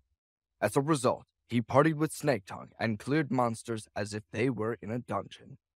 They cleared so madly that the three players started feeling a little nauseous towards the boneyard. Quinn was still full of energy, though. The other three couldn't help but sigh with sorrow. They trained in the boneyard until the day came. The 4 players had leveled to the level 22. Bloodhawk's leading made leveling more efficient, making the 3 of them a little reluctant to leave. It was time for Quinn to change shifts, so he couldn't continue playing at the reception desk with his VR headset taken from a bay. He had to exit the game. Quinn handed over the shift and quickly rushed over to the smoking area to continue play. Jenny woke up from her deep sleep, glanced out the window, and saw some nice weather. Stretching, she climbed out of her bed and rubbed the sleep out of her eyes. She looked and saw that Tara's door was wide open. She pushed open the door. Tara's bed hadn't been touched. She hadn't slept all night. Jenny was astonished. She immediately went towards Quinn's storage room. The door was also wide open. After a bit of hesitation, she decided to look at. No one here either? These 2 are lunatics. Jenny entered the lobby of Area 51 Cafe. As the employees greeted her, her attention fixated on Tara in the non-smoking area. Tara's expression mirrored the one Jenny had seen before going to sleep, focused, devoid of any signs of fatigue. Hurrying to the smoking area, Jenny's attention fixated on another individual. Quinn stood there, engaged in the game, immersed in smoke, drawing in and exhaling clouds. Within the mist, the vague outline of his figure was discernible. Jenny chose to ignore Quinn, heading first to Tara. Still playing? You're practically inviting death by not getting any sleep. No response. Tara, absorbed in her game, wore headphones that isolated her from everything, except the game's sounds. To her, the Jenny beside her existed in a different world. Resignedly, Jenny approached and removed Tara's headphones. Only then did Tara acknowledge her presence. Tara jerked back for a second, glanced at Jenny, and returned to the game. You woke up so early. Jenny sighed. You've gone mad from playing. Doubts crept in about whether introducing Tara to Glory was the right decision. Tara chuckled without uttering a word. Jenny leaned in. What level are you? Tara opened her friends list. Level 16. I'm still 5 levels behind Quinn's Bloodhawk. He leveled up again. He's now 22. Jenny observed Tara's Bona T soloing the beginner village's skeleton graveyard in close combat. She marveled at how someone who seemed like a Glory novice could excel so quickly. So competitive. Finish this dungeon, then get some rest. Once you're refreshed, you can return to the game. Tara rubbed her eyes. What sleep? It's almost time for me to go to work. Jenny was startled. That was true. Today, Tara had the morning work shift. Normally, she would already be sitting at the reception desk. Tara smiled. I'll go once I'm out of this dungeon. No matter how good the relationship was, in the end, she was here for work, primarily. Tara had plenty to do in the cafe. She wasn't here for free. She wasn't eating or living here for free, only playing for free. Rest a bit first. I'll ask someone to switch with you. Tara never stopped playing. No need. Throughout the night, through guides and gameplay, Tara had learned how to use the Battle Mage's low-level skills. She had improved significantly, no longer relying solely on reaction and hand speed. Okay. Under Jenny's watchful eye, Tara's avatar Bona T soloed the final boss in the spider cave. After logging out and shutting off the computer, Tara headed toward the reception desk. Jenny silently followed her, and by the time she reached the desk, Tara had already logged back into the game. Jenny placed her hand on Tara's arm. You should at least eat something, right? Tara laughed. Eat when I'm dead. Jenny forced a smile. Could be sooner than you think. She went out to buy breakfast and then returned. She even bought breakfast for Quinn. Quinn grabbed the breakfast. Ah, Jenny, you're too kind. Look at us doing favors for each other. You must have woken up warm after I put that blanket over you last night. Did you sleep well? Jenny scoffed. Both of you are mad. Neither of you slept. Quinn opened his friends list to check. Sure enough, Bona T was still online. Oh, Tara didn't sleep either? Jenny stared blankly. You didn't know? Quinn carried his breakfast to find Tara. I didn't notice. Perfect. I still have something I need to instruct her about. Tara ate breakfast while reviewing a battle mage guide. Seeing Quinn approach, she swallowed the food in her mouth. Quinn took a bite. His mouth was full. What level are you? 16. Quinn nodded. How quick? Hurry up and get to level 25, and you can watch the master in action. Tara raised an eyebrow. Oh, what are we gonna battle? Quinn wiped his mouth with his sleeve. Have you seen the Frost Forest clear record? Tara was keeping a close eye on the record. I saw it. It looks like your record was broken. Tara noticed Bloodhawk's name in the second-place party, achieving a much better time than his original record. You want to take it back? Quinn nodded. I will take it back and set a record that blows the server. I'll let you be a part of that. Sound fun? Tara laughed. If you take it back and then I beat yours, that'd be even more fun. Quinn grinned. When you get to level 20, try out the dungeon for yourself first. I know I make it look easy, but you're underestimating this record. Tara laced her fingers and cracked her knuckles. All a matter of time. Quinn feigned a worried sigh. Oh, then hurry up and level it, and I'll beg you to join my party. You say it like it's a joke, but you'll be unpleasantly surprised. Jenny jumped out next to them. Hey, you two are going too far. You aren't planning on sleeping. You do actually have a real body, you know. Quinn held out a calming hand. Relax, Jenny. It won't interfere with work. We'll do your precise tasks. Jenny shook her head. No good. The cafe's computers are all mine. I won't let you play on them until you sleep.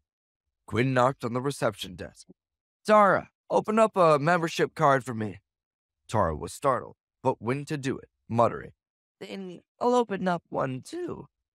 Jenny fell apart. She was really going to die from anger. What is even more infuriating is that Tara blindly following Quinn's lead is that she's ruined. Utterly ruined. She only played Glory for a day, and already she's ruined. Jenny stormed off in anger. Screw the both of you. Quinn didn't dwell on the membership card issue. Glad that's settled. He winked at Tara. Hurry up and level. He returned to the smoking area to continue his endeavors. Tara's morning shift extended from 7 in the morning to 3 in the afternoon. The morning was relatively slow, allowing her some time to play. As the afternoon approached, more guests arrived, keeping the reception desk busier.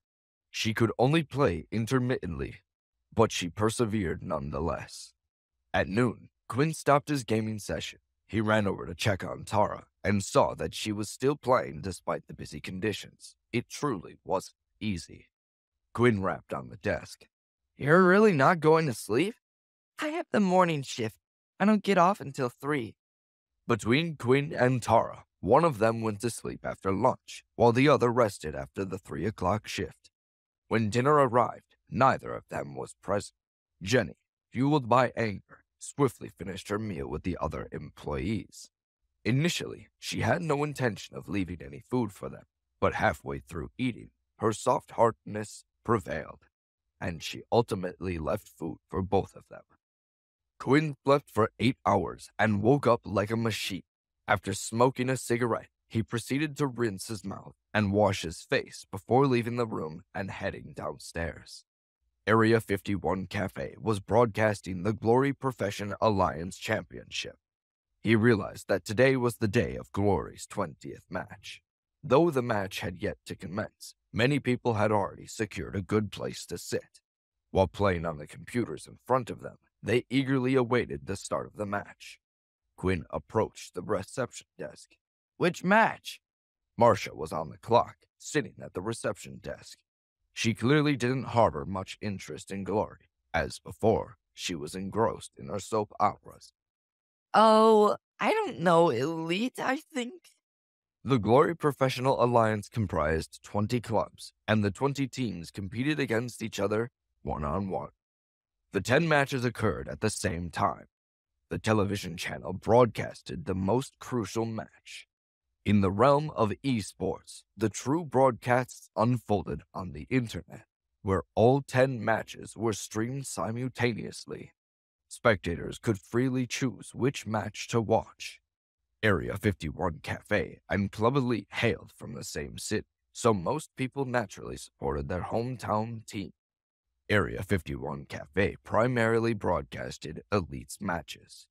Despite Quinn's retirement eliciting some resentment among die-hard supporters, their allegiance to the club remained steadfast as they had no other option. The introduction of the new expert, Sonny, heightened their expectations. They hoped that Elite could recover from their previous season's slump. As the second-to-last place team, they were quite a distance away from securing a playoff spot. With the season just past its halfway mark, there was still hope for a miraculous turnaround. After attending to all the guests, Jenny approached the reception desk and found Quinn there. Quinn smiled. Sup, Jenny? Jenny groaned and avoided looking at him. She bluntly motioned to the break room. I left you some food. Quinn headed to get some food. Thanks. He ate while on the move. He returned to Jenny. Broadcasting Elite's match? Jenny nodded. You can read. It's right in front of you. Who are they against? Jenny looked at the screen. Maybe you can't read. All your skills are invested in gaming and not in anything good for you, like living. They're playing Western Ruins. Quinn nodded. In terms of pro teams, he was more knowledgeable than Jenny. Western Ruins maintained a consistent performance, securing middle rankings. Although the team lacked a powerhouse account like the Battle God Cutter Zion, their 6-man accounts demonstrated equal strength. Among the 6 characters, controlled by the team captain Yuri Koslov, aka Soul Eater the Assassin, possessed dual swords, chaotic winding shadow swords. He played with cunning and ruthlessness, making him a formidable opponent. In the first half of the league, Elite faced challenges from all sides. With the arrival of the new expert, they demonstrated a clear intention to reclaim their position. Despite it being Sonny's first match with the team, the TV channels chose to broadcast it. Quinn rapidly finished his dinner. The atmosphere in the cafe began to intensify. Everyone passionately discussed their opinions on the upcoming match and confidently shared their predictions. Quinn glanced at Jenny, who was surprisingly equally excited. Despite Quinn and Tara irritating her over Glory, the fangirl inside her found her way outside once the broadcast actually started. Jenny couldn't help but look. The 20th match of Season 8 in the Glory Professional Alliance Championship, Western Ruins versus Elite. A title appeared on the broadcast. The commentator, Francis Fallon, heightened the mood with animated enthusiasm, introducing today's honored guest, Len Hughes. Clayton scratched his head. Who? Quinn didn't need any introduction. There were very few people he didn't know among the pros. Len Hughes was a former pro player. He retired 4 years ago. His skill level in the professional circle was considered top tier by some. He is decent if you ask me. He got ahead because he excelled at networking. As a pro player, he established good relationships with the media, which worked out for him. When he retired, he quickly became an honored guest among professional commentators, a role he had been doing for the past 4 years. Immaculately dressed, Len Hughes was casually chatting in front of the camera, providing commentary on the two teams. The recent changes in Elite were obviously the focal point, and discussing Quinn's commemoration couldn't be avoided. With a solemn expression, Len Hughes recalled a story between Quinn and himself from the past. Hearing this, Quinn was struck. He suddenly saw himself with Len, chatting together about younger, faster, hungrier, richer players. Quinn felt a strange coldness he hadn't felt before. For the first time in his gaming life, he thought he might be left behind. It's inevitable eventually. After all, he was at an age where most pro gamers retired. Calm and composed, Len Hughes fabricated the entire story. Clearly a script he had prepared beforehand. Now Quinn was irritated. He made all that up. I barely know the dude. Soon after, he engaged in casual banter with Francis Fallon, and then the match began. Francis Fallon hyped the audience. Western Ruins versus Elite, individual match. Round 1. Western Ruins, player, Glenn Jones. Character, Steel Saber. The cafe filled with hissing sounds, including a few curses. For loyal fans, any opponent was considered an enemy, and a complete beatdown would be immensely satisfying. Francis Fallon raised his tempo. Next up, Elite player Sarah Alexandris, character Cassiopeia. Clayton cheered. Oh, Sarah. Quinn hadn't yet grasped what had happened when a tsunami of whistles and shouts nearly made him fall off his chair. Quinn laughed. He had never doubted Sarah's popularity, but this scene startled him. Clayton elbowed Quinn. I know her, of course. She's the #1 female expert. Quinn smiled. #1 female expert? Who said that? That's what everyone says. Quinn humped. Clayton looked at Quinn. If not her, then who else? Quinn tapped his cigarette pack against his palm. If you're talking about straight skill, then the strongest female expert is Margaret Young. Clayton scrunched his face. Is that Silver Cloud's Margaret Young? Quinn held a cigarette and looked for Jenny. Yep. Clayton cheered on. Oh, Sarah. Quinn smirked, sparking his lighter. If he were to invite Sarah to the cafe for a game, would this guy be so ecstatic that he'd faint? The match began, and all thoughts immediately shifted there.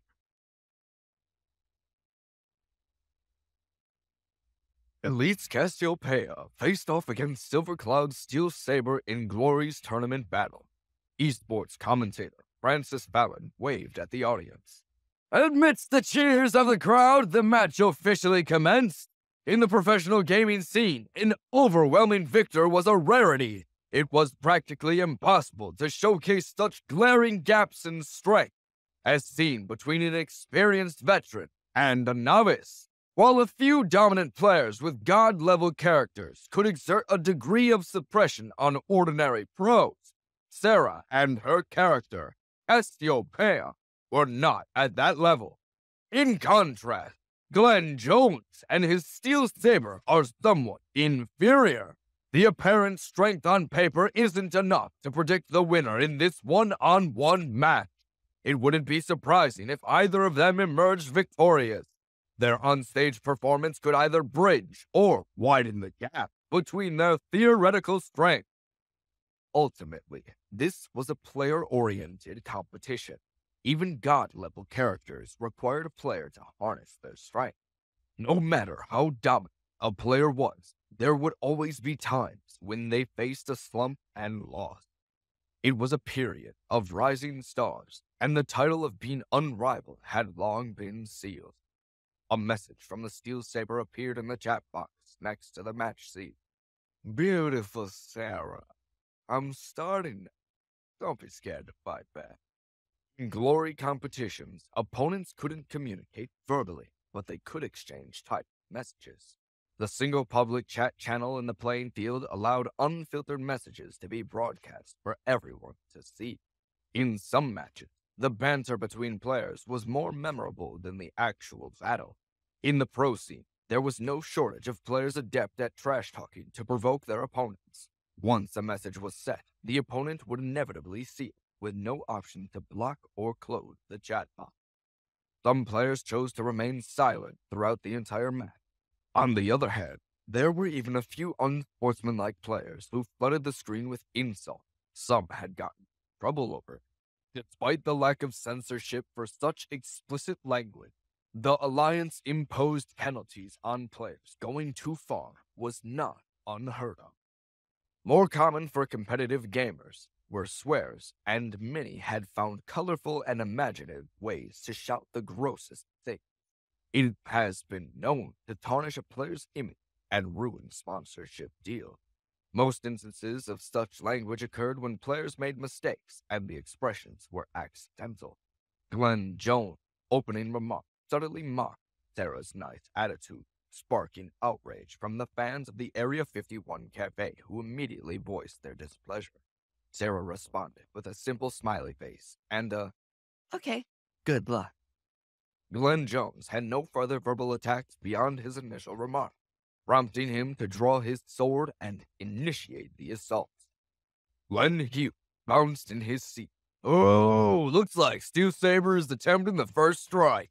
As a Blade Master, Glenn Jones' Steel Saber specializes in close combat, while Sarah, a launcher, excels in long-range attacks.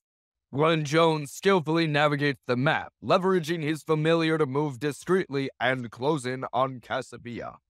Francis Fallon held a perpetual smile for the camera. Glenn Jones' familiarity with the map stems from the regular season's adoption of a double round-robin system in the Glory League, featuring home and away games. As we know, home teams have the advantage of selecting the map, allowing them to conduct research and practice beforehand. Although away games might also involve the same map, the focused preparation is never as extensive as in home games. The current map for the one-on-one match featured a white snow-covered town. Steel Saber's characters sported a complete set of white equipment with even the opponent's weapon, the white light sword, suggesting it emitted white light. The choice of this map was evidently strategic. Len softened his voice. At this moment, Steel Saber was taking the longer route to approach Cassiopeia. From Steel Saber's first-person perspective, we're providing everyone with a glimpse into his current circumstances. The viewpoint then transitioned to a bird-eye's view of the entire map, revealing that Cassiopeia was not staying in her original position, but actively moving and surveying the surroundings. The perspective swiftly switched to Cassiopeia. The match broadcast incorporated various viewpoints, not solely relying on the player's first-person view. At present, a third-person view allowed everyone to observe Cassiopeia circling around a small area while scouting. This emphasized that the excitement of the match depended on the player's performance. The broadcast also highlighted the importance of a skilled cameraman. If the camera angle remained in a bird's-eye view throughout, it could diminish the excitement of the match, regardless of the player's action. Glenn Jones skillfully controlled Steel Saber along a roundabout route to surprise Cassiopeia.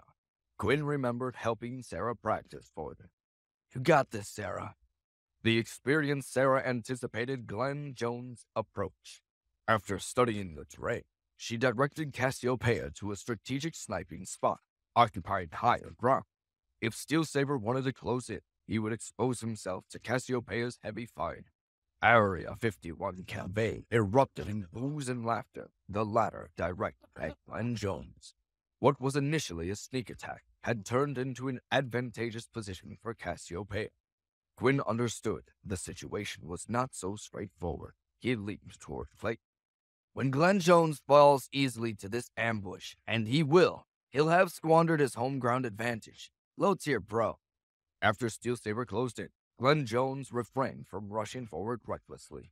Instead, he took another detour, peeking out from a small alley to survey the surroundings. Clayton threw his arms up. This guy sneaking around really is so rich. Just hurry up and die already. Quinn shook his head.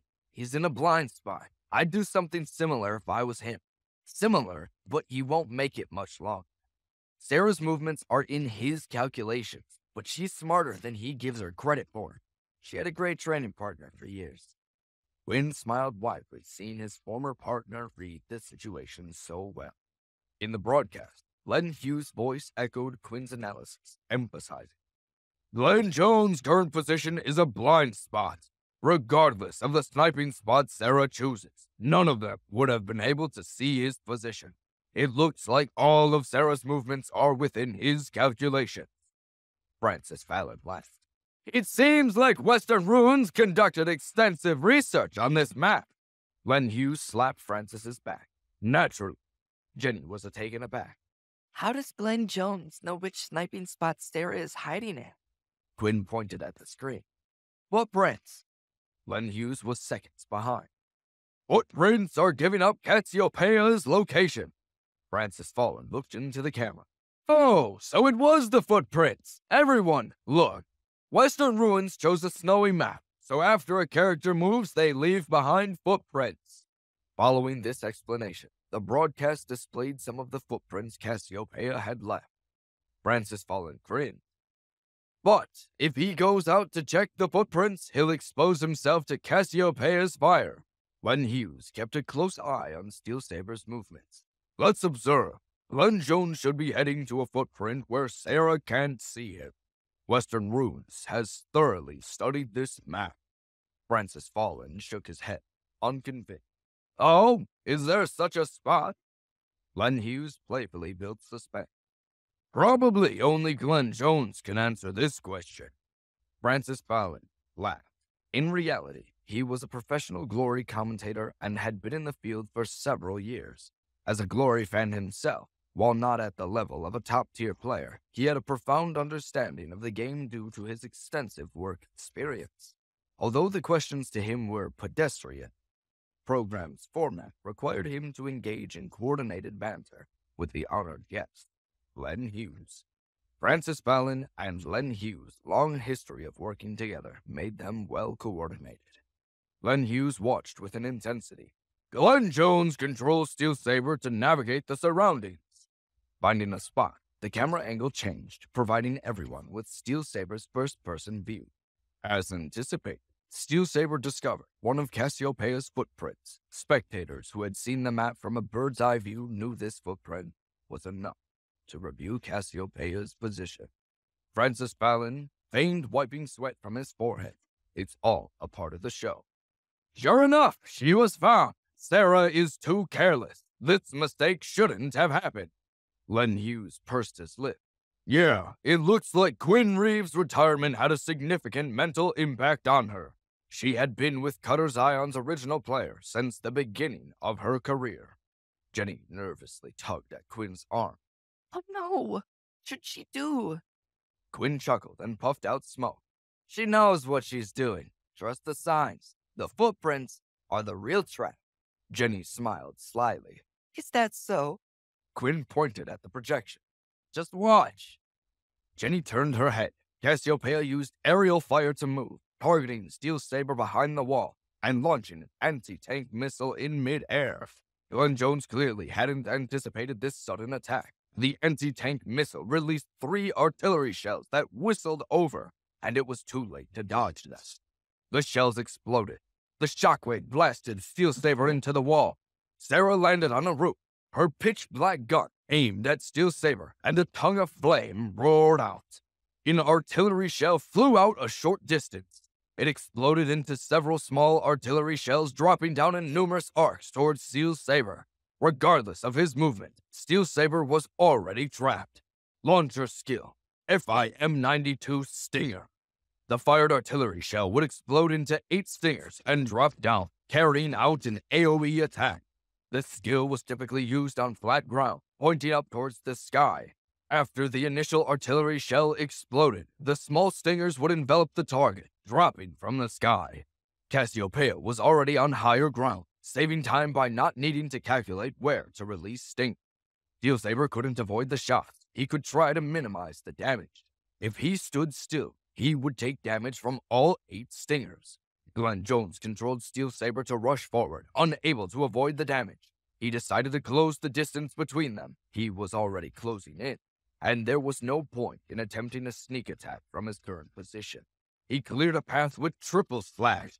After enduring 2 stingers, Steel Saber rushed underneath the house and immediately used Rising Dragon. He raised his head above his hand, and the light flashed as he flew up. Relying on the powerful liftoff provided by this skill, Glenn Jones believed that the gunner had no way of obstructing his path to the roof. As anticipated, he ascended onto the roof and scanned the area. Cassiopeia had already distanced herself, maintaining a certain gap from Steel Saber. As Steel Saber was about to land on the roof after flying up, Cassiopeia's hands made a clicking sound. A heat-seeking missile launched in an arc, descending towards the edge of the house.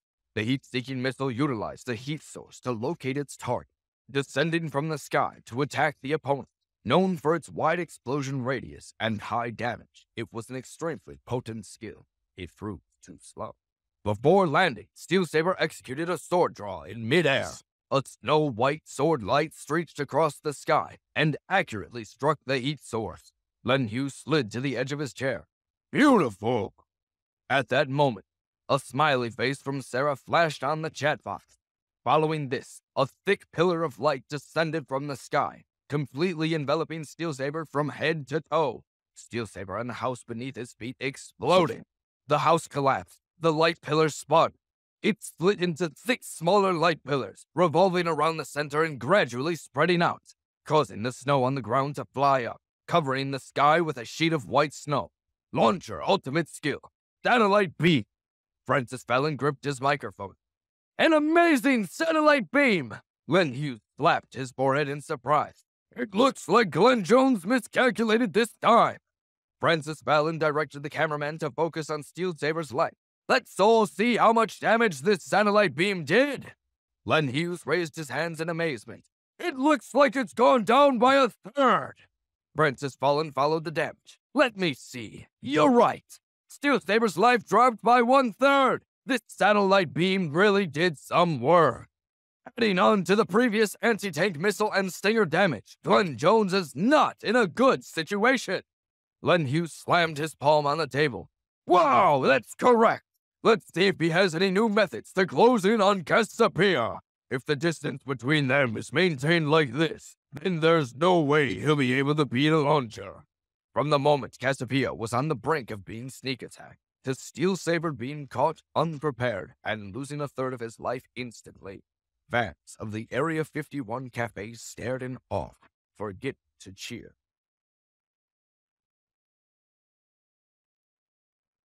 Quinn held the flame of his lighter near the cigarette between his lips. I fear not the man who has practiced 10,000 kicks once, but I fear the man who has practiced one kick 10,000 times. Steel Saber will soon find himself in a bad situation. Jenny stared, her face blank. She had assumed that Glory players tried every skill and every playstyle at least once. Quinn made her realize that she was spreading herself too thin when she tried to engage with the competitive Glory scene. This was why she was bad. Jenny struggled to concentrate as she continued to watch the match. Sure enough, events unfolded just as Quinn predicted. Glenn Jones' Steel Saber found himself at a complete disadvantage. Under the relentless long-range attacks from Sarah's Cassiopeia, he endured the onslaught without any chance to retaliate. He failed to capitalize on a few attempts to close it, being unable to break free from Sarah's long-range attacks. She maintained a strategic distance and continued her relentless assault.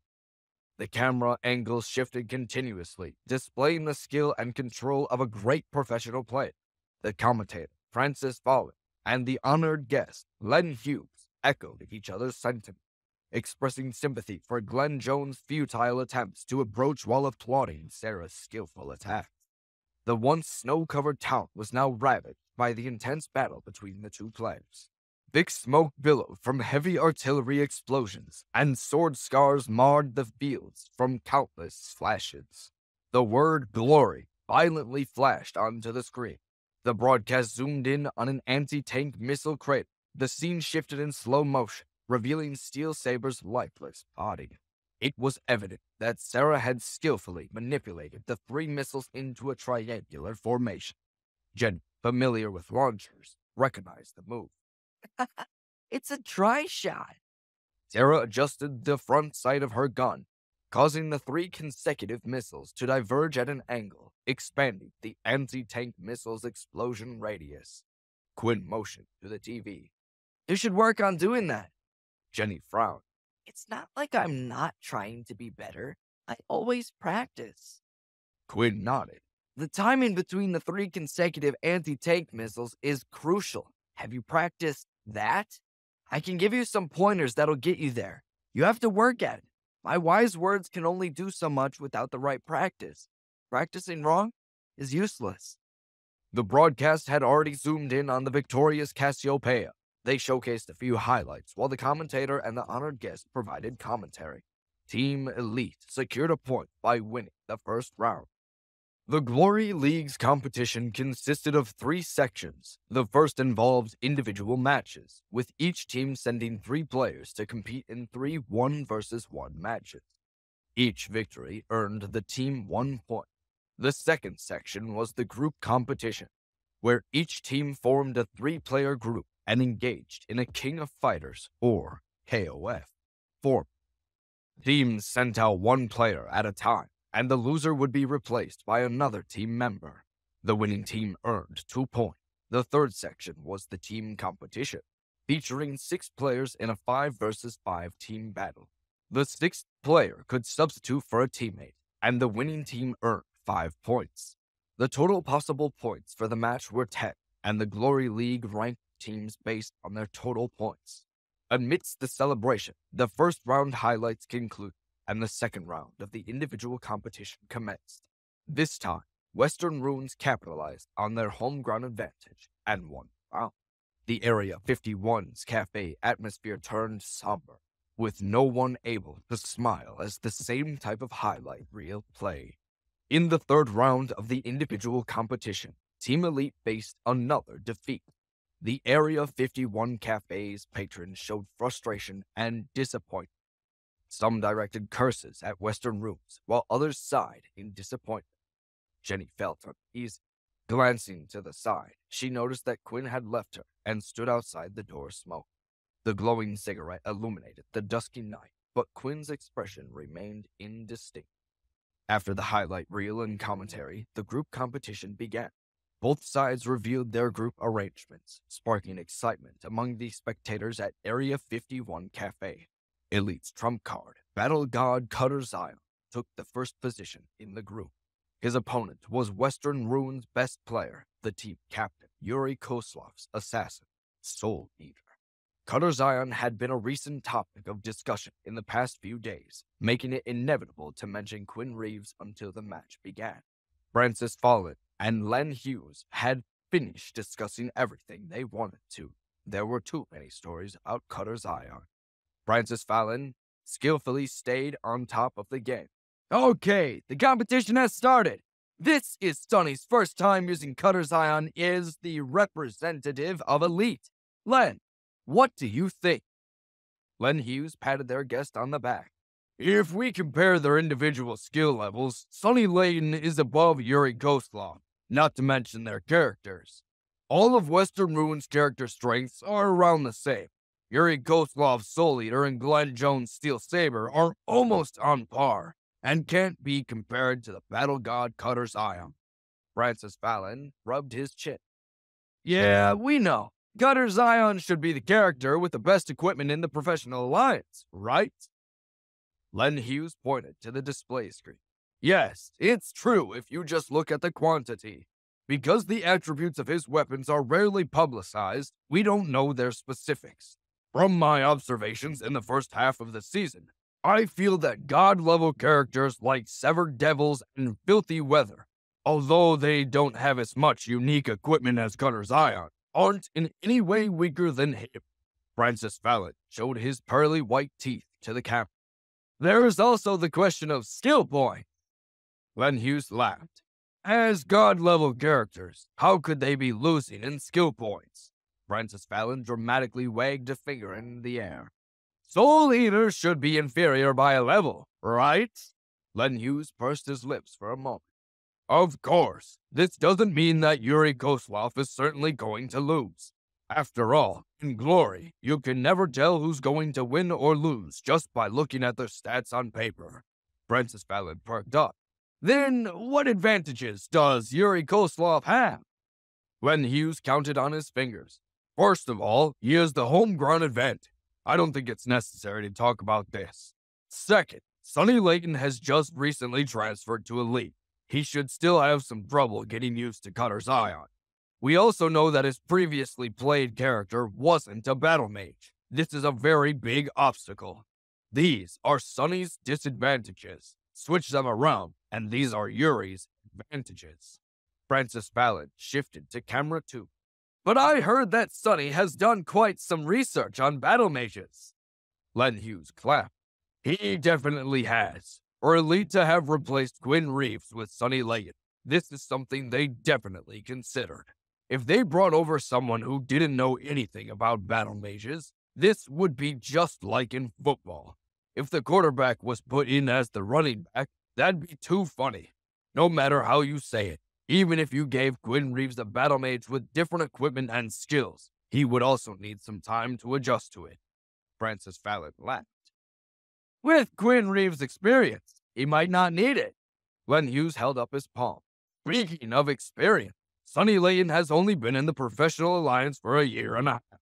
He could be considered a new player. There's a considerable difference between him and Yuri Koslov. Good! Everyone look! Yuri Koslov decided to directly attack. Right now, Soul Eater has already appeared in Cutter Zion's view. Francis Fallon and Len Hughes analyzed and made a few predictions on the outcome of the match. But now, the two sides suddenly met. A fight could break out at any moment, so Francis Fallon immediately ended their idle talk and began commenting on the current situation. Len Hughes lifted an eyebrow. Was Yuri Koslov a bit too impatient? Francis Fallon shook his fist. Soul Eater has rushed forward. He's moving toward Cutter Zion's right side. Oh, he's not directly going at it. Soul Eater rushed forward, but just as he was about to close in on Cutter Zion, he stopped and began to sneak around, patiently looking for an opportunity. Len Hughes chuckled. I thought so. Someone as experienced as Yuri Koslov wouldn't be so impatient. He should have enough patience to slowly wear down the opponent.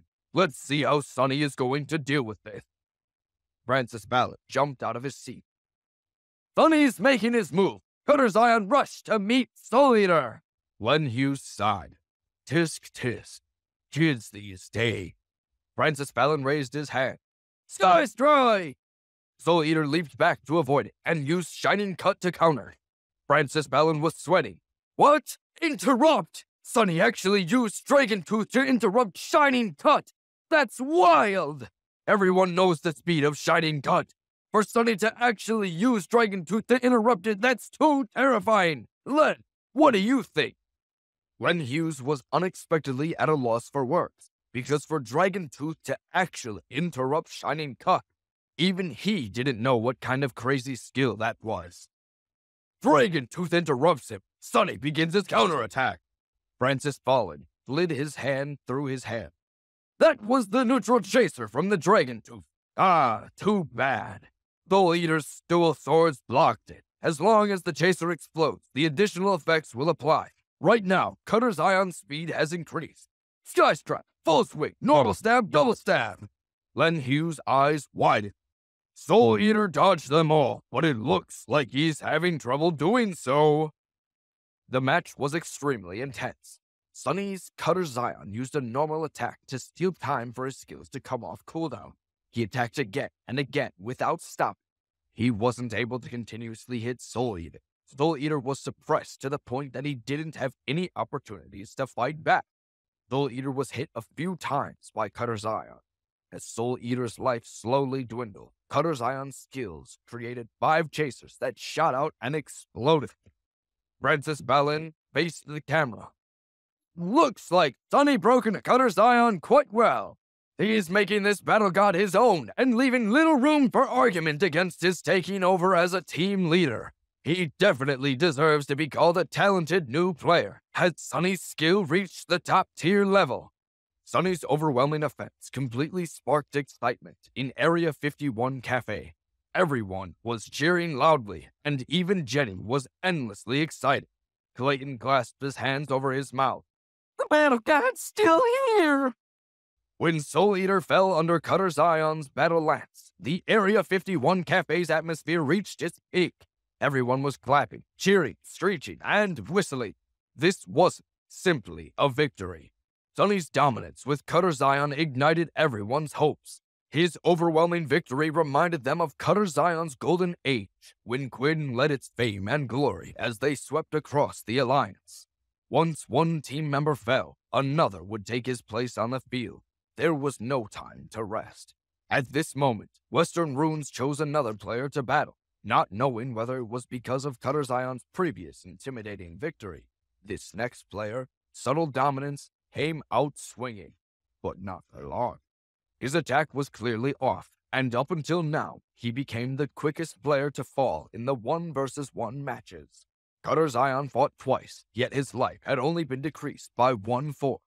The commentators Francis Fallon and Len Hughes and Area 51 Cafe spectators all began enthusiastically discussing the possibility of a 1-versus-3 scenario. Looking at the current situation, this scenario looked extremely likely. Everyone's excitement grew as the third battle took off.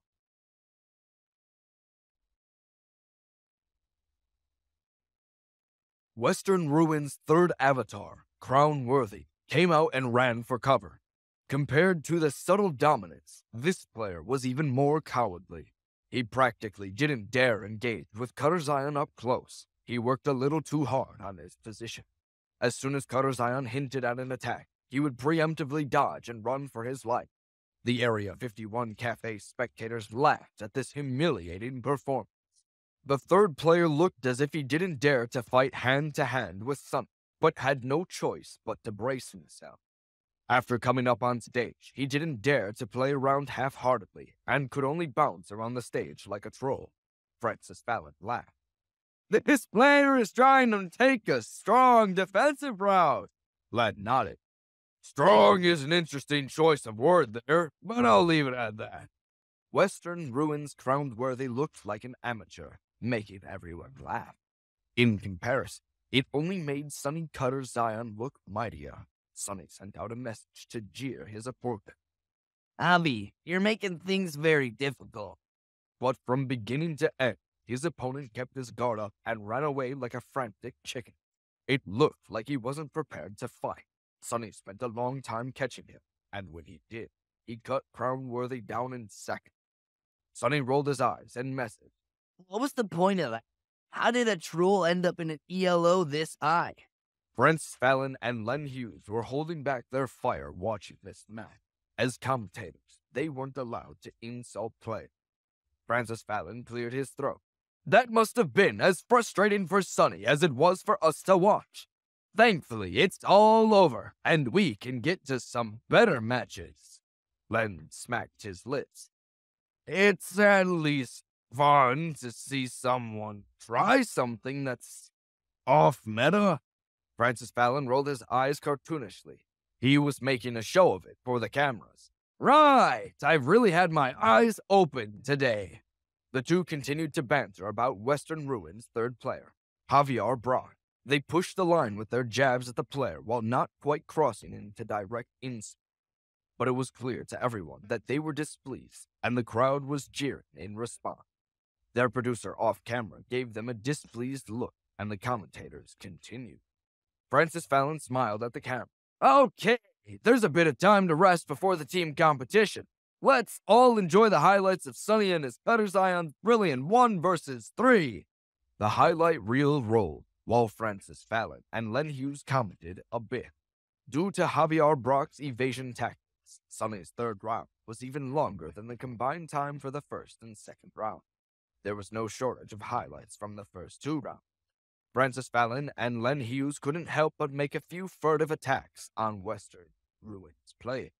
After the highlight reel ended, there was still a bit of time before the final and most important team competition.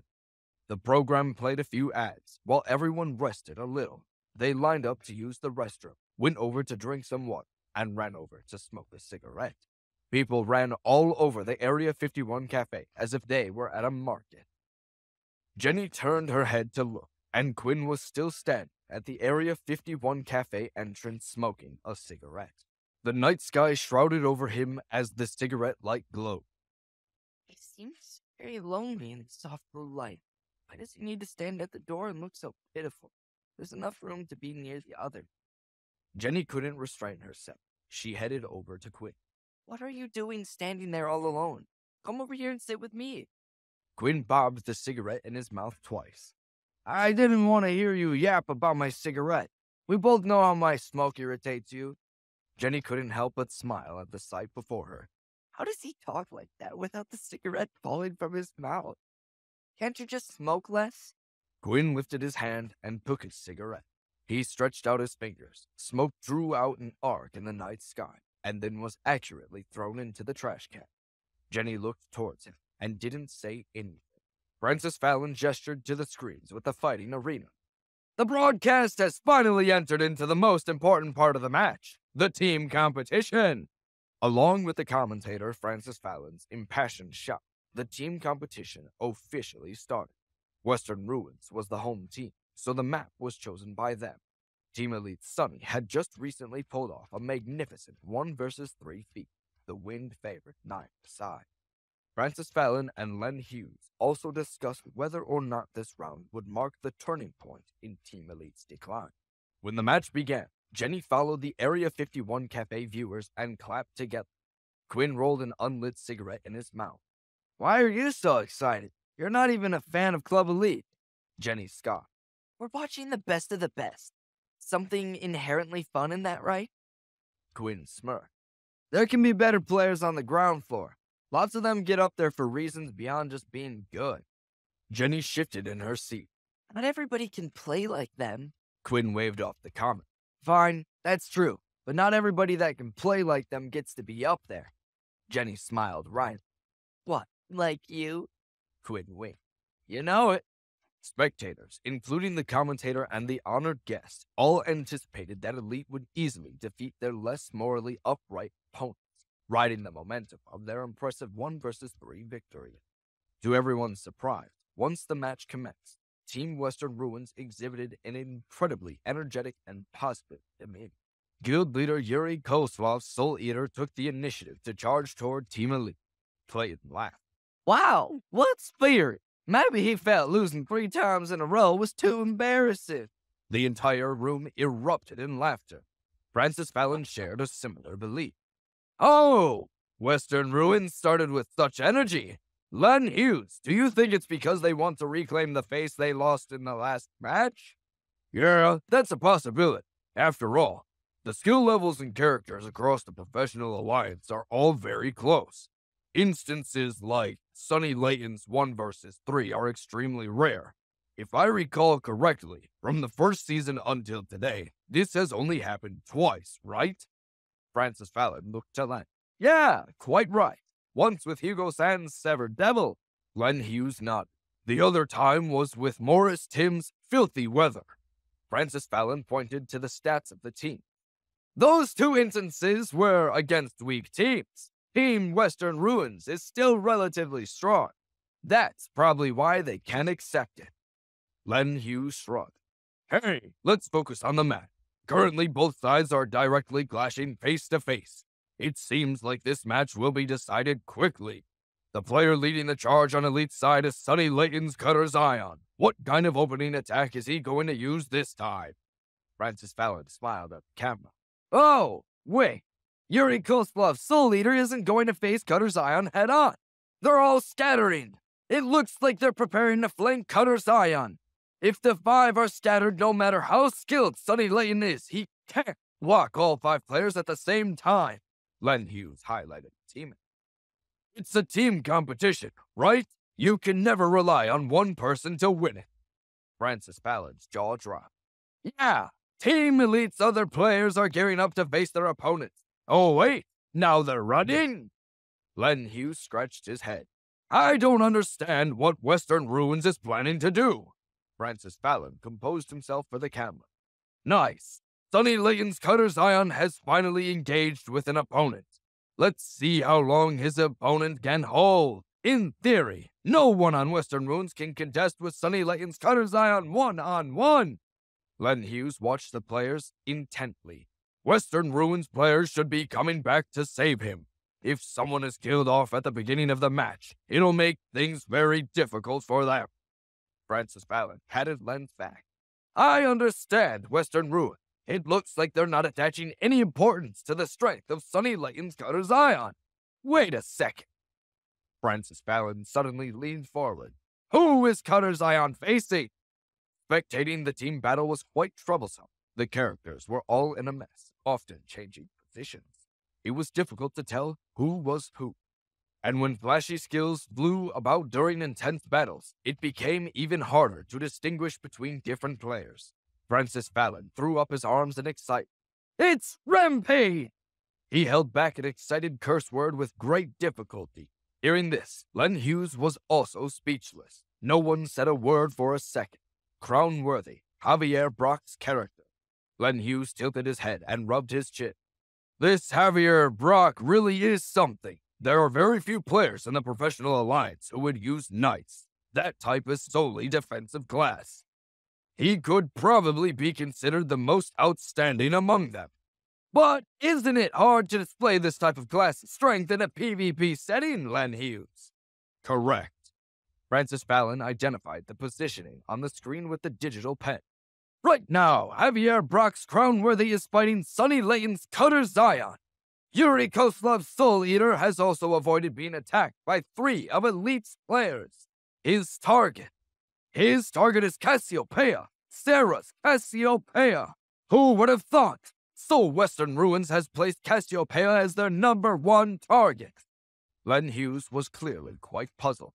Whether it was determining skills or analyzing tactics, he felt that the game's competitive metaplay continued to move away from him. This continued every year, no matter how hard he studied.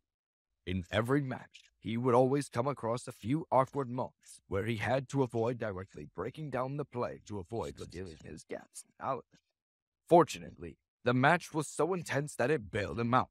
There was simply no time for him to reply to Francis Fallon's stream of questions. Len Hughes grabbed Francis's shoulder. Beautiful! Yuri Kozlov's Soul Eater turned 2 times beautifully in the air to dodge Cassiopeia's 2 shots. He lands and rolls. A shining cut. He perfectly dodged another shot. He's closed in. Cassiopeia's about to be in his range. Francis Fallon enjoyed the intense matchup. Oh, Sarah's reactions are very quick. She hops and uses aerial fire to fly backward. Len Hughes shook his head in amazement. Wow! Yuri Kozlov's Soul Eater is even faster. Diving arrow. Cassiopeia's been stepped on. It'll be troublesome for her this time. What about Elite players? Wow, they've all been restrained. No one can come over and help. Sarah's in a dangerous position. Francis Fallon leaped out of his chair. Brilliant! That backward jump was too beautiful, right, Len Hughes? That's right. He just happened to dodge the knock-up knee from Sarah's BBQ. We can see Yuri's sturdy basics from this backward leap. Viewers who like glory. In such an intense battle, Len Hughes still wanted to give the viewers a lesson. Cassiopeia also leaps backward! Francis Fallon heartlessly interrupted his commentary. Open fire! Cassiopeia finally used aerial fire to fly backward! Len Hughes couldn't believe it. Dodged and dodged again. Even with such a short distance between them, Yuri Kozlov's Soul Eater was still able to dodge. Francis Fallon continuously gasped. Shadowmoor and Swift Run! Glory's quickest movement skill on the ground! Its speed surpasses aerial fire and Soul Eater instantly closed the gap with Cassiopeia. Cassiopeia still can't break away from him. Area 51 was completely silent. They had thought that Elite would utterly destroy Team Western Ruin. Even the normal players, who weren't listening to the commenting or expert analysis, could tell that Western Ruins had the absolute advantage. Elite's 5-player team had been split into 3 parts. Javier Brock's Crownworthy was wrapped around Sunny Layton's Cutter Zion. Western Ruins was fighting Elite in a 3 versus 3 matchup. For the moment, it was challenging to predict the outcome. The worst situation unfolded in the final split. Yuri Kozlov's Soul Eater versus Sarah Alexandra's Cassiopeia. Sarah was the true target that Western Ruins aimed to isolate, and the first player they intended to eliminate. With her longest firing range, the launcher differed from the sharpshooter, lacking several close combat skills. Handling an assassin's close combat attacks would be extremely difficult and near impossible for her to break away from. Caught up in the excitement, Jenny couldn't help but tightly grip onto Quinn's arm. What a close battle! This is intense! Quinn was losing blood flow to his hand. Ow, let go! You don't even care about these two teams, Jenny! Jenny quickly obliged. How can someone as good as you not appreciate a GG when you see one? Still, what if I'm not a fan of either of these two teams? The play is still a fun ride. Quinn shrugged. It's not really GG. What do you mean? Quinn didn't want to think back on his time with Sunny at Club Elite, but he recalled internal discussions over the tournament brackets. Western Ruins clearly understood Sunny Layton and Cutter Zion's strength. They never underestimated him from the start. They used their weakness in their strategy. Jenny wrinkled her nose. What? Quinn gently peeled Jenny's fingers off him. With Sunny Layton and Cutter Zion overseeing the group competition, they knew that they had a very small chance of winning, so they gave up on the group competition. Jenny was astonished. How does that help? You're saying that they intentionally lost? I don't get it. Quinn held up an index finger. Kind of, but not quite. Lose the battle, win the war. If you know Glory, there's more than one way to win the tournament. There's an overall tactic. Their loss in the group competition was planned. In the first round, Yuri Kozlov played quick and cool. When he fought with Sunny, he effortlessly brought up Sunny's speed to get him going. Afterwards, the second player lost like an inexperienced first-time player, stirring up Sunny's arrogance. No way Western Ruins would have someone that bad on their team. You shouldn't have assumed that. As for the third round's Javier Brock, he made Sunny, flushed with the success from the previous 2 rounds, want to defeat him in a one-and-done move. I know him. He's called the Grind King amongst us players, and they don't call him that because of his skateboard skills. That round showed exactly how he got the nickname, making Sunny maintain his intensity for an extended time. The Western Ruins coach knew their players couldn't match Sunny and set for each loss when the time came. But after the 1 versus 3, Sunny's reach started to slow down. Jenny stared with a blank face. So what? Quinn sighed. You really don't follow? It's like the championship match 7 years ago. Sunny's gameplay isn't as good as he thinks. He's unknowingly been caught in his opponent's trap. To put it simply, he's in way over his head. What? What then? Quinn mulled over the idea. There are a lot of possibilities. At the very least, his excessive excitement will mess up his coordination with his other teammates, causing a few mistakes that Western Ruins would no doubt capitalize on. Having recently joined Elite, his synergy with the other members isn't that strong yet. His excitement to this degree can be gruesome.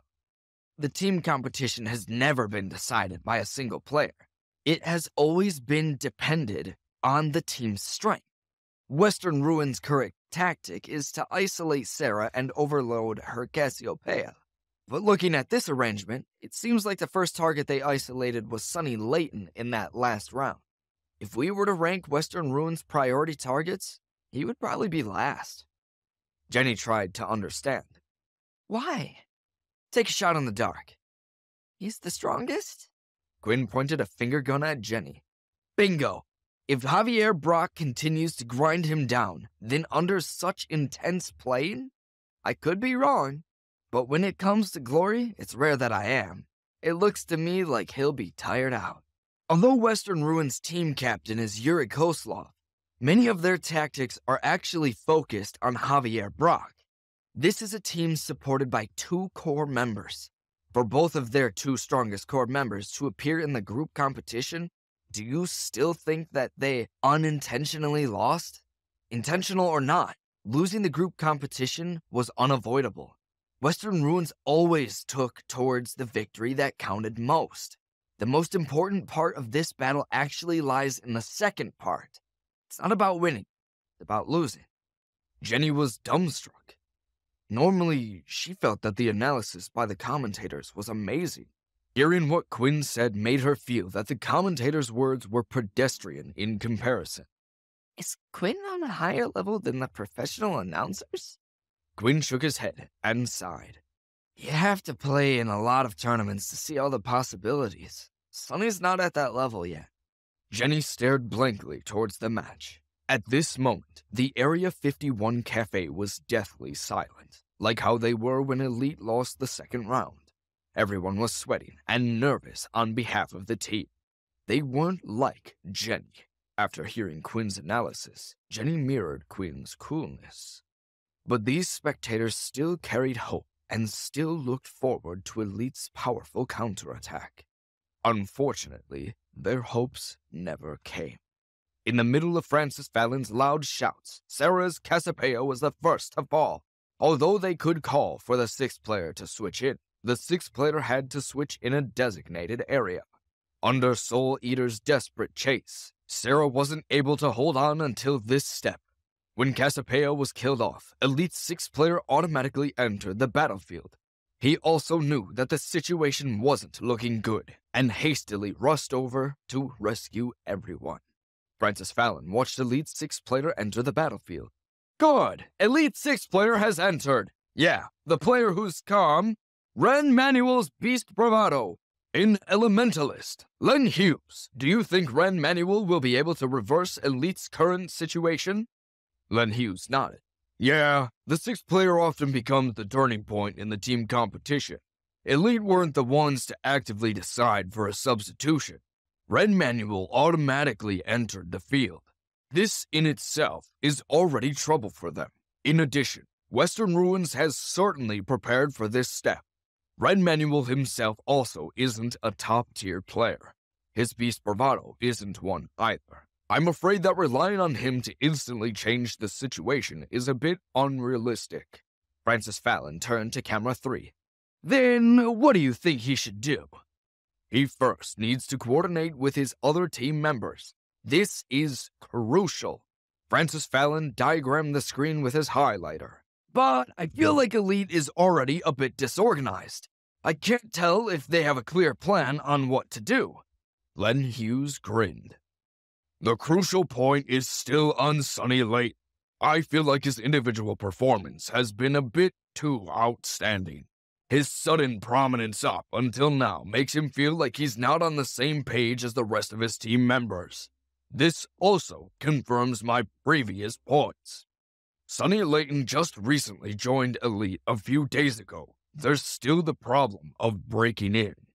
By mentioning his previous point on Sonny Layton's disadvantage of breaking into Color Zion, he briefly answered the question while making himself look perceptive and very professional. At this moment, Jenny turned her head and looked at Quinn in astonishment. What the professional honored guest had said was the same as what Quinn analyzed. Francis Fallon continued to point out the positions on the map. Good! Next stop, let's see if Ren Manuel's addition will turn the tables for Elite. Clayton was disappointed that Sarah was defeated, but cheered anyway. Go, go, go! After Ren Manuel entered the field, he cast magic all along the way, having learned from Sarah's mistakes. And this made things very difficult for Yuri Kozlov's Soul Eater, who needed to be up close to assassinate. The Elementalist used everything he had to prevent Yuri Kozlov from closing in. Keeping this sort of quick tempo all the way through, he met up with his team's players. Ren Manuel's display drew praise from honored guest Len Hughes. Hearing it, Area 51 Cafe became restless again. It looked as if they saw hope for victory. Right when it seemed like Ren Manuel's Beast Bravado was about to join forces with Elite's other characters, a sudden bang rang out. The scene on the massive projection curtain disappeared, along with the working sounds of every computer in the Area 51 Cafe. The few lights that were on died out. The entire Area 51 cafe suddenly turned pitch dark. A sudden clamor of noise erupted. The cafe patrons instantly exploded, with screeches, whistles, and more filling the air. Clayton panicked. Jenny? Jenny? What's going on? Amidst the yelling, the Area 51 cafe's emergency lights lit up, and everyone was freed from the darkness. Once the emergency lights illuminated the room, the situation became more apparent. A blackout. Jenny went outside the Area 51 cafe to look at the streetlights, which were still brightly lit. How'd that happen? Jenny cupped her hands around her mouth and yelled. Marcia, go check if the circuit breaker was tripped. Marcia quickly returned. The circuit breaker is still in good condition. I don't know what the problem is. Jenny realized there was nothing she could do to fix it and could only wait for the repairman to come. Once the customers got the news, they immediately rushed like tides to the reception desk, in a hurry to pay their bills and leave. Quinn, next to the reception desk, found himself squeezed due to the crowd. Look, around, Jenny, there's no electricity. How are they going to pay? Jenny, in the same situation as Quinn, was also pushed onto the reception desk. Annually, how else? She turned to the crowd and roared. Don't squeeze. Line up one by one. Clayton, who was tightly pressed behind Jenny, recognized her and flushed red with embarrassment. There's nothing I can do. I can't move. See for yourself. Jenny grabbed his collar. If you lean onto me again, I'll kill you. Luckily, it was at the peak of the evening, the time when there were the most employees on duty. They came one after another to help the customers settle their bills and find change.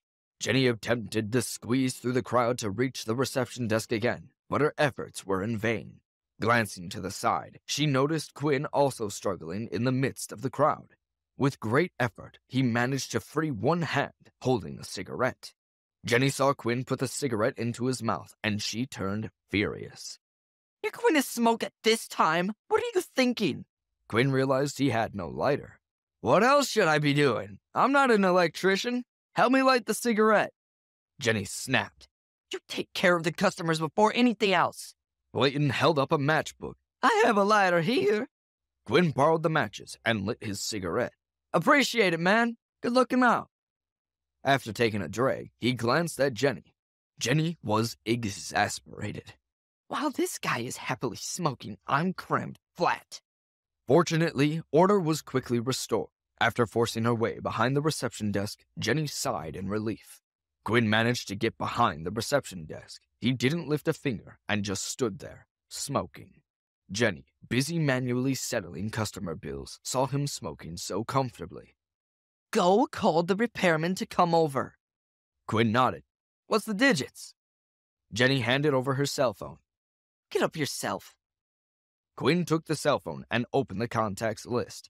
Starting from letter B, he scrolled through Repairman 1, Repairman 2, Repairman 3, Repairman 4. Which repairman? 4. Quinn dialed Repairman 4. Jenny, you're a genius. The repairman asked for the situation, the address, and mentioned that he happened to be nearby and could come over quickly. After hanging up the phone, Quinn informed Jenny. She nodded and didn't say anything more. The customers were gradually sorted out. After informing them that an electrician was on the way, some addicted customers unexpectedly chose to wait instead of leaving. Most of the customers quickly departed. Jenny realized that even if the electrician came and fixed the problem, it would be uncertain when that would happen. Jenny waved her hand. We're ending work early today. The mid-shift employees happily left, showing little concern for the state of the cafe. Quinn appeared quite worried. He even ran outside to look for the repairman. Tara made her way to the lobby. What happened? Jenny smiled. Nothing much. A power outage. Tara frowned. A power outage? Can it be fixed? Jenny nodded. I was told that someone nearby would come, but it's been quite a while, and there are no signs of him yet. Tara rolled her eyes. Really? And why isn't he here yet? She went out the door to look and bumped into Quinn. Jenny observed the similarity in their reactions, both caring deeply about the Area 51 cafe. It warmed her heart. Tara shook Quinn by the shoulders. If there's no electricity, then we can level up? Quinn frowned. Who are you telling, Tara? You think I don't know that? This is a very tense moment for me. I need to get to level 25 fast.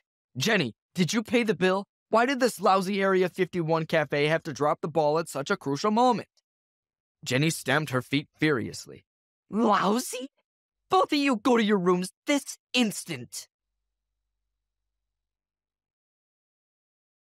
Jenny stood in the darkness after the blackout, brooding over Quinn and Tara's lack of concern for her business. Their obsession with playing glory at all hours of the day overshadowed any and all other life events. Infuriated, she demanded Tara and Quinn go back to bed. Tara wagged a finger in the air. No. I just woke up. Why should I go to sleep? Quinn stretched his torso back and forth. I'm feeling pretty good, too. Like $1,000,000. Tara nodded in support of Quinn. When did you wake up? Quinn looked at the clock. At 8 o'clock? As the two chatted, each ignoring the troubles of the cafe, Jenny bit her lip in anger. At that moment, the Area 51 cafe door opened, and a man in coveralls walked in. Is it you guys with no electricity?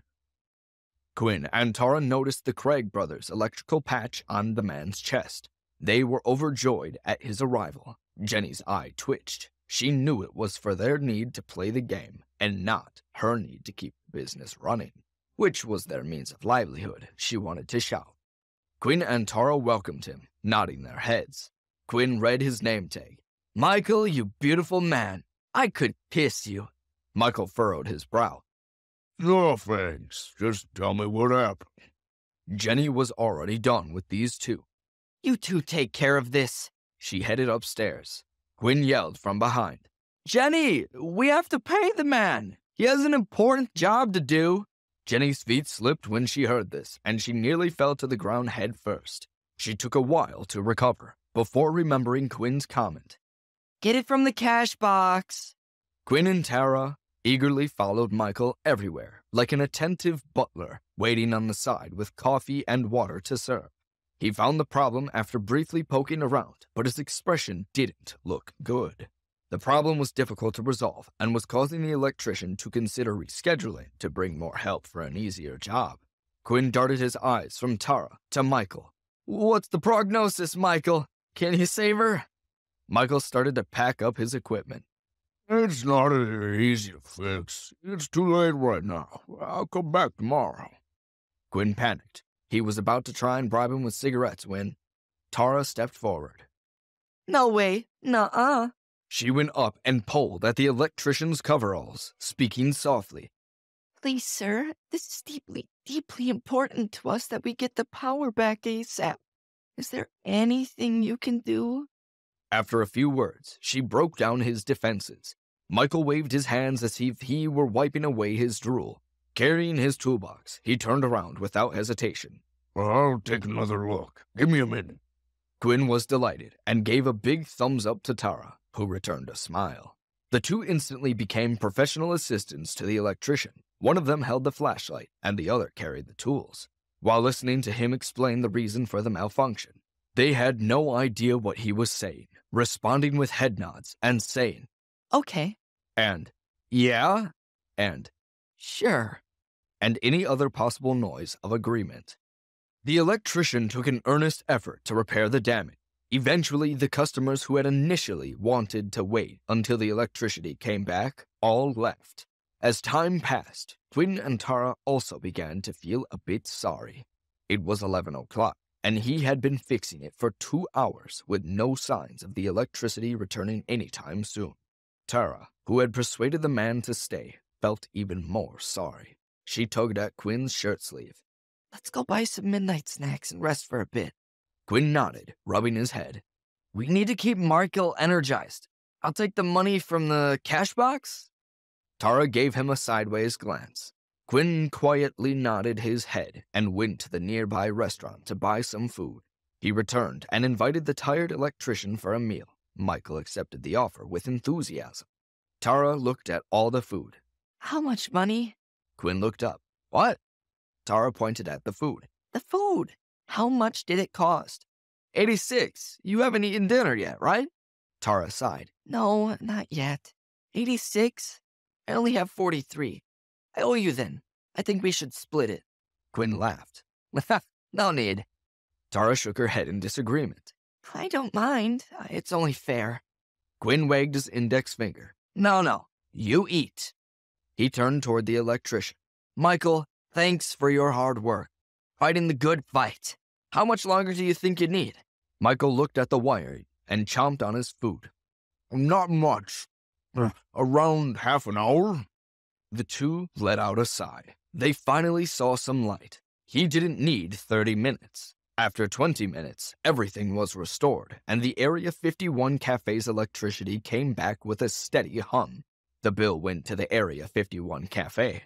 After the electrician left and the Area 51 cafe's lights came back on, only Quinn and Tara were left in the cafe. It was past midnight. Quinn, with limited work experience, looked to Tara.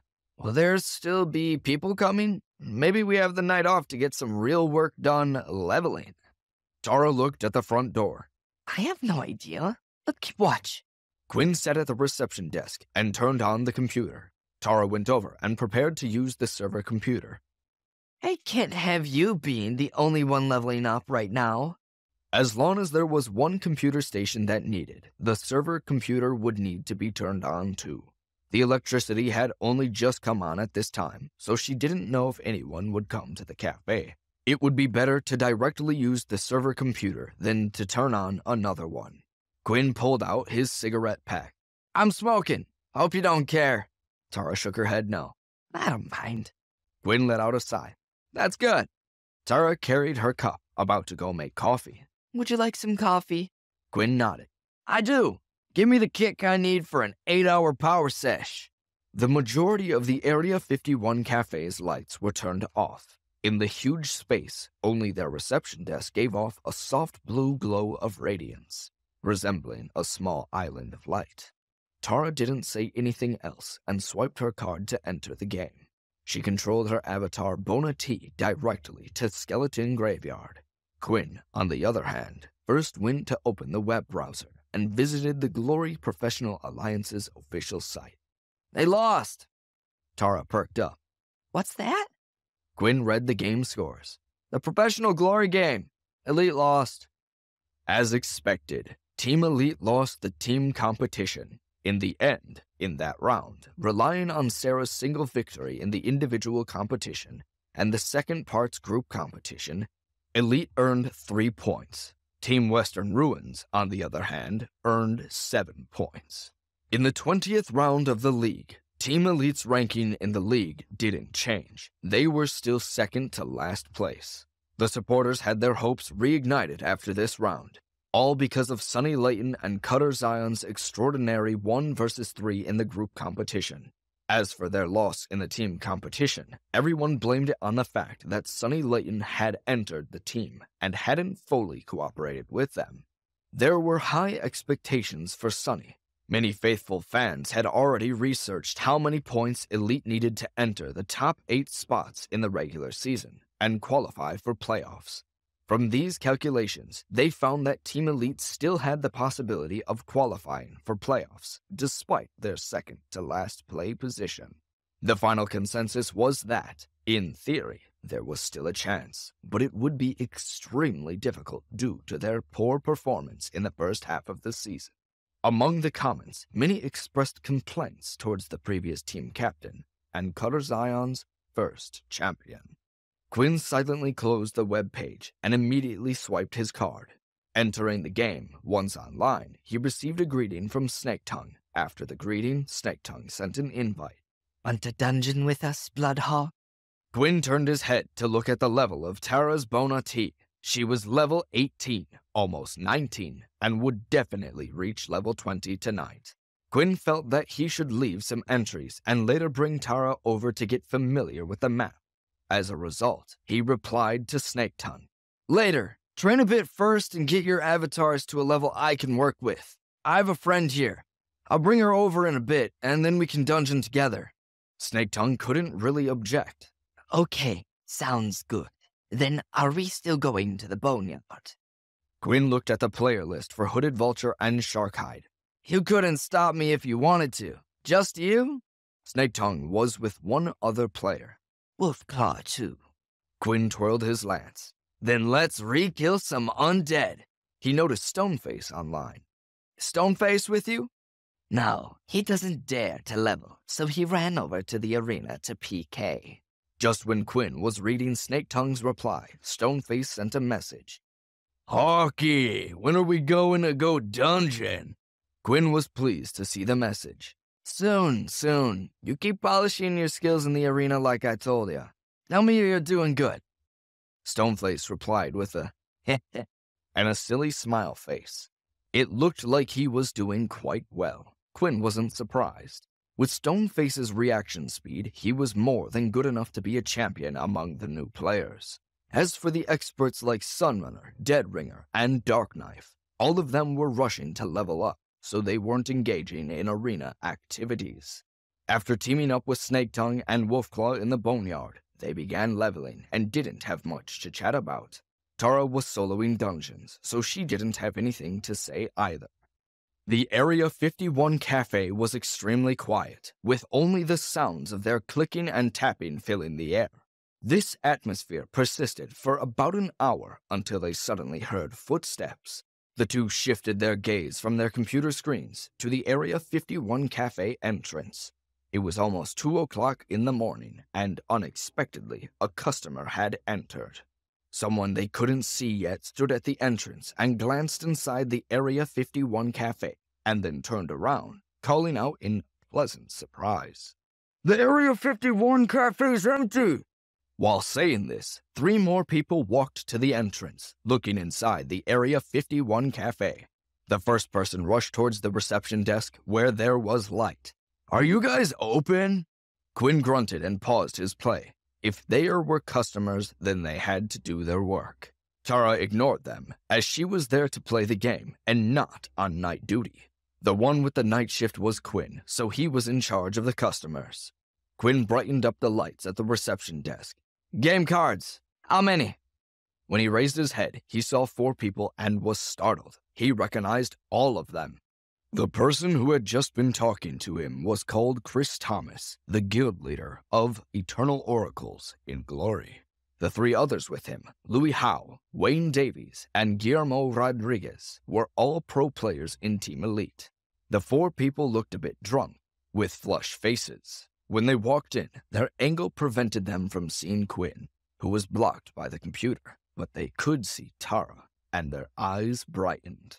As the 4 walked forward, Quinn continued to sit calm and collected. Louis took the lead, leaning on the table. After glancing at Tara's computer screen, he laughed. Hello to you, you play Glory? Tara turned her head, took a quick look at him, and smiled. Yeah. And even quicker, turned her head back to the screen and continued playing. Louis coughed for no reason, as if trying to get her attention. He followed up as if nothing had happened. You play pretty well. Tara turned her head to smile politely at him, before once again ignoring him. Thanks. Louis was puzzled, extremely puzzled. How could she, as a Glory player, not recognize me? I'm a renowned and famous pro player. Given the distance between us and the good lighting in this cafe, she would have to know. Could it be my haircut? I knew that barber was chopping too much off the top. She has to recognize me. The other players behind him tugged at his clothes. Louis turned his head and saw that the 2 people behind him looked uneasy, giving him a meaningful glance to the side. Louis sighed in annoyance and followed their gaze. Quinn walked toward them. A cigarette dangled in his mouth, smoke rising above him. This isn't a library. You guys gonna have to pay to use the computers. Quinn's old teammates from Elite stared at him sitting at the reception desk. Louis Howe was startled, eyes wide and in awe, as if he couldn't believe what he was seeing. After a moment, he recovered and suddenly grinned. What a coincidence. It's actually Gwen Reeves in the flesh. Bro, you're here and you're Working as a cafe manager? Louis's tone was full of astonishment with a mocking tinge. Quinn laughed. Yup, found my calling. You want a job application? Louis lifted his eyebrows and feigned concern for Quinn. Oh, a normal job? Is that hard? Are you getting paid peanuts? Do you need to borrow some money? Quinn waved off the insult.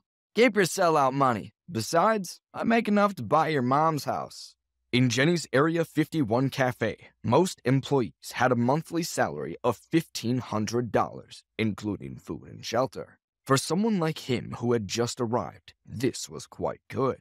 Quinn earned an extra $300 because he was there full-time for the night shift. Louis acted extremely worried.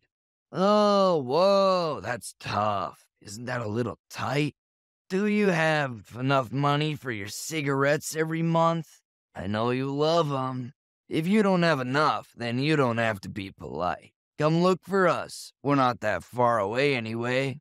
You just have to cross the street and walk a bit. No? Quinn shrugged as if everything was normal. Maybe one of these days. On the side of the lobby, Tara could sense that this wasn't a conversation with any ordinary customer. There was a sense of ease to Quinn when talking to this person that was unusual for his typical customer service. She lifted her head above the computer to see Quinn. Your friends? Right when Quinn was about to answer, Louis stepped in between their line of sight. Hey, don't flatter us as his friends. How could we dare be friends with Quinn the Quick? We're more like his ads, spawn all around him and protect him like a boss. Quinn remained silent, his gaze locked straight onto Louis. He dragged his cigarette.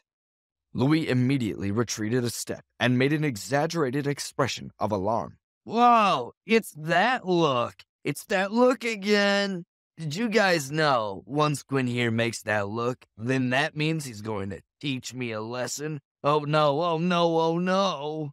The Eternal Oracle's guild leader, Chris Thomas, immediately made a big gesture with his arms wide. Louie, he can't teach you anymore, right? Louis made another exaggerated shake of his head, his hair tossing about.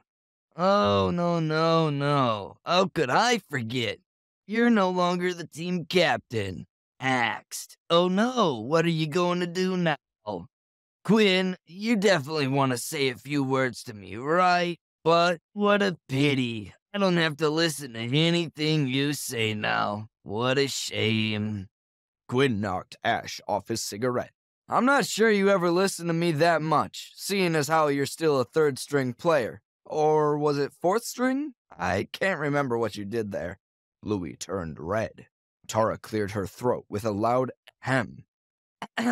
Hey, mister, did you drink too much tonight? Louis stared at Quinn, but waved Tara to the side. Beautiful, you don't have to worry about it. This is a personal grudge between me and him.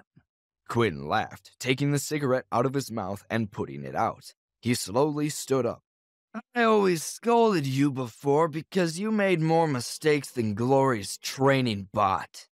Just absolute brainless play. You didn't want it to be like that, but you never wanted to listen to anyone. Tara couldn't help but let out a laugh. Jenny was right. This Quinn indeed had an incredible skill for making others angry. Hearing this, Louis trembled with anger. His previous act disappeared. Blue veins popped out from his head, and he straightened his neck until he was in front of Quinn's face. I didn't want to listen to you, or you didn't want to give any constructive criticism. Starting from the first day I joined the team, you always beat me down and never gave me the chance to come out. I always knew that you were scared of me, scared that once I came out, I'd steal your position. But did you really think that you could keep me down? What about now? The one who stayed on the team is me. The one who's been kicked is you. I'm the team's vice captain. You're a small cafe manager making minimum wage every month. Hilarious. Too hilarious. Louis let out an exaggerated laugh. Quinn silently stared at him, not saying a word. Louis kept on with the cruel laughter. Chris Thomas smiled with him. Quinn's other ex-teammates, Wayne Davies and Guillermo Rodriguez, hid behind them with unnatural expressions, not saying a word. Quinn suddenly opened his mouth and pointed. "You two!" Louis immediately held back his laughter, eager to hear what else Quinn had to say. Quinn waved his hands at him, and his gaze fell behind him. "Move! I'm not talking to you, Louis. You'll know when I am, because I'll say, 'Hey, dingbat.'" Louis turned his head and looked. Behind him were Wayne and Guillermo, but there's no way he'd move if Quinn told him to. Quinn looked right through Louis as if he wasn't there. "Both of you played so bad today. Wayne, you still care too much about looking cool in the game. You have too many unnecessary movements, making it easy for the opponents to find an opening.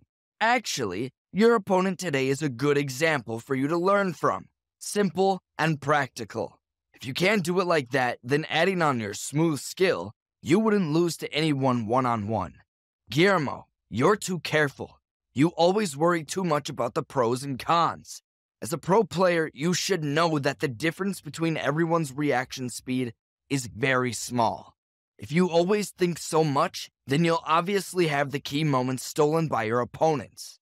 Using your brain to compete is good, but you think too much. Overthinking about every single move. There are times when you need to learn to rely on intuition to make a decision. Intuition isn't as unreliable as you think. It's an accumulation of your experience." Wayne and Guillermo stared blankly while hearing this. They weren't sure how to react. Answer or not answer. The two could only lower their heads. Louis recovered after foolishly hearing this and jumped forward. What are you doing? You still pretending you're the team captain? What qualifications do you have to teach my teammates? Keep your bad advice to yourself." Quinn looked towards Louis and scoffed. "And you, dingbat. When Sonny's energy was like an explosion in the second round, did you not realize? When he was completely relying on his own individual strength in the team competition, did you warn him of anything? Did you have a plan to deal with Yuri Koslov's and Javi Brock's combos? I bet you were prematurely thinking of your victory dance." Louis opened his mouth to respond, but closed it, saying nothing. Quinn laughed. "I always scolded you because you make mistakes. I didn't let you come out because you're still too far off. But I have to admit, you are quite capable. You were actually able to climb your way up after I left. Since it's like this, then learn to play. This isn't an easy position. Strength. You need true strength. You can do it if you put your mind to it. But then again, you're too lazy to do that and too stupid to know it." Louis lunged at Quinn. Quinn flung his wrist to shoo his ex-teammates. "Okay, the four of you can go back to your life as a sorry excuse for gamers." Louis slapped his hands on the reception desk. What are you doing? We're here to use this cafe. Give us 4 stations or let us speak with your manager." Quinn took a newspaper and rolled it up into a tube. He went to something on the wall and tapped at it a few times, but the lighting wasn't good, making it difficult to see clearly. Tara, turn on the lights here, if you please." Tara nodded. "You got it." After the lights turned on, Quinn once again took the newspaper roll and tapped a clause hanging on the wall. He turned his head and looked at Louis. "Do you see it? The Area 51 Cafe has the right to refuse any drunk people. I'm so sorry for you four. Should have kept the liquor to a minimum." Louis was furious. "You sleazy." They had drunk a bit of alcohol, but they were still far from drunk. How could they be considered drunk people? This guy was clearly using a feather as a banner of command. Louis was about to argue when Quinn placed his index finger to his lips. Shh, don't be so noisy. You guys are public figures. You keep being noisy, then you guys won't look good. It would turn into a whole thing." He motioned to Tara. "In front of a huge fan of glory. When the team finds out, and they will find out, you'll get a hefty fine. I'd hate to see that." Quinn quietly took out a cigarette from his pocket, put it in his mouth, and lit it. Louis's gaze fixed maliciously on Quinn. He clenched his teeth and turned around. "We're leaving." Quinn puffed on his cigarette. His eyes followed them as they left. Oh, shoot. Sad to see you guys go. Come back soon. He rolled his eyes. Tara had stopped playing. She had quietly watched the entire scene. After seeing Quinn puff out some smoke, she noticed that his face had his usual half-dead lazy look. Who were they? Quinn grunted. Former colleagues, if you can call a little league player a colleague to the pros. Tara looked at the guys in the street. People from the Glory Pro scene? Quinn nodded. Yeah. Tara leaned back in her chair. Were they famous? Quinn smiled. They were famous in their own way. When you said you didn't recognize them, that made them a bit peeved, I'd think. Did you know that? Tara rolled her eyes. I can't do anything about that. I don't know anyone from Glory. I play. I don't spectate. Quinn laughed. Jenny really likes the team she follows. She talks about them, but I only listen to so much. She used to have posters of her favorite avatars. Quinn pointed upstairs. She still has them up. Tara was astonished. You've been in Jenny's room? Once, when I took her a blanket, Tara understood Jenny's patterns. She fell asleep on the sofa again? Quinn's cigarette bobbed in his mouth as he nodded. Yeah, is she always like that? Pretty much every day. She's probably sleeping on the sofa right now. Tara looked solemn. How are you feeling after all that? Quinn laughed. Those guys? It was just an annoyance. I can sail against any strong storm. Can't hold me down. Tara headed upstairs. Then that's good. I'm going to check on Jenny. Quinn watched and smiled. She's worried about me. I'm just too damn good looking. And being a Glory King doesn't hurt. Tara went up and came back down after a short while. My guesses were correct. She was asleep on the sofa without a blanket. Quinn was focused on playing the game. Tisk, tisk. Tara continued to run the dungeon non-stop. After quietly playing for a while, she looked at Quinn. Will they come back later? Quinn shook his head. No, probably not. Why? I feel that because they know that you're here as a cafe manager. Tara didn't finish. She knew that Quinn also saw those people's true intentions. When those people saw Quinn, they wanted to go to a computer station even more. They would have used the opportunity to order him about as a servant in the Area 51 cafe. Quinn yawned. Because it's convenient. Tara didn't understand. How is it not convenient? Quinn tapped his temple. Think about it. If a professional sports star randomly appeared on a crowded field, what do you think would happen? Oh. Quinn laughed. It's the same. The Area 51 cafe is a place where many Glory players gather. If they show up here and start making noise, what do you think would happen? A crowd would swarm, they'd have to sign autographs or shake hands. They'd be even more bothered by it than me. Tara immediately thought of how the four guys came in and looked around first to see if anyone was there. I understand. Don't bother with little nuisances like that. Hurry up and level. Tara tossed up her hands. I'm level 20. Quinn turned his head. Oh, Bonati has reached level 20, you say? Change classes and then go to Frost Forest. Time for a real challenge.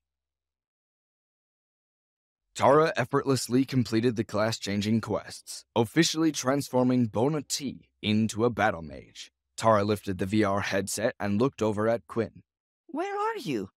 Quinn promptly sent her coordinates. He, along with Snaketongue and Wolfclaw, had rushed toward the dungeon. He messaged Stoneface, urging him to join. Stoneface had become engrossed in PK activities in the arena, unwilling to partake in dungeon exploration. Quinn couldn't persuade the novice. Regardless of the game mode, novices tended to quickly get lost in the aesthetics of the game and forget that they were playing to mechanics.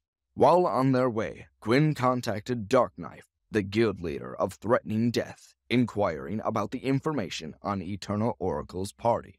Darkknife cut a goblin minion in half when he got the message. Not yet. It's challenging to determine their equipment. I assigned an equipment specialist from my guild to study those 5 players you mentioned. Quinn tapped his desktop. Their classes? You should at least know their classes by now. If you can't get that at least, we need to renegotiate. Darkknife looked at his list of information. Yeah, we've identified them. Powerhouse is a spellblade, Icy Ranger is a sharpshooter, Avius Crow is a striker, Light Raindrops is a witch, Moneybags is an elementalist. A carefree grin played at Quinn's lips. Got it. Spellblade, Striker, and Sharpshooter happen to be the classes used by Louis Howe, Wayne Davies, and Guillermo Rodriguez. I suspected this when I saw them with Eternal Oracle's guild leader, Chris Thomas. That confirms my hunch.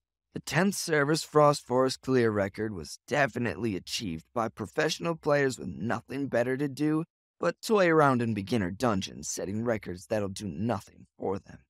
Gwyn couldn't fathom their reasons for clearing a low-level dungeon like Frost Forest. If it was for leisure, they could have opted for the Heavenly Domain. Were they after a new record? If so, Quinn couldn't help but feel a twinge of embarrassment on their behalf. Challenging the record for the new server's Frost Forest seemed like an NBA star playing in a high school match to determine the winner.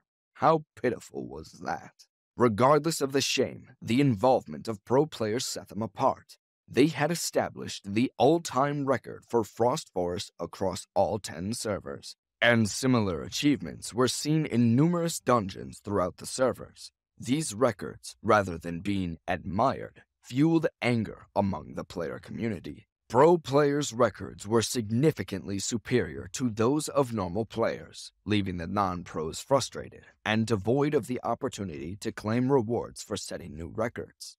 Players questioned the motives of pro players, wondering why they didn't compete in the Alliance, but chose to enter the game to bully others. Forum posts vilifying pro players became commonplace, prompting the players who set these records to avoid claiming responsibility for fear of further backlash. These characters, initially record setters, became despised by the player base. Conspiracy theorists even speculated that the game company invited pro players to deliberately set unbeatable records, preventing players from achieving new records and claiming rewards. The game company, unfairly implicated, had to address the issue and clarify their position, leading to negotiations with the Professional Alliance. The Professional Alliance eventually issued a statement prohibiting pro players from such actions. The effectiveness of the statement depended on individual pro players, and instances of this behavior became increasingly uncommon. Pro players, generally uninterested in setting such records, found themselves the bad guys if they did so.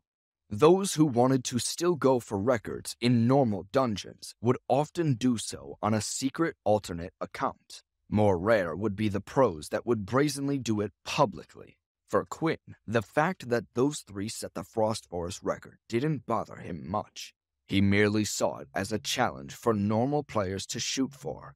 Pro players could be imperfect, and in a casual environment, typically were. Observing their association with Chris Thomas, he speculated that it was probably Chris who suggested it, and the trio casually played around with low-end dungeons. Despite the shamelessness, low-end dungeons didn't attract much attention from the player community. Quinn turned his head to glance at Tara's screen. Tell me you've arrived. It's been long enough. His group of three had reached their destination, awaiting Tara and Stoneface. Tara hurried her avatar. On the way. Before reaching level 20, Tara had mainly played solo. When she played with Jenny, she focused solely on controlling her character and hadn't interacted much with others. Tara greeted everyone with a, Hi, everyone. Stoneface was quite excited. Wow, we got a real guild going here. You guys ready to break a record? Snakes? Wolf Cub? Wolfclaw was taken aback. Don't call me that. How dreadful. How could someone he had just met know this insulting nickname? Wolfclaw began concocting conspiracy theories, oblivious to the fact that, at present, whenever he was discussed, everyone would refer to him as Wolf Cub. Though Snake Tongue and the others still used Wolfclaw in his presence, Stoneface couldn't care less. Quinn stepped forward. Everybody, zip your lips and listen to the chief. Let's party up and get ready to dungeon. This is Bonat's first time tackling this dungeon. Everyone, take care of her. Stoneface greeted Tara. Your name is really pretty cool. Is it after the Greek goddess Bonadee? Tara nodded. Yeah, good call. Thanks. Stoneface looked her over. What's your astrological sign? Tara showed the ram horns tattoo on her avatar's arm. Aries. Quinn coughed very loudly. Stoneface examined the tattoo. Can you guess what sign I am? Tara giggled. I don't know. Stoneface turned his face to show his profile. Guess. I'll give you 3 guesses. Quinn cleared his throat with deliberate gestures. Focus here.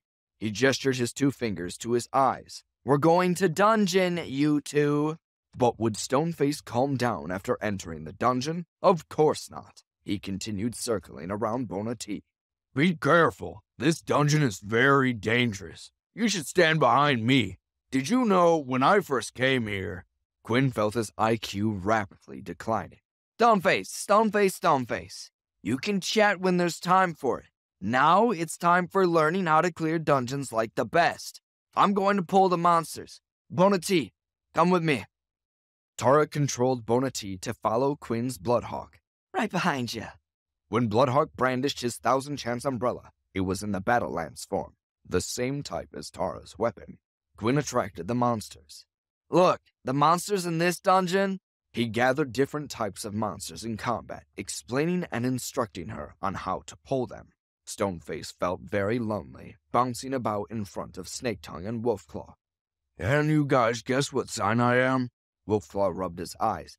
Shut up, you idiot. Concentrate. Stoneface felt gloomy and retreated to the side.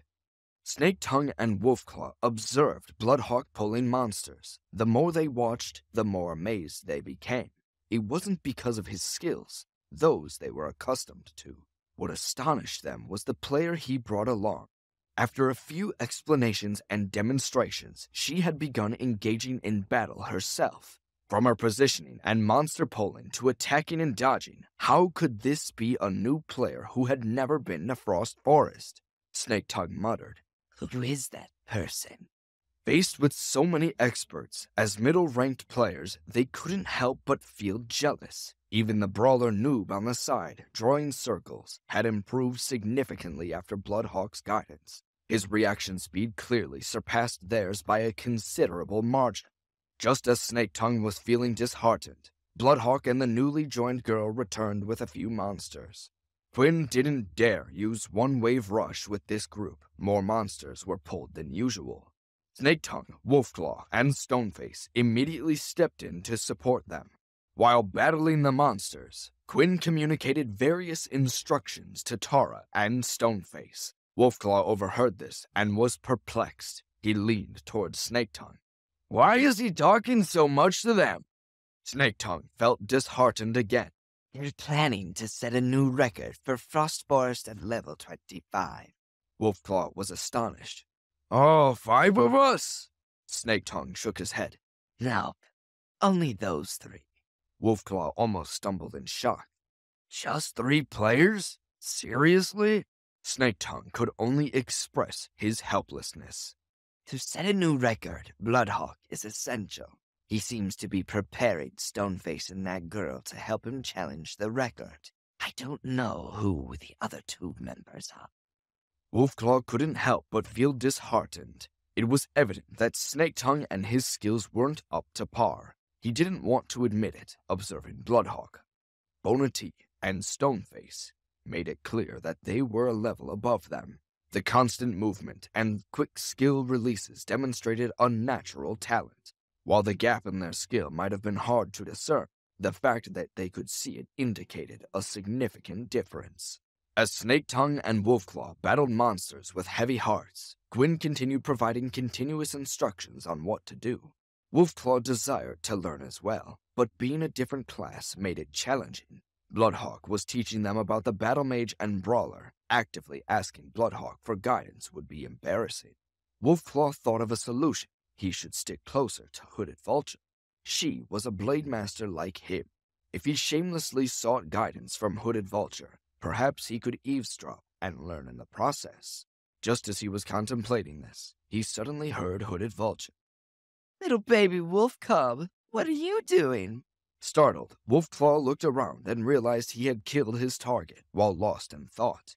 Pretending as if nothing happened, he immediately resumed fighting. Then he heard the new girl say, So, it's this easy? Quinn threw a goblin to the side. When the real run happens, we'll have to pull more of them, and you'll have to handle them as they come. I'm letting you get familiar with the dungeon. Each monster's position, attack patterns, attack speed, movement speed. You need to pay attention to them all. Stoneface too. Stoneface, quite relaxed while killing goblins in the dungeon, didn't take things very seriously. Why do we need to pay attention to them so much? Quinn rolled his eyes. Is that rhetorical? Are you dense?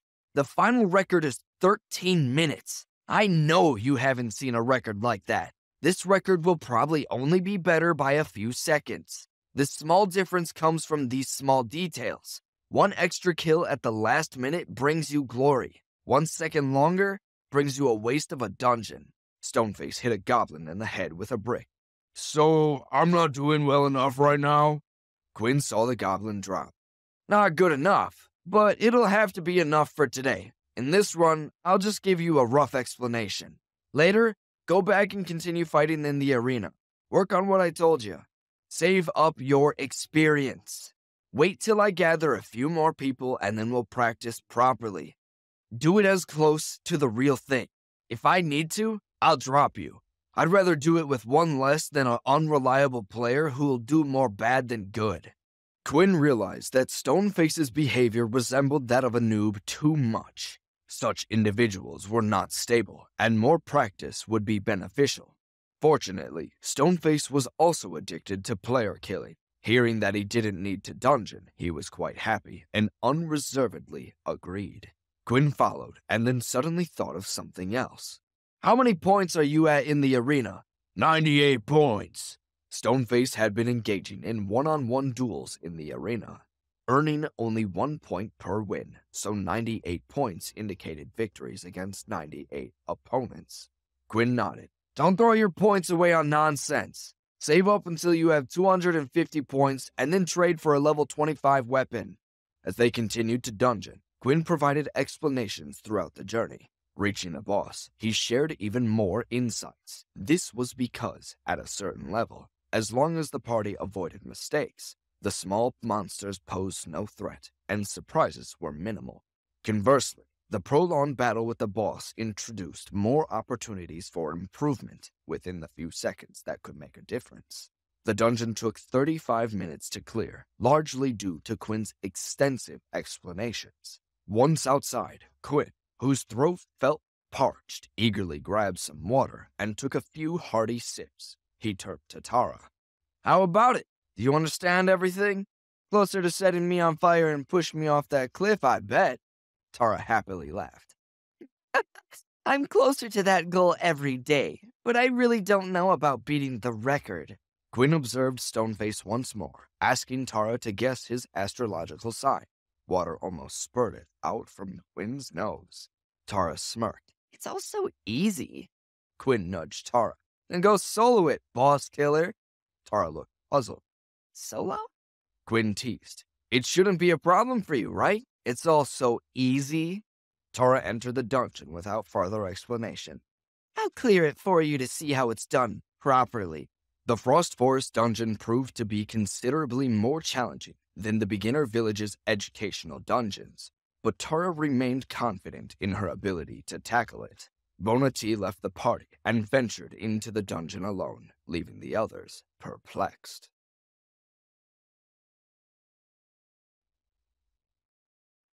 Tara confidently moved her avatar, Bona T, into the dungeon to solo dominate. Snake Tongue looked to Tara and then to Quinn. Yeah, Tara, what's going on? Quinn lifted his eyebrows twice. She's going to practice. Like I always say, death or glory. Nothing in between. For me, it's glory. We'll see for her. Snake Tongue felt overwhelmed. Solo Frost Forest? Quinn laughed. Get real. She won't be able to do it. Tara overheard Quinn's remark and lifted her VR headset. Who said I won't be able to finish it? Quinn jabbed his thumb into his chest. I said so. You think you know the game, but you're about to be sorely mistaken. Tara didn't respond and aggressively began slaying monsters. Gwyn approached Snake Tongue and Wolfclaw. Go look for other players to dungeon with. I'm not going to clear for a while. The two sought out other players to form a party with. Stoneface, driven by the goal of trading for the high-level weapon, appeared even more enthusiastic. 250! 250! My goal is 250! Among the surprised onlookers, he dashed off to the arena, leaving Quinn with a lingering concern. Is this guy gonna be okay? While managing noobs might be challenging, there was still hope for teaching Tara. Quinn positioned his stool behind her, sipping coffee and smoking a cigarette as he leisurely observed her solo attempt at Frost Forest, awaiting signs of trouble. Given Tara's skill, soloing Frost Forest wasn't a question of ability. She skillfully wielded Battle Mage powers below level 20 and efficiently used the newly acquired level 20 skills, Circle Swing and Neutral Chaser. As she immersed herself in the gameplay, she effortlessly carved her way through the dungeon, a feat not achievable by just anyone. Before the first boss in the final wave of monsters, a complication arose. Tara continued her fluid play, elegantly executing Falling Flower Palm. Bonati failed to respond. As a brief moment of confusion, Tara glanced at a system prompt. Not enough mana. Tara promptly administered a mana potion to Bonati. While Tara patiently waited for the potion's effects, she skillfully used her abilities to eliminate monsters. After 10 seconds, the effects vanished, and her mana was once again depleted. With a cooldown period of 1 minute, she found herself unable to use skills for the next 50 seconds. Tara had no choice but to maneuver Bonati to dodge and rely on normal attacks during this interval, posing a considerable challenge. After struggling, she drank another potion, activating another brief period of skills before her mana depleted once again. Quinn laughed. His laughter felt like a cheese grater against Tara's eardrum. She gritted her teeth and persevered through this frustrating cycle. Her efforts against the small monsters were futile, and her own injuries were accumulating. She hurriedly began using food items to restore her health. Quinn blew smoke over Tara's head. Lessons to learn. When we're aiming for a nuclear record, there won't be time for rest and recovery. Name of the game: avoid as much damage as possible and inflict as much damage as possible. Tara grunted. Did you read that on a bumper sticker? I remember to drink potions. It's not just about drinking potions. Understanding the rhythm for when to use your skills and potions is crucial for achieving optimal endurance. Step aside and watch me play for a bit. I'll demonstrate how it's done. Tara didn't budge, refusing to let him intervene. After I finish this round.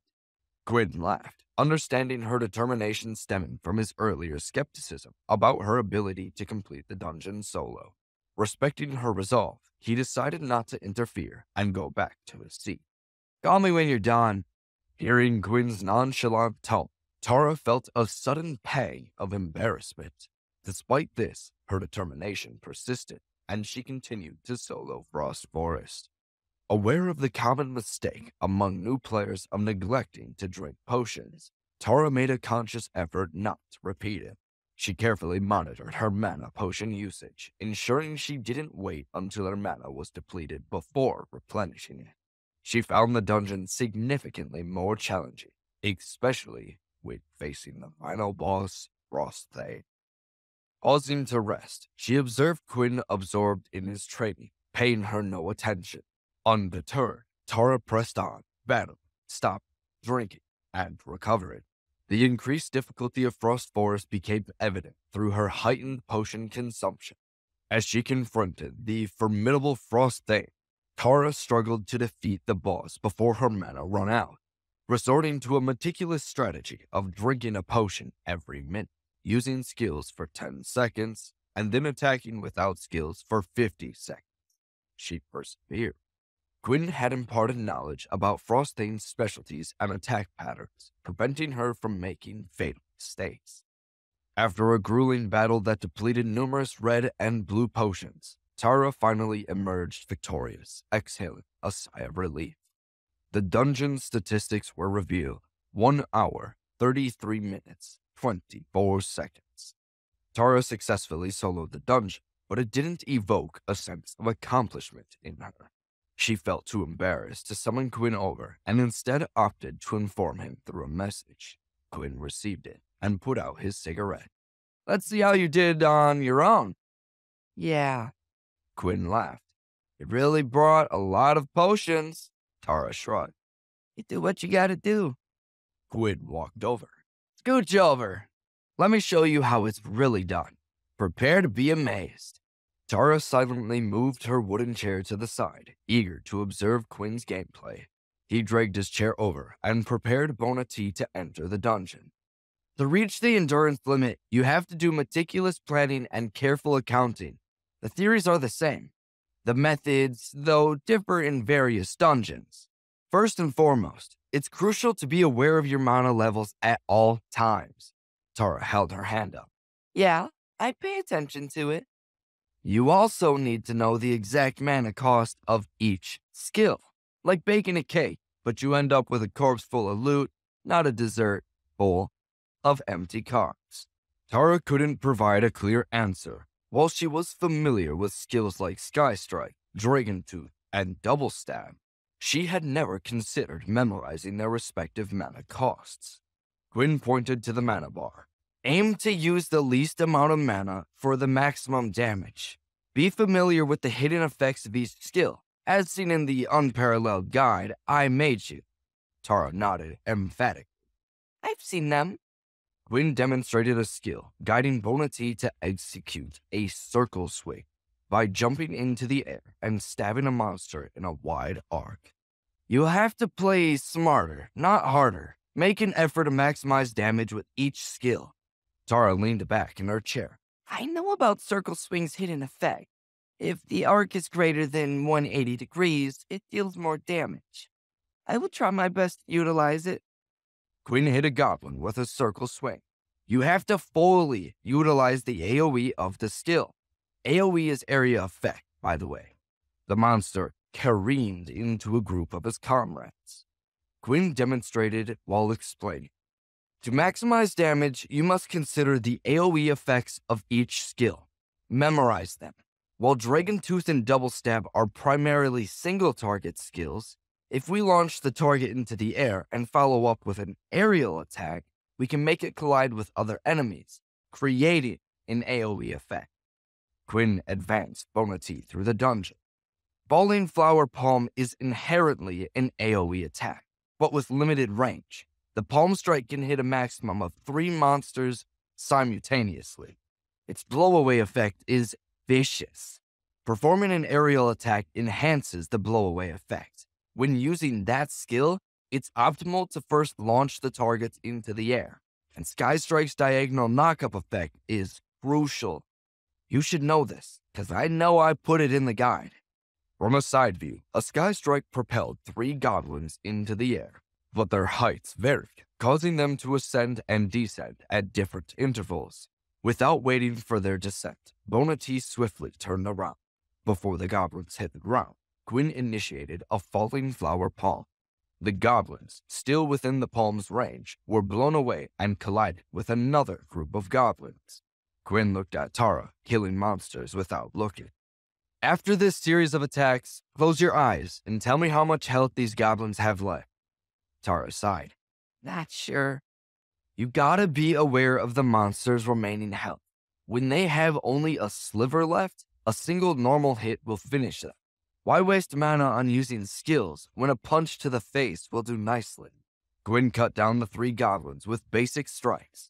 Skills deal more damage, but you'd be a hindrance in team battles if you use them recklessly. Don't leave me alone with a blood red boss because you forgot to keep track of your skill cooldowns. Take this goblin, for example. In a one-on-one scenario, with your skill damage, you'd need at least 3 attacks to defeat it. We'll first consider the initial combo. Tara pointed at the goblin approaching. Sky Strike, Dragon Tooth, and then a normal attack. Indeed, it seems you're finally getting it. Seems being the key word. Honestly, you're not getting it. That isn't the most efficient. Tara narrowed her eyes. Why not? Gwyn's hands moved swiftly.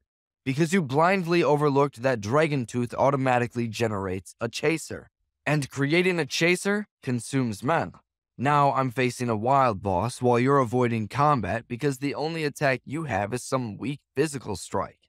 The optimal method is start with a normal attack, follow it up with a double stab to induce the bleed hidden effect, and then let it bleed to death.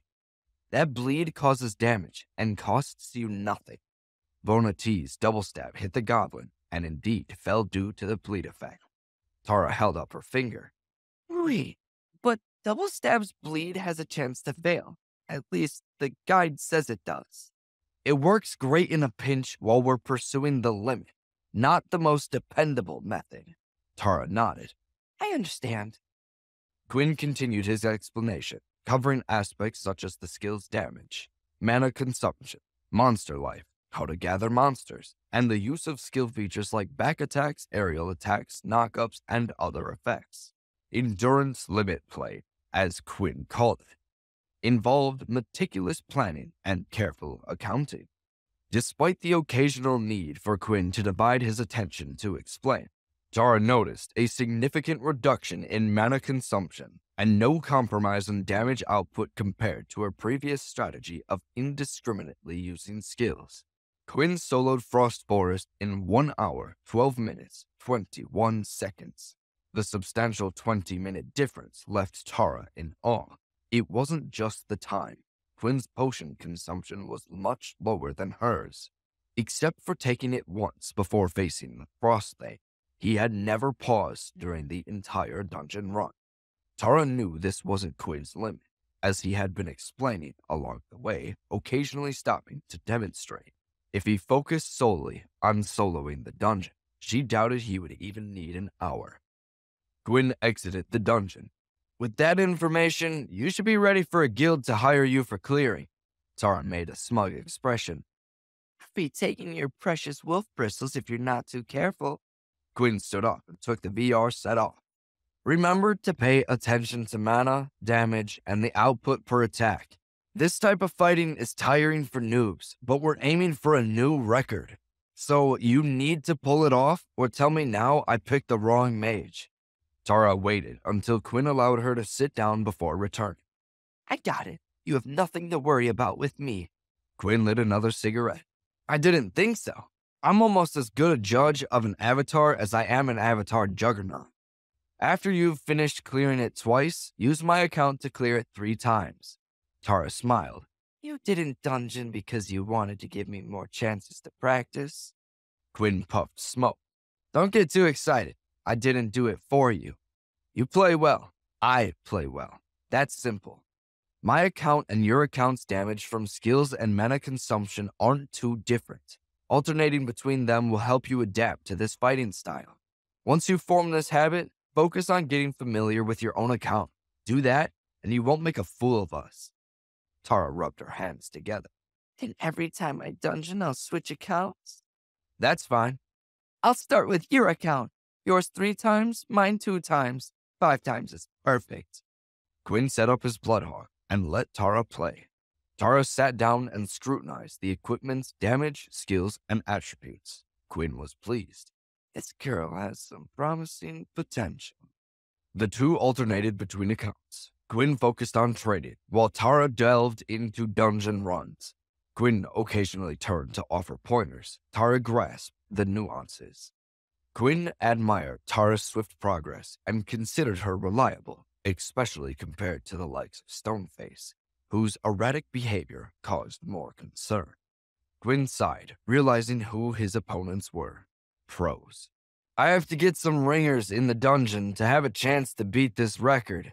This realization clarified the type of strength he needed. At this stage, equipment comprehension wasn't crucial, given the cap at level 25 and the new server. Equipment variations were minimal. Tara's dungeon runs took an hour, and after completing it 5 times, daybreak had arrived. Morning shift employees at Area 51 Cafe saw only 2 people at the reception desk, deeply engrossed in their game. Tara wouldn't let others take her spot as employees approached to handle the morning shift. Wait a bit. Her precious dungeon entries couldn't be sacrificed at this crucial time. Gwyn gestured for the approaching employees. Don't bother her. Come here. I got you set up. Work from here. He looked at Tara. You keep practicing. I'm going to make a phone call. Tara kept her focus on the game. Okay. Gwyn dialed a number. After a few rings, Hello? Gwyn smiled. If I woke you up, I promise I have a good reason. Oh my. Quinn, the prodigal avatar has graced me with a phone call. Where are you? Sarah's voice was tense with frustration.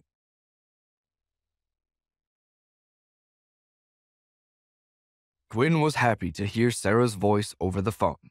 Crawl out of bed and climb up to the window. You might be able to spot me. Sarah, still cocooned in her blankets, kept them wrapped around herself as she made her way to the window. Peering outside, she surveyed the streets below. Despite the considerable height and the small size of the people on the streets, recognizing familiar faces was relatively easy for her. This time, as Sarah scanned the surroundings, she found nothing. Sarah laughed. I don't see you. Gwyn walked to the window. Diagonally opposite you on the corner is the Area 51 Cafe. Sarah looked at that cafe. I know that cafe. I cross the street before I have to walk by it. You know how I don't like dealing with too many gamer crowds. Living in the vicinity, she was familiar with it, even if she had never visited. Her gaze shifted toward the direction of the Area 51 Cafe. Gwyn waved. I'm in here. Sarah shook her head in jest. You're pulling all-nighters again, aren't you? Gwyn sighed. You can say that. I'm working as the night shift manager. Sarah lifted an eyebrow. Working? Gwyn nodded. I'm working in the Area 51 Cafe. Pays good and play is free. Despite Sarah's smiling response, a tinge of sorrow crept into her heart. Oh, that suits you well. Gwyn's tone seemed indifferent, almost proud. He had always been the type to say one thing and mean another. Even Sarah, who was very familiar with him, sometimes struggled to decipher his thoughts. Gwyn smiled. Yeah, I'm on night duty every day. My life is awfully disciplined now. Sarah looked up and down the street. Where are you living? Gwyn tossed a thumb over his shoulder to the cafe. The cafe takes care of room and board. The boss is pretty good to me. I can't smoke like I like, but I usually do anyways. Of course you do. I'll come to visit. Gwyn twisted his face. Don't come visit me, or do you want to be surrounded by raving fans? Sarah sighed in helplessness. It's not that she didn't know. For pro players like her, Area 51-like cafes were strictly off limits. If she went, chaos would undoubtedly ensue. Sarah's skill level wasn't considered top tier in the pro scene, but her popularity rivaled anyone else's. The allure of her being an attractive gamer made her a favorite of advertising companies. In recent years, Zach Keaton's influence had been on the rise, making him a contender for the #1 player title. While he may not match the skill level of top-tier players like Hugo Sans or Morris Timms, Zach Keaton's boyish good looks and stylish demeanor gave him popularity. The media consistently applauded his achievements, and advertising companies held him in high regard. From a business perspective, Zach Keaton was undoubtedly the top player. His skill was undeniably expert. The only thing missing from his impressive resume was the title of league champion, which, if obtained, would have secured his position as #1 long ago. Sarah swayed her head from side to side. Maybe later when there's a chance. Knowing that Gwyn was nearby, she felt immediate reassurance. Gwyn perked up. I watched yesterday's match. You killed it. That footprint trap was a thing of beauty. Made Western Ruins look like a rat after cheese. Sarah smiled. Thanks.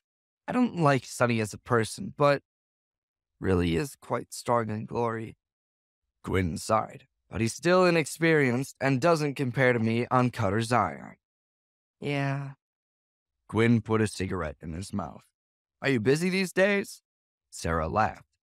Do you even need to ask? The two had been close for years, understanding each other's lifestyles and habits.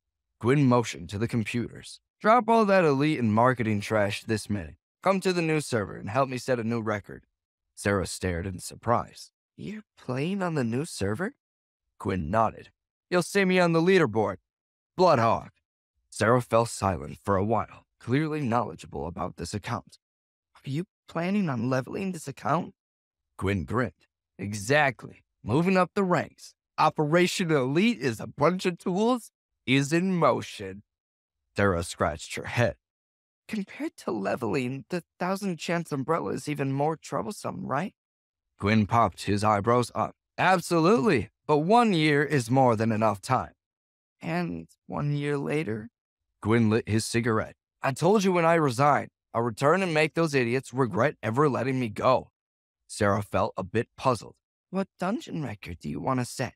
Quinn took a breath. Frost Forest. I got some noobs I'm training. They have potential if they pay attention to me, and they won't mind me taking whatever loot I need for the battle area. Sarah understood. So you were planning to use this method to gather materials. No wonder you chose the new server.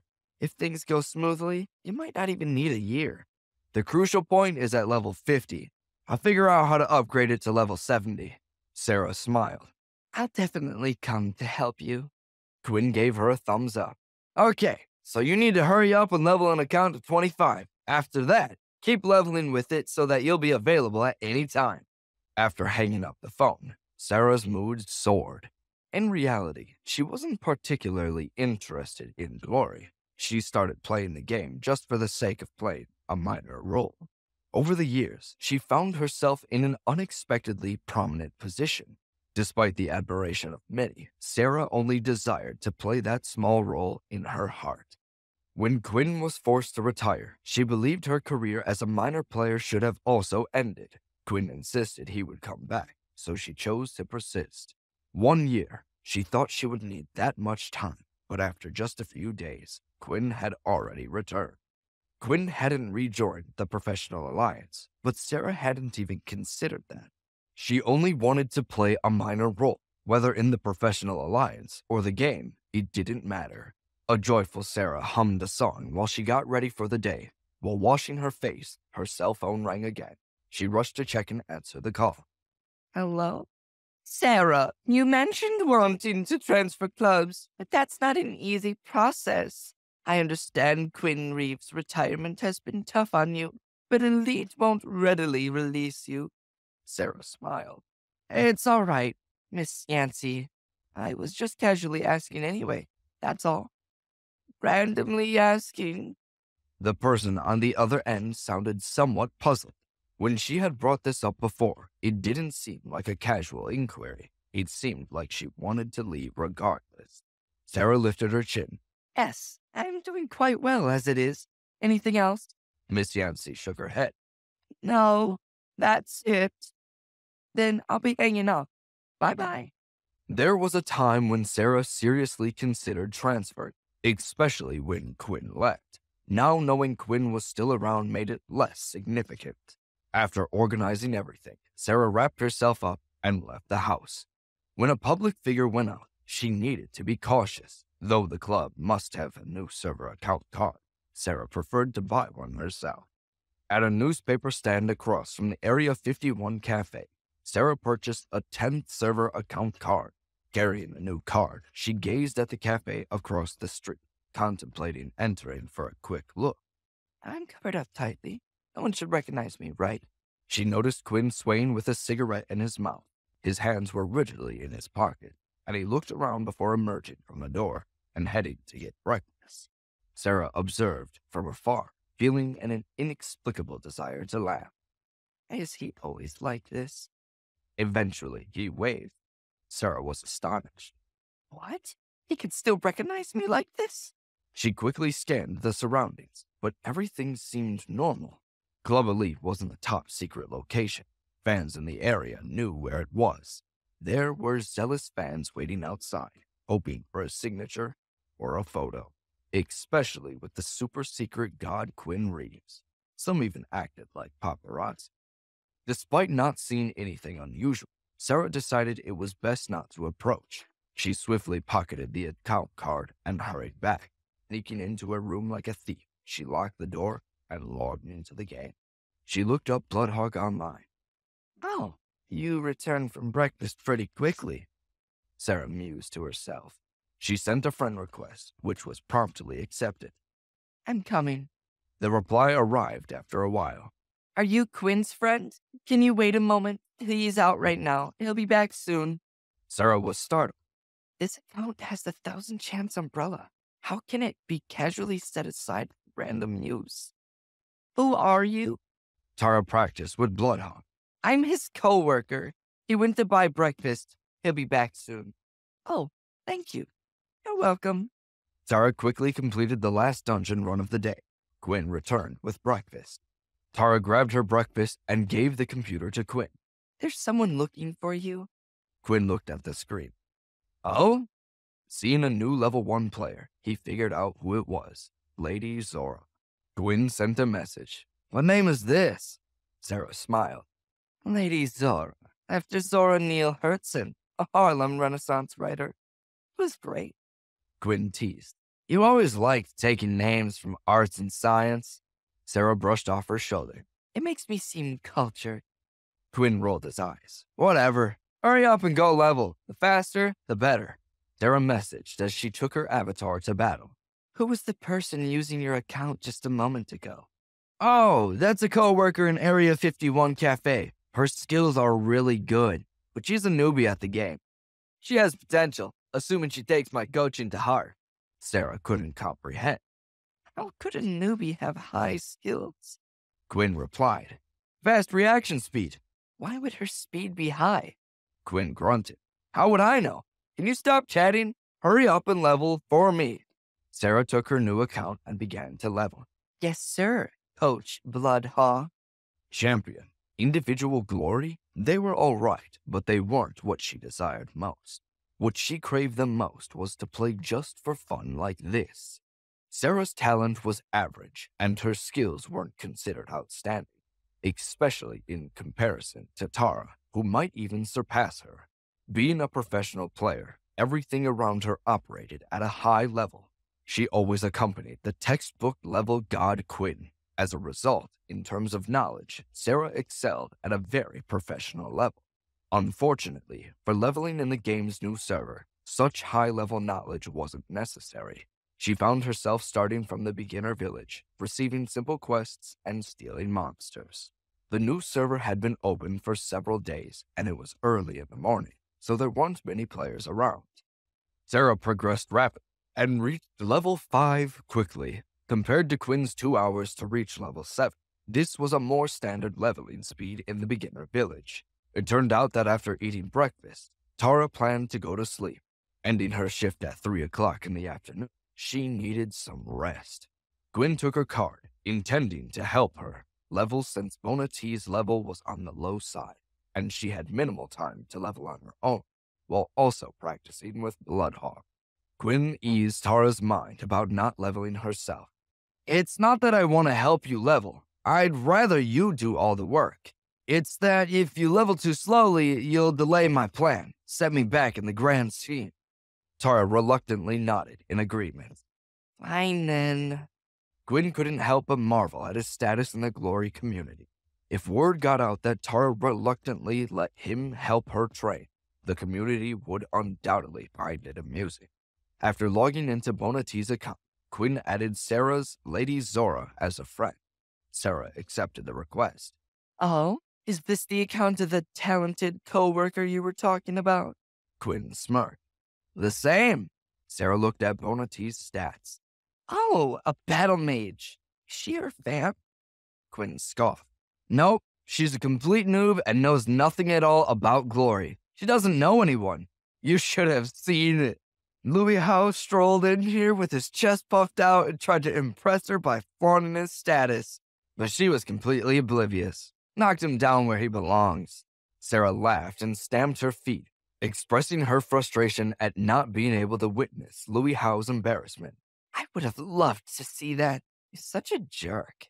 The two talked while leveling until Quinn sensed a strong killing intent behind him. Quinn turned around. Hey, good morning, boss. Looking well rested. Jenny was exasperated. Are you planning on playing like this every day? I guess you will only get some work done when you feel like it. You are a bit too obsessed with glory, don't you think? She had been bringing this up every day, and she was getting annoyed by it. Managing the Area 51 cafe, Jenny was accustomed to gamers, but Quinn never had a proper job outside of Elite. He played games incessantly. It was unprecedented. Could he be planning to spend his entire life in the Area 51 cafe, playing games forever?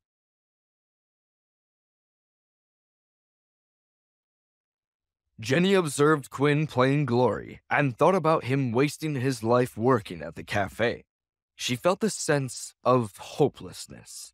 Quinn had a talent for making Jenny angry, especially when she saw Tara return with red, bloodshot eyes. Tara dragged her feet as she went to bed, deepening Jenny's regret.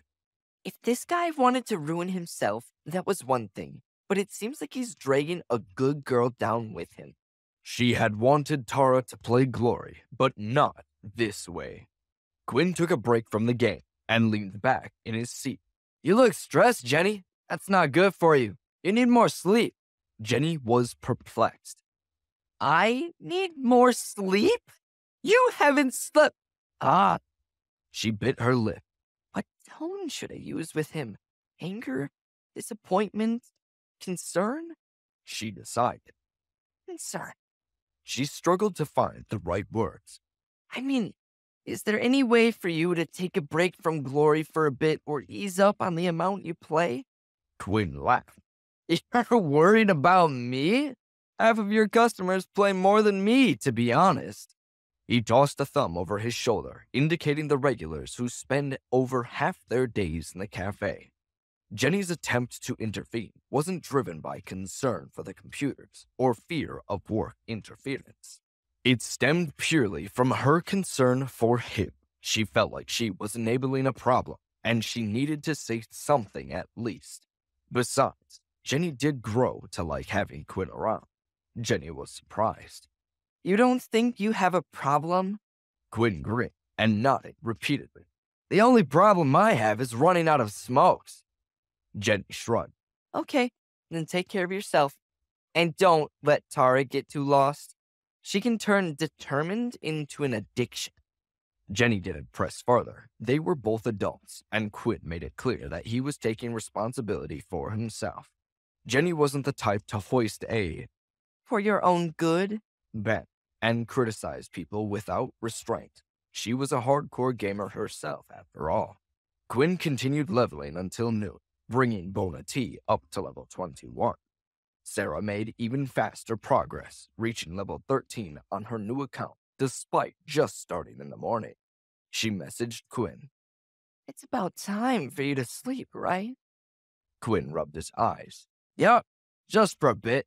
I have to get up for my night shift. Continue leveling. You don't need to sync with my work and rest. I'll reach out when it's time to do what we do best. Sarah smiled.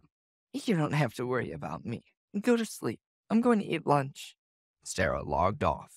When Quinn woke up, Tara was on the afternoon shift. Despite the low customer traffic, she had little free time.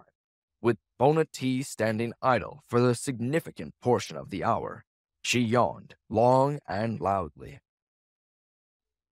Oh, I haven't been able to play with these college kids coming in 3x3, needing to get set up. I haven't leveled. Quinn clapped his hands together. You must be tired. Tara sighed. Did you hear me? I didn't level at all. Quinn motioned to the guides. With such a short amount of time, it'd be better to study some guides and watch videos. Understand the basics, and the rest will follow. Tara nodded. I guess that's what I'll do. Jenny finished with the weekly accounts and came to take inventory of the office supplies when she saw Quinn, Tara, and Bona T's avatar on screen. She rolled her eyes. You have an HP in real life to take care of too, by the way. Quinn was on the night shifts. Jenny, I gotta work hard for you. Bring them dollar bills. Tara patted Jenny's shoulder. Oh, if I feel sleepy, I'll sleep. Jenny pointed to both of them. I'm looking at you, Tara. You're sleepy. And you, Quinn? You should take it easy. Tara smiled. Don't worry. I may play more than others, but way less than some. Look at those. Jenny grunted. Are you a hive mind now? That's like what he said. Tara narrowed her eyes, confused. What?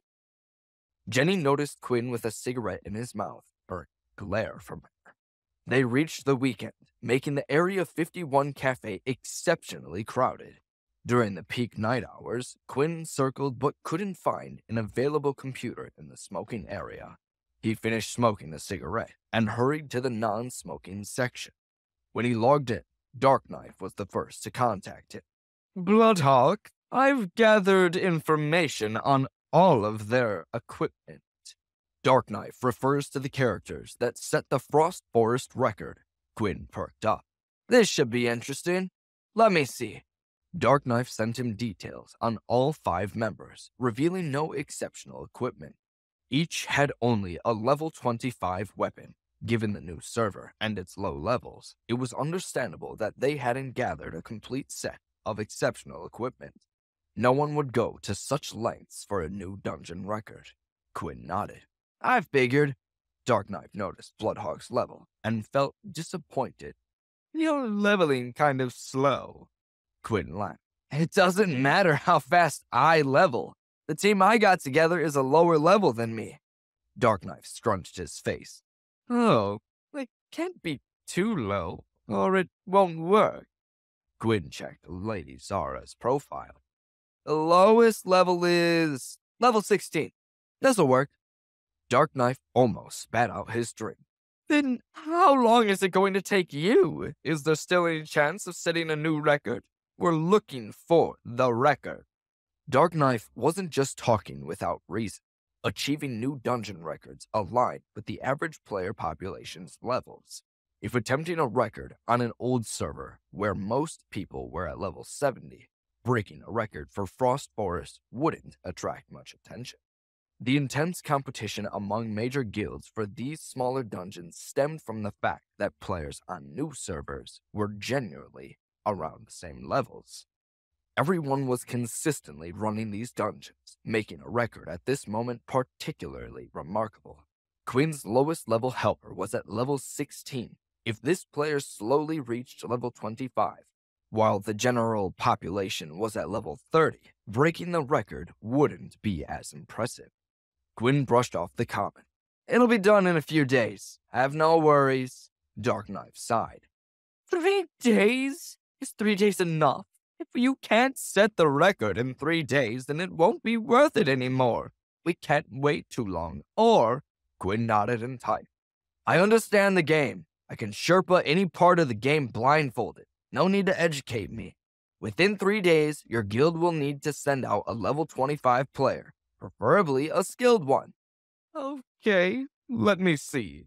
Quinn lifted his eyebrows. You have to do it.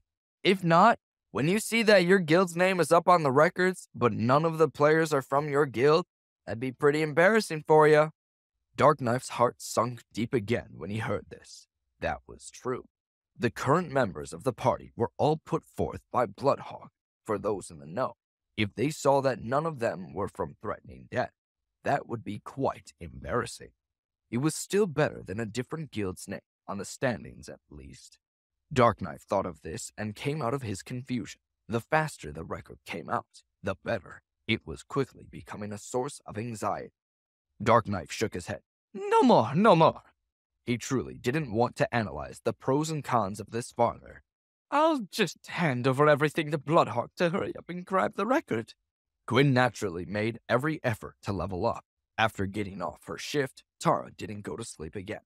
Stoneface traded for a level 25 fighter claw. Quinn chose this weapon specifically because it added points to Strangle. In this battle for the dungeon record, any small detail could affect the results. Strangle was an important skill for the boss, and an extra point in the skill could make a significant difference. The most important thing was to quickly elevate the lowest level player. 3 days quickly passed. During these 3 days, Quinn was bustling around. Stoneface, Tara, and Sarah were all eager but passive, waiting for his guidance. The first two sought instruction, while the latter focused on leveling. Darkknife, meticulously working on breaking a record for his guild, was especially cautious. On the first day, he sent a level 23 elementalist named Party Animal to Quinn. The name left Quinn somewhat speechless, suspecting that Darkknife might be mocking him. Nonetheless, Quinn took this as an additional opportunity for instruction. Every aspect of the dungeon needed to be examined to ensure a flawless run. Now that the entire party assembled, Sarah's Lady Zora reached level 20 on the second day. Quinn led the party to practice the dungeon, with Darkknife and Last Chance Over, the two guild leaders, oversee and offering guidance. Last Chance Over greeted the recruits. Thanks for your hard work, everyone. It's good to see us working toward a common goal. Tara twisted her face. Us? We've been working our tails off. I don't know what you've been doing, Mr. Darkknife pretended to explain things to Party Animal, secretly listening in on the situation. Sarah didn't recognize Darkknife. Who's this person? Quinn cut in. The boss. Sarah immediately understood. Tara remained puzzled. What boss? Quinn smoked his cigarette. He's the boss who invited us to set a new dungeon record. Tara remained somewhat puzzled. How could she be expected to understand these game-related matters? Stoneface, although a novice, was familiar with gameplay techniques, so he grasped the context. Quinn looked over to Tara in the cafe. I'll explain it to you later. Last Chance Over approached Stoneface. Hey, bro, I like your name. Works well with a brawler. Impressive. I can tell that you're a 1 in 10,000 exceptional expert. Last Chance Over remained as shameless as ever. Stoneface laughed. You have good eyes. What astrological sign are you? Last Chance Over, unaware of Stoneface, was knocked into space with his first question. Astrological sign? Gwyn hurriedly intervened, and he raised his voice. Stoneface. Chillax. He shifted to Last Chance Over. Kid Clary, I'll leave you to your work. We're going to the dungeon for practice. After this, he called everyone to the dungeon. The perplexed Last Chance Over muttered, Astrological sign? What astrological sign? Inside the dungeon, Quinn explained the strategy to Tara, Stoneface, and the newly added Party Animal. They practiced in real combat and understood their roles well. Sarah, playing with Quinn for many years, had pro-level tactics and knowledge. With just a few words of explanation, she grasped it. The official dungeon clears began with the 5 of them. In 2 days, their official party practiced a total of 8 times. After these sessions, each person knew precisely what was expected of them. Quinn had nothing more to teach them. From these 8 practice sessions, Quinn deduced that after obtaining level 25 weapons, breaking the record shouldn't be an issue. On the last day, the 5 players fervently leveled up, aiming to reach level 25 by midnight, when the official battle for the record would commence. The level 25 weapon required for each player was provided by Darkknife. When he inquired about Quinn's additional requests, Quinn expressed an interest in receiving 2 mithril pendants in advance. These accessories held no practical value, merely items appreciated by players for their aesthetics. Darkknife didn't need the materials himself. He immediately handed over the 2 mithril pendants. Quinn possessed a total of 4 mithril pendants and promptly accessed the equipment editor. This time, he disassembled the 1000 Chance umbrella, extracting the umbrella's pointed end and all of its ribs.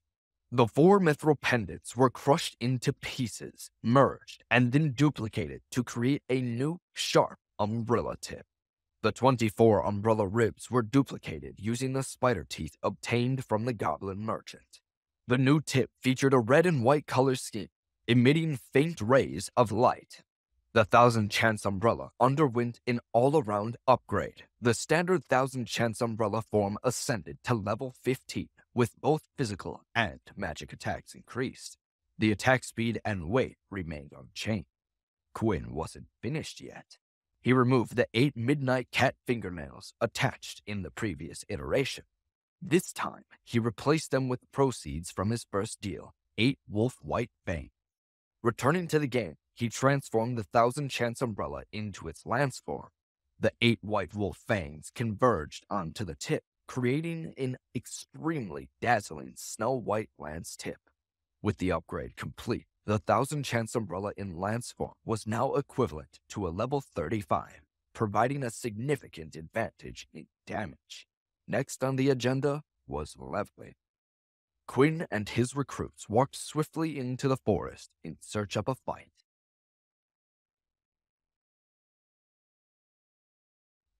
Before 12 o'clock, the 5 players finally reached level 25. Their first task was to join Threatening Death. Bloodhawk led Righteous Warriors Guild 5 days ago, and Sarah's Lady Zora and Tara's Bona T were not in any guild. Stoneface kept getting kicked from guilds, so he doesn't have to worry about a cooldown on joining new guild. Last Chance Over conveyed through the party channel.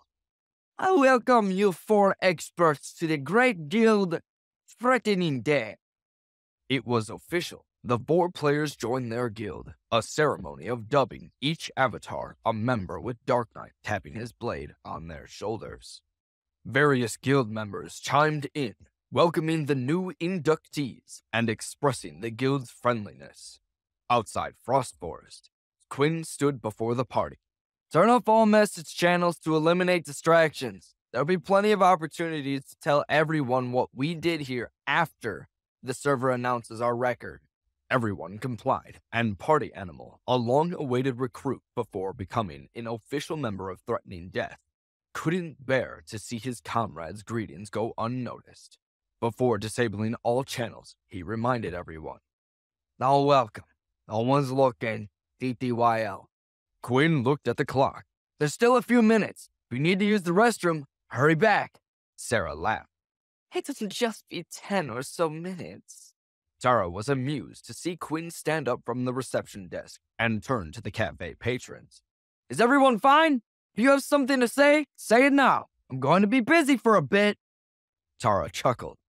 If customers need something, they know not to ask you. Quinn looked surprised. Good. I thought I was being too friendly to them. Tara let out a loud, I'd hate to see who you're mean to. After a few minutes, midnight arrived and the dungeon entries refreshed. The 5 players entered the dungeon as one unit. Without uttering a word, they rushed forward. Quinn charged ahead. Bull monsters! Bona T and Stoneface followed him, one on the left and one on the right. Behind them, Lady Zora trailed along, firing at will. Sarah's class for her new avatar remained a launcher. And while she wasn't the encyclopedia gamer Quinn was, she was exceptionally proficient in this class. Launchers in Glory possessed the longest range among all classes, and their normal attacks had a small area of effect damage. Sarah's precision in playing this class was awe-inspiring to Quinn's party mates. 2 goblins were blasted, and she immediately attracted their attention. Midway, Quinn maneuvered Bloodhawk into a nest, slashing and drawing 4 goblins. Sarah controlled Lady Zora to target another pair of goblins from a different direction. Alarmed, these goblins attacked, only to be intercepted by Tara. She, in turn, attracted them while firing to lure more monsters, which Stoneface promptly engaged. These 3 players each led 2 monsters, killing them while attracting other monsters, all of whom were dismantled by Party Animal's storm of spells. The 3 weren't merely standing in place, killing monsters. They continued to advance, bringing more monsters in tow. Lady Zora pulled monsters without skipping a beat. In a flash, they amassed 12 goblins. While progressing through the dungeon, Sarah never ceased attracting monsters to the fight. This approach was even more aggressive than the conventional one-wave rush. Sarah became a specialist. The other 3 acted as both main tanks and damage dealers. By grouping the monsters, Party Animal, positioned behind them, effectively used his large area of effect spells to eliminate them. This was a genuine professional level tactic where the players in the team excelled in a specific role. In the blink of an eye, Quinn, Tara, and Stoneface gather around 20 goblins. Quinn's camera angle swiftly turned at a dizzying speed, not only managing the goblins he gathered, but also keeping track of the overall situation of the battlefield. Thera's play provided the team with a solid foundation. Tara possessed a reliable character. Quinn's worry was lingering on Stoneface, who was the most green to high-level play, made him difficult to predict. Sarah made no mistakes. Tara's mistakes are minor and easily covered by Quinn. Stoneface was a different story, and a subtle unease about his potential mistakes lived rent-free in Quinn's mind. Quinn took it in stride. He used that unease to keep himself focused. As for Party Animal, Quinn, after a few days of practice, recognized that they weren't a novice. While his reaction speed might be a level below Stoneface's, his familiarity with the game indicated several years of glory experience. Party Animal's role focused on mindlessly dealing damage, posing a minimal risk of confusion even if he didn't excel. The current situation remained stable, yet the one-wave rush method didn't involve stopping to concentrate on killing after gathering a certain number of monsters. Instead, they continued killing while pulling in new monsters. The current 20 monsters were not the limit. As they advanced, the pressure escalated. Stera pulled monsters 3 more times, amassing a total of 26 alarmed and wrathful goblins. 3 players handled the responsibility of dealing with the goblins. Coordinating the actions of all 3 members introduced a different level of difficulty. Team coordination was inherently more challenging than individual displays of skill, but the players were adept, and once mastered, it yielded much greater power. In the past few days, Quinn coached them to practice this exact coordination. Although Tara and Stoneface lacked deep knowledge of glory, Quinn drilled the Frostbore's dungeon into them until it became second nature. While they might not always understand why they should do something, they instinctively know what needs to be done. They alternated positions, employing various attack styles such as blowaway, knockback, and knockdown to gather the monsters. More crucial than the attacks was their clear decision-making on which monsters to prioritize, which ones to release, which ones to position on the outskirts, and which ones to knock back into the launcher and elementalist devastating attack. This multifaceted approach wasn't feasible for ordinary players. It required experts with high mechanical skills, such as Lady Zora, Party Animal, and Bola T. Stoneface, though slightly below Tara, proved sufficient for this situation as long as his noob disease didn't suddenly surface and cause chaos.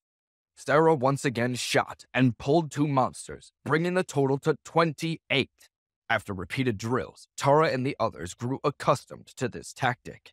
To their surprise, after drawing in 28 goblins, Lady Zora continued forward. After a few steps, 2 more monsters entered her firing range, and without hesitation, she hit them and drew them in with the others. This was the time when Tara's heart started to race. She gasped in surprise. Oh, she's at another level. This is amazing. Pulled 30 goblins? But despite the prowess displayed by Sarah, she made her first mistake. She was flawless throughout practice, but in the heat of setting their official record-setting run, she made a mistake. Stoneface sensed something amiss. Why are there 2 more? Is that a mistake? He was stretched to his limit, unable to handle another goblin. His task wasn't only to pull monsters, but also to maintain aggro on them. And, needless to say, the most important task of all was not to die. He controlled over 8 goblins and feared the consequences if he had to take on another. Quinn slashed a goblin across the chest. Not a mistake. Follow your training. Tara's eyes popped wide open. 2 more? Who's going to take them? Quinn pulled his battle lance from the chest of an angry goblin. Don't think. Fight. Tara managed 8 goblins. Her reaction speed was slightly higher than Stoneface's, making it possible for her to handle 2 more. She didn't care. Tara grinned and swung at the goblins. Bring it on, you dumb, ugly monsters! Bonati advanced, drawing aggro from the two added goblins. She positioned herself and unleashed a falling flower palm. The goblins were propelled back into the horde she battled. Tara controlled over 10 goblins and was loving it. This was the high-level play that she dreamed of being a part of. Another gunshot echoed as Lady Zora once again pulled 2 more monsters. Tara was taken aback. She managed 10 goblins, which was challenging for her. The team wasn't at risk of wiping out with more goblins joining the fray, but the additional enemies would take more time to eliminate, and in a record run, time is everything. Casual players worry about killing monsters. Competitive players worry about killing monsters efficiently. Sweat started soaking Tara's fingers, making her play just a tad more uncomfortable. A doubt crept into her mind. I don't think I can take care of them. Tara gritted her teeth. We wipe. She'll risk dying before giving up time. When there were 28 goblins, Stoneface controlled 8, Tara controlled 8, and Quinn pulled 12. Stoneface was at his limit, unable to go further. Tara, having taken 2 more to reach 10, noticed the disparity between her and Quinn. She believed the gap stemmed not from reaction speed differences, but rather from variations in game knowledge. Seeing Quinn manage 12 goblins, Tara thought she could accomplish the same, perhaps attributing her previous hesitation to unfamiliarity with the game. Before Tara could act, Quinn rushed forward with Bloodhawk, using the same strategy Tara employed earlier to draw the attention of the 2 goblins and assimilate them into the crowd. Quinn now controlled 14 goblins. Tara was astonished. Hadn't Quinn been at his limit before? Her surprise grew when Lady Zora fired. She pulled 2 more monsters. Tara wiped the sweat from her brow. Don't tell me. She witnessed Bloodhawk rush forward once more, pulling another 2 monsters. Quinn's total now reached 16. She couldn't believe it. The gap due to the differences in game knowledge? Tara's initial uncertainty wavered. She wasn't sitting beside Quinn. He was behind the reception desk. She wished to witness his gameplay in action. Another gunshot echoed. Tara foolishly glanced towards Lady Zara, reluctant to believe that the shot aimed to pull the monsters. Surely it was for dealing damage, right? She witnessed Lady Zora's gun turning back before unleashing damage. 2 lively goblins rushed forward. 18? Could she manage so many? Handling 10 goblins was challenging for Tara. At 12, she contemplated trying. 14 left her anxious. And 16 prompted the realization that the gap with Quinn wasn't solely due to differences in game knowledge. At 18, Tara struggled to find words to express her feelings. She watched as Bloodhawk once again rushed forward, drawing 2 more goblins into the fray. Tara felt like she was on an endless road. Understanding could be gained, experience accumulated, and awareness heightened. But raw talent? Tara believed hers reached its limit, realizing that there would always be someone better. More gunshots rang out. Tara was numb. Perhaps later there might be 22, 24, 26? The point of fussing over it now. As expected, Lady Zora didn't falter. Her monster-pulling tempo showed no signs of slowing. Tara sighed. Play is inhuman. Never imagined people could be this good. The next person to charge forward wasn't Bloodhawk, but Stoneface. Tara was alarmed. Is this guy also pointless? Noobs have the greatest confidence. Stoneface quickly brought back 2 goblins and adeptly resumed his work. Tara felt like a silent spectator, observing the chaos. Suddenly, she looked at Stoneface. Stoneface, why are you missing 2? Stoneface kept battling. What do you mean, missing 2? Tara watched the fray while swinging her attack at the goblin she was about to finish off. Didn't you just pull 2 goblins? Stoneface nodded. Yup. Tara dodged a goblin claw and struck the monster. Adding to your previous 8, shouldn't you have 10? Why are there still 8? Stoneface bashed a goblin's head. 2 of them died. 1 forced trauma. He smiled. Quinn overheard their conversation and felt puzzled. Who was the true noob here? Stoneface killed 2 of his goblins. Quinn was about to remind him to pull more monsters when Stoneface charged. Quinn was impressed by Stoneface's boldness, only to be bewildered by Tara's basic question. Tara hadn't fully recovered. Dead? Sarah sensed Tara's confusion. Today, we've switched weapons. Our damage output is greater, so the situation is different from our usual practice. We don't need to stop killing monsters. We need to keep moving forward. Killing while we fight won't be a problem. Tara suddenly realized. Lady Zora shot a missile into the horde she was fighting. Green goblin flesh splattered. Our usual practice was to get an idea. Now that we have stronger weapons, we can finally drop the boot on these ants. Quinn made a goblin kebab with his lance. Fire up the grill. Let's roast these punks. Tara followed Lady Zora in the attack. She saw Stoneface blind a goblin and bash it into a trio of goblins. It dawned on her. Difference between me and the noob, it's not skill or knowledge. Because I started overthinking and hesitating. She shouted to Quinn across the cafe. How many monsters are you pulling? Quinn kept fighting. 16! Tara's cheeks flushed bright red.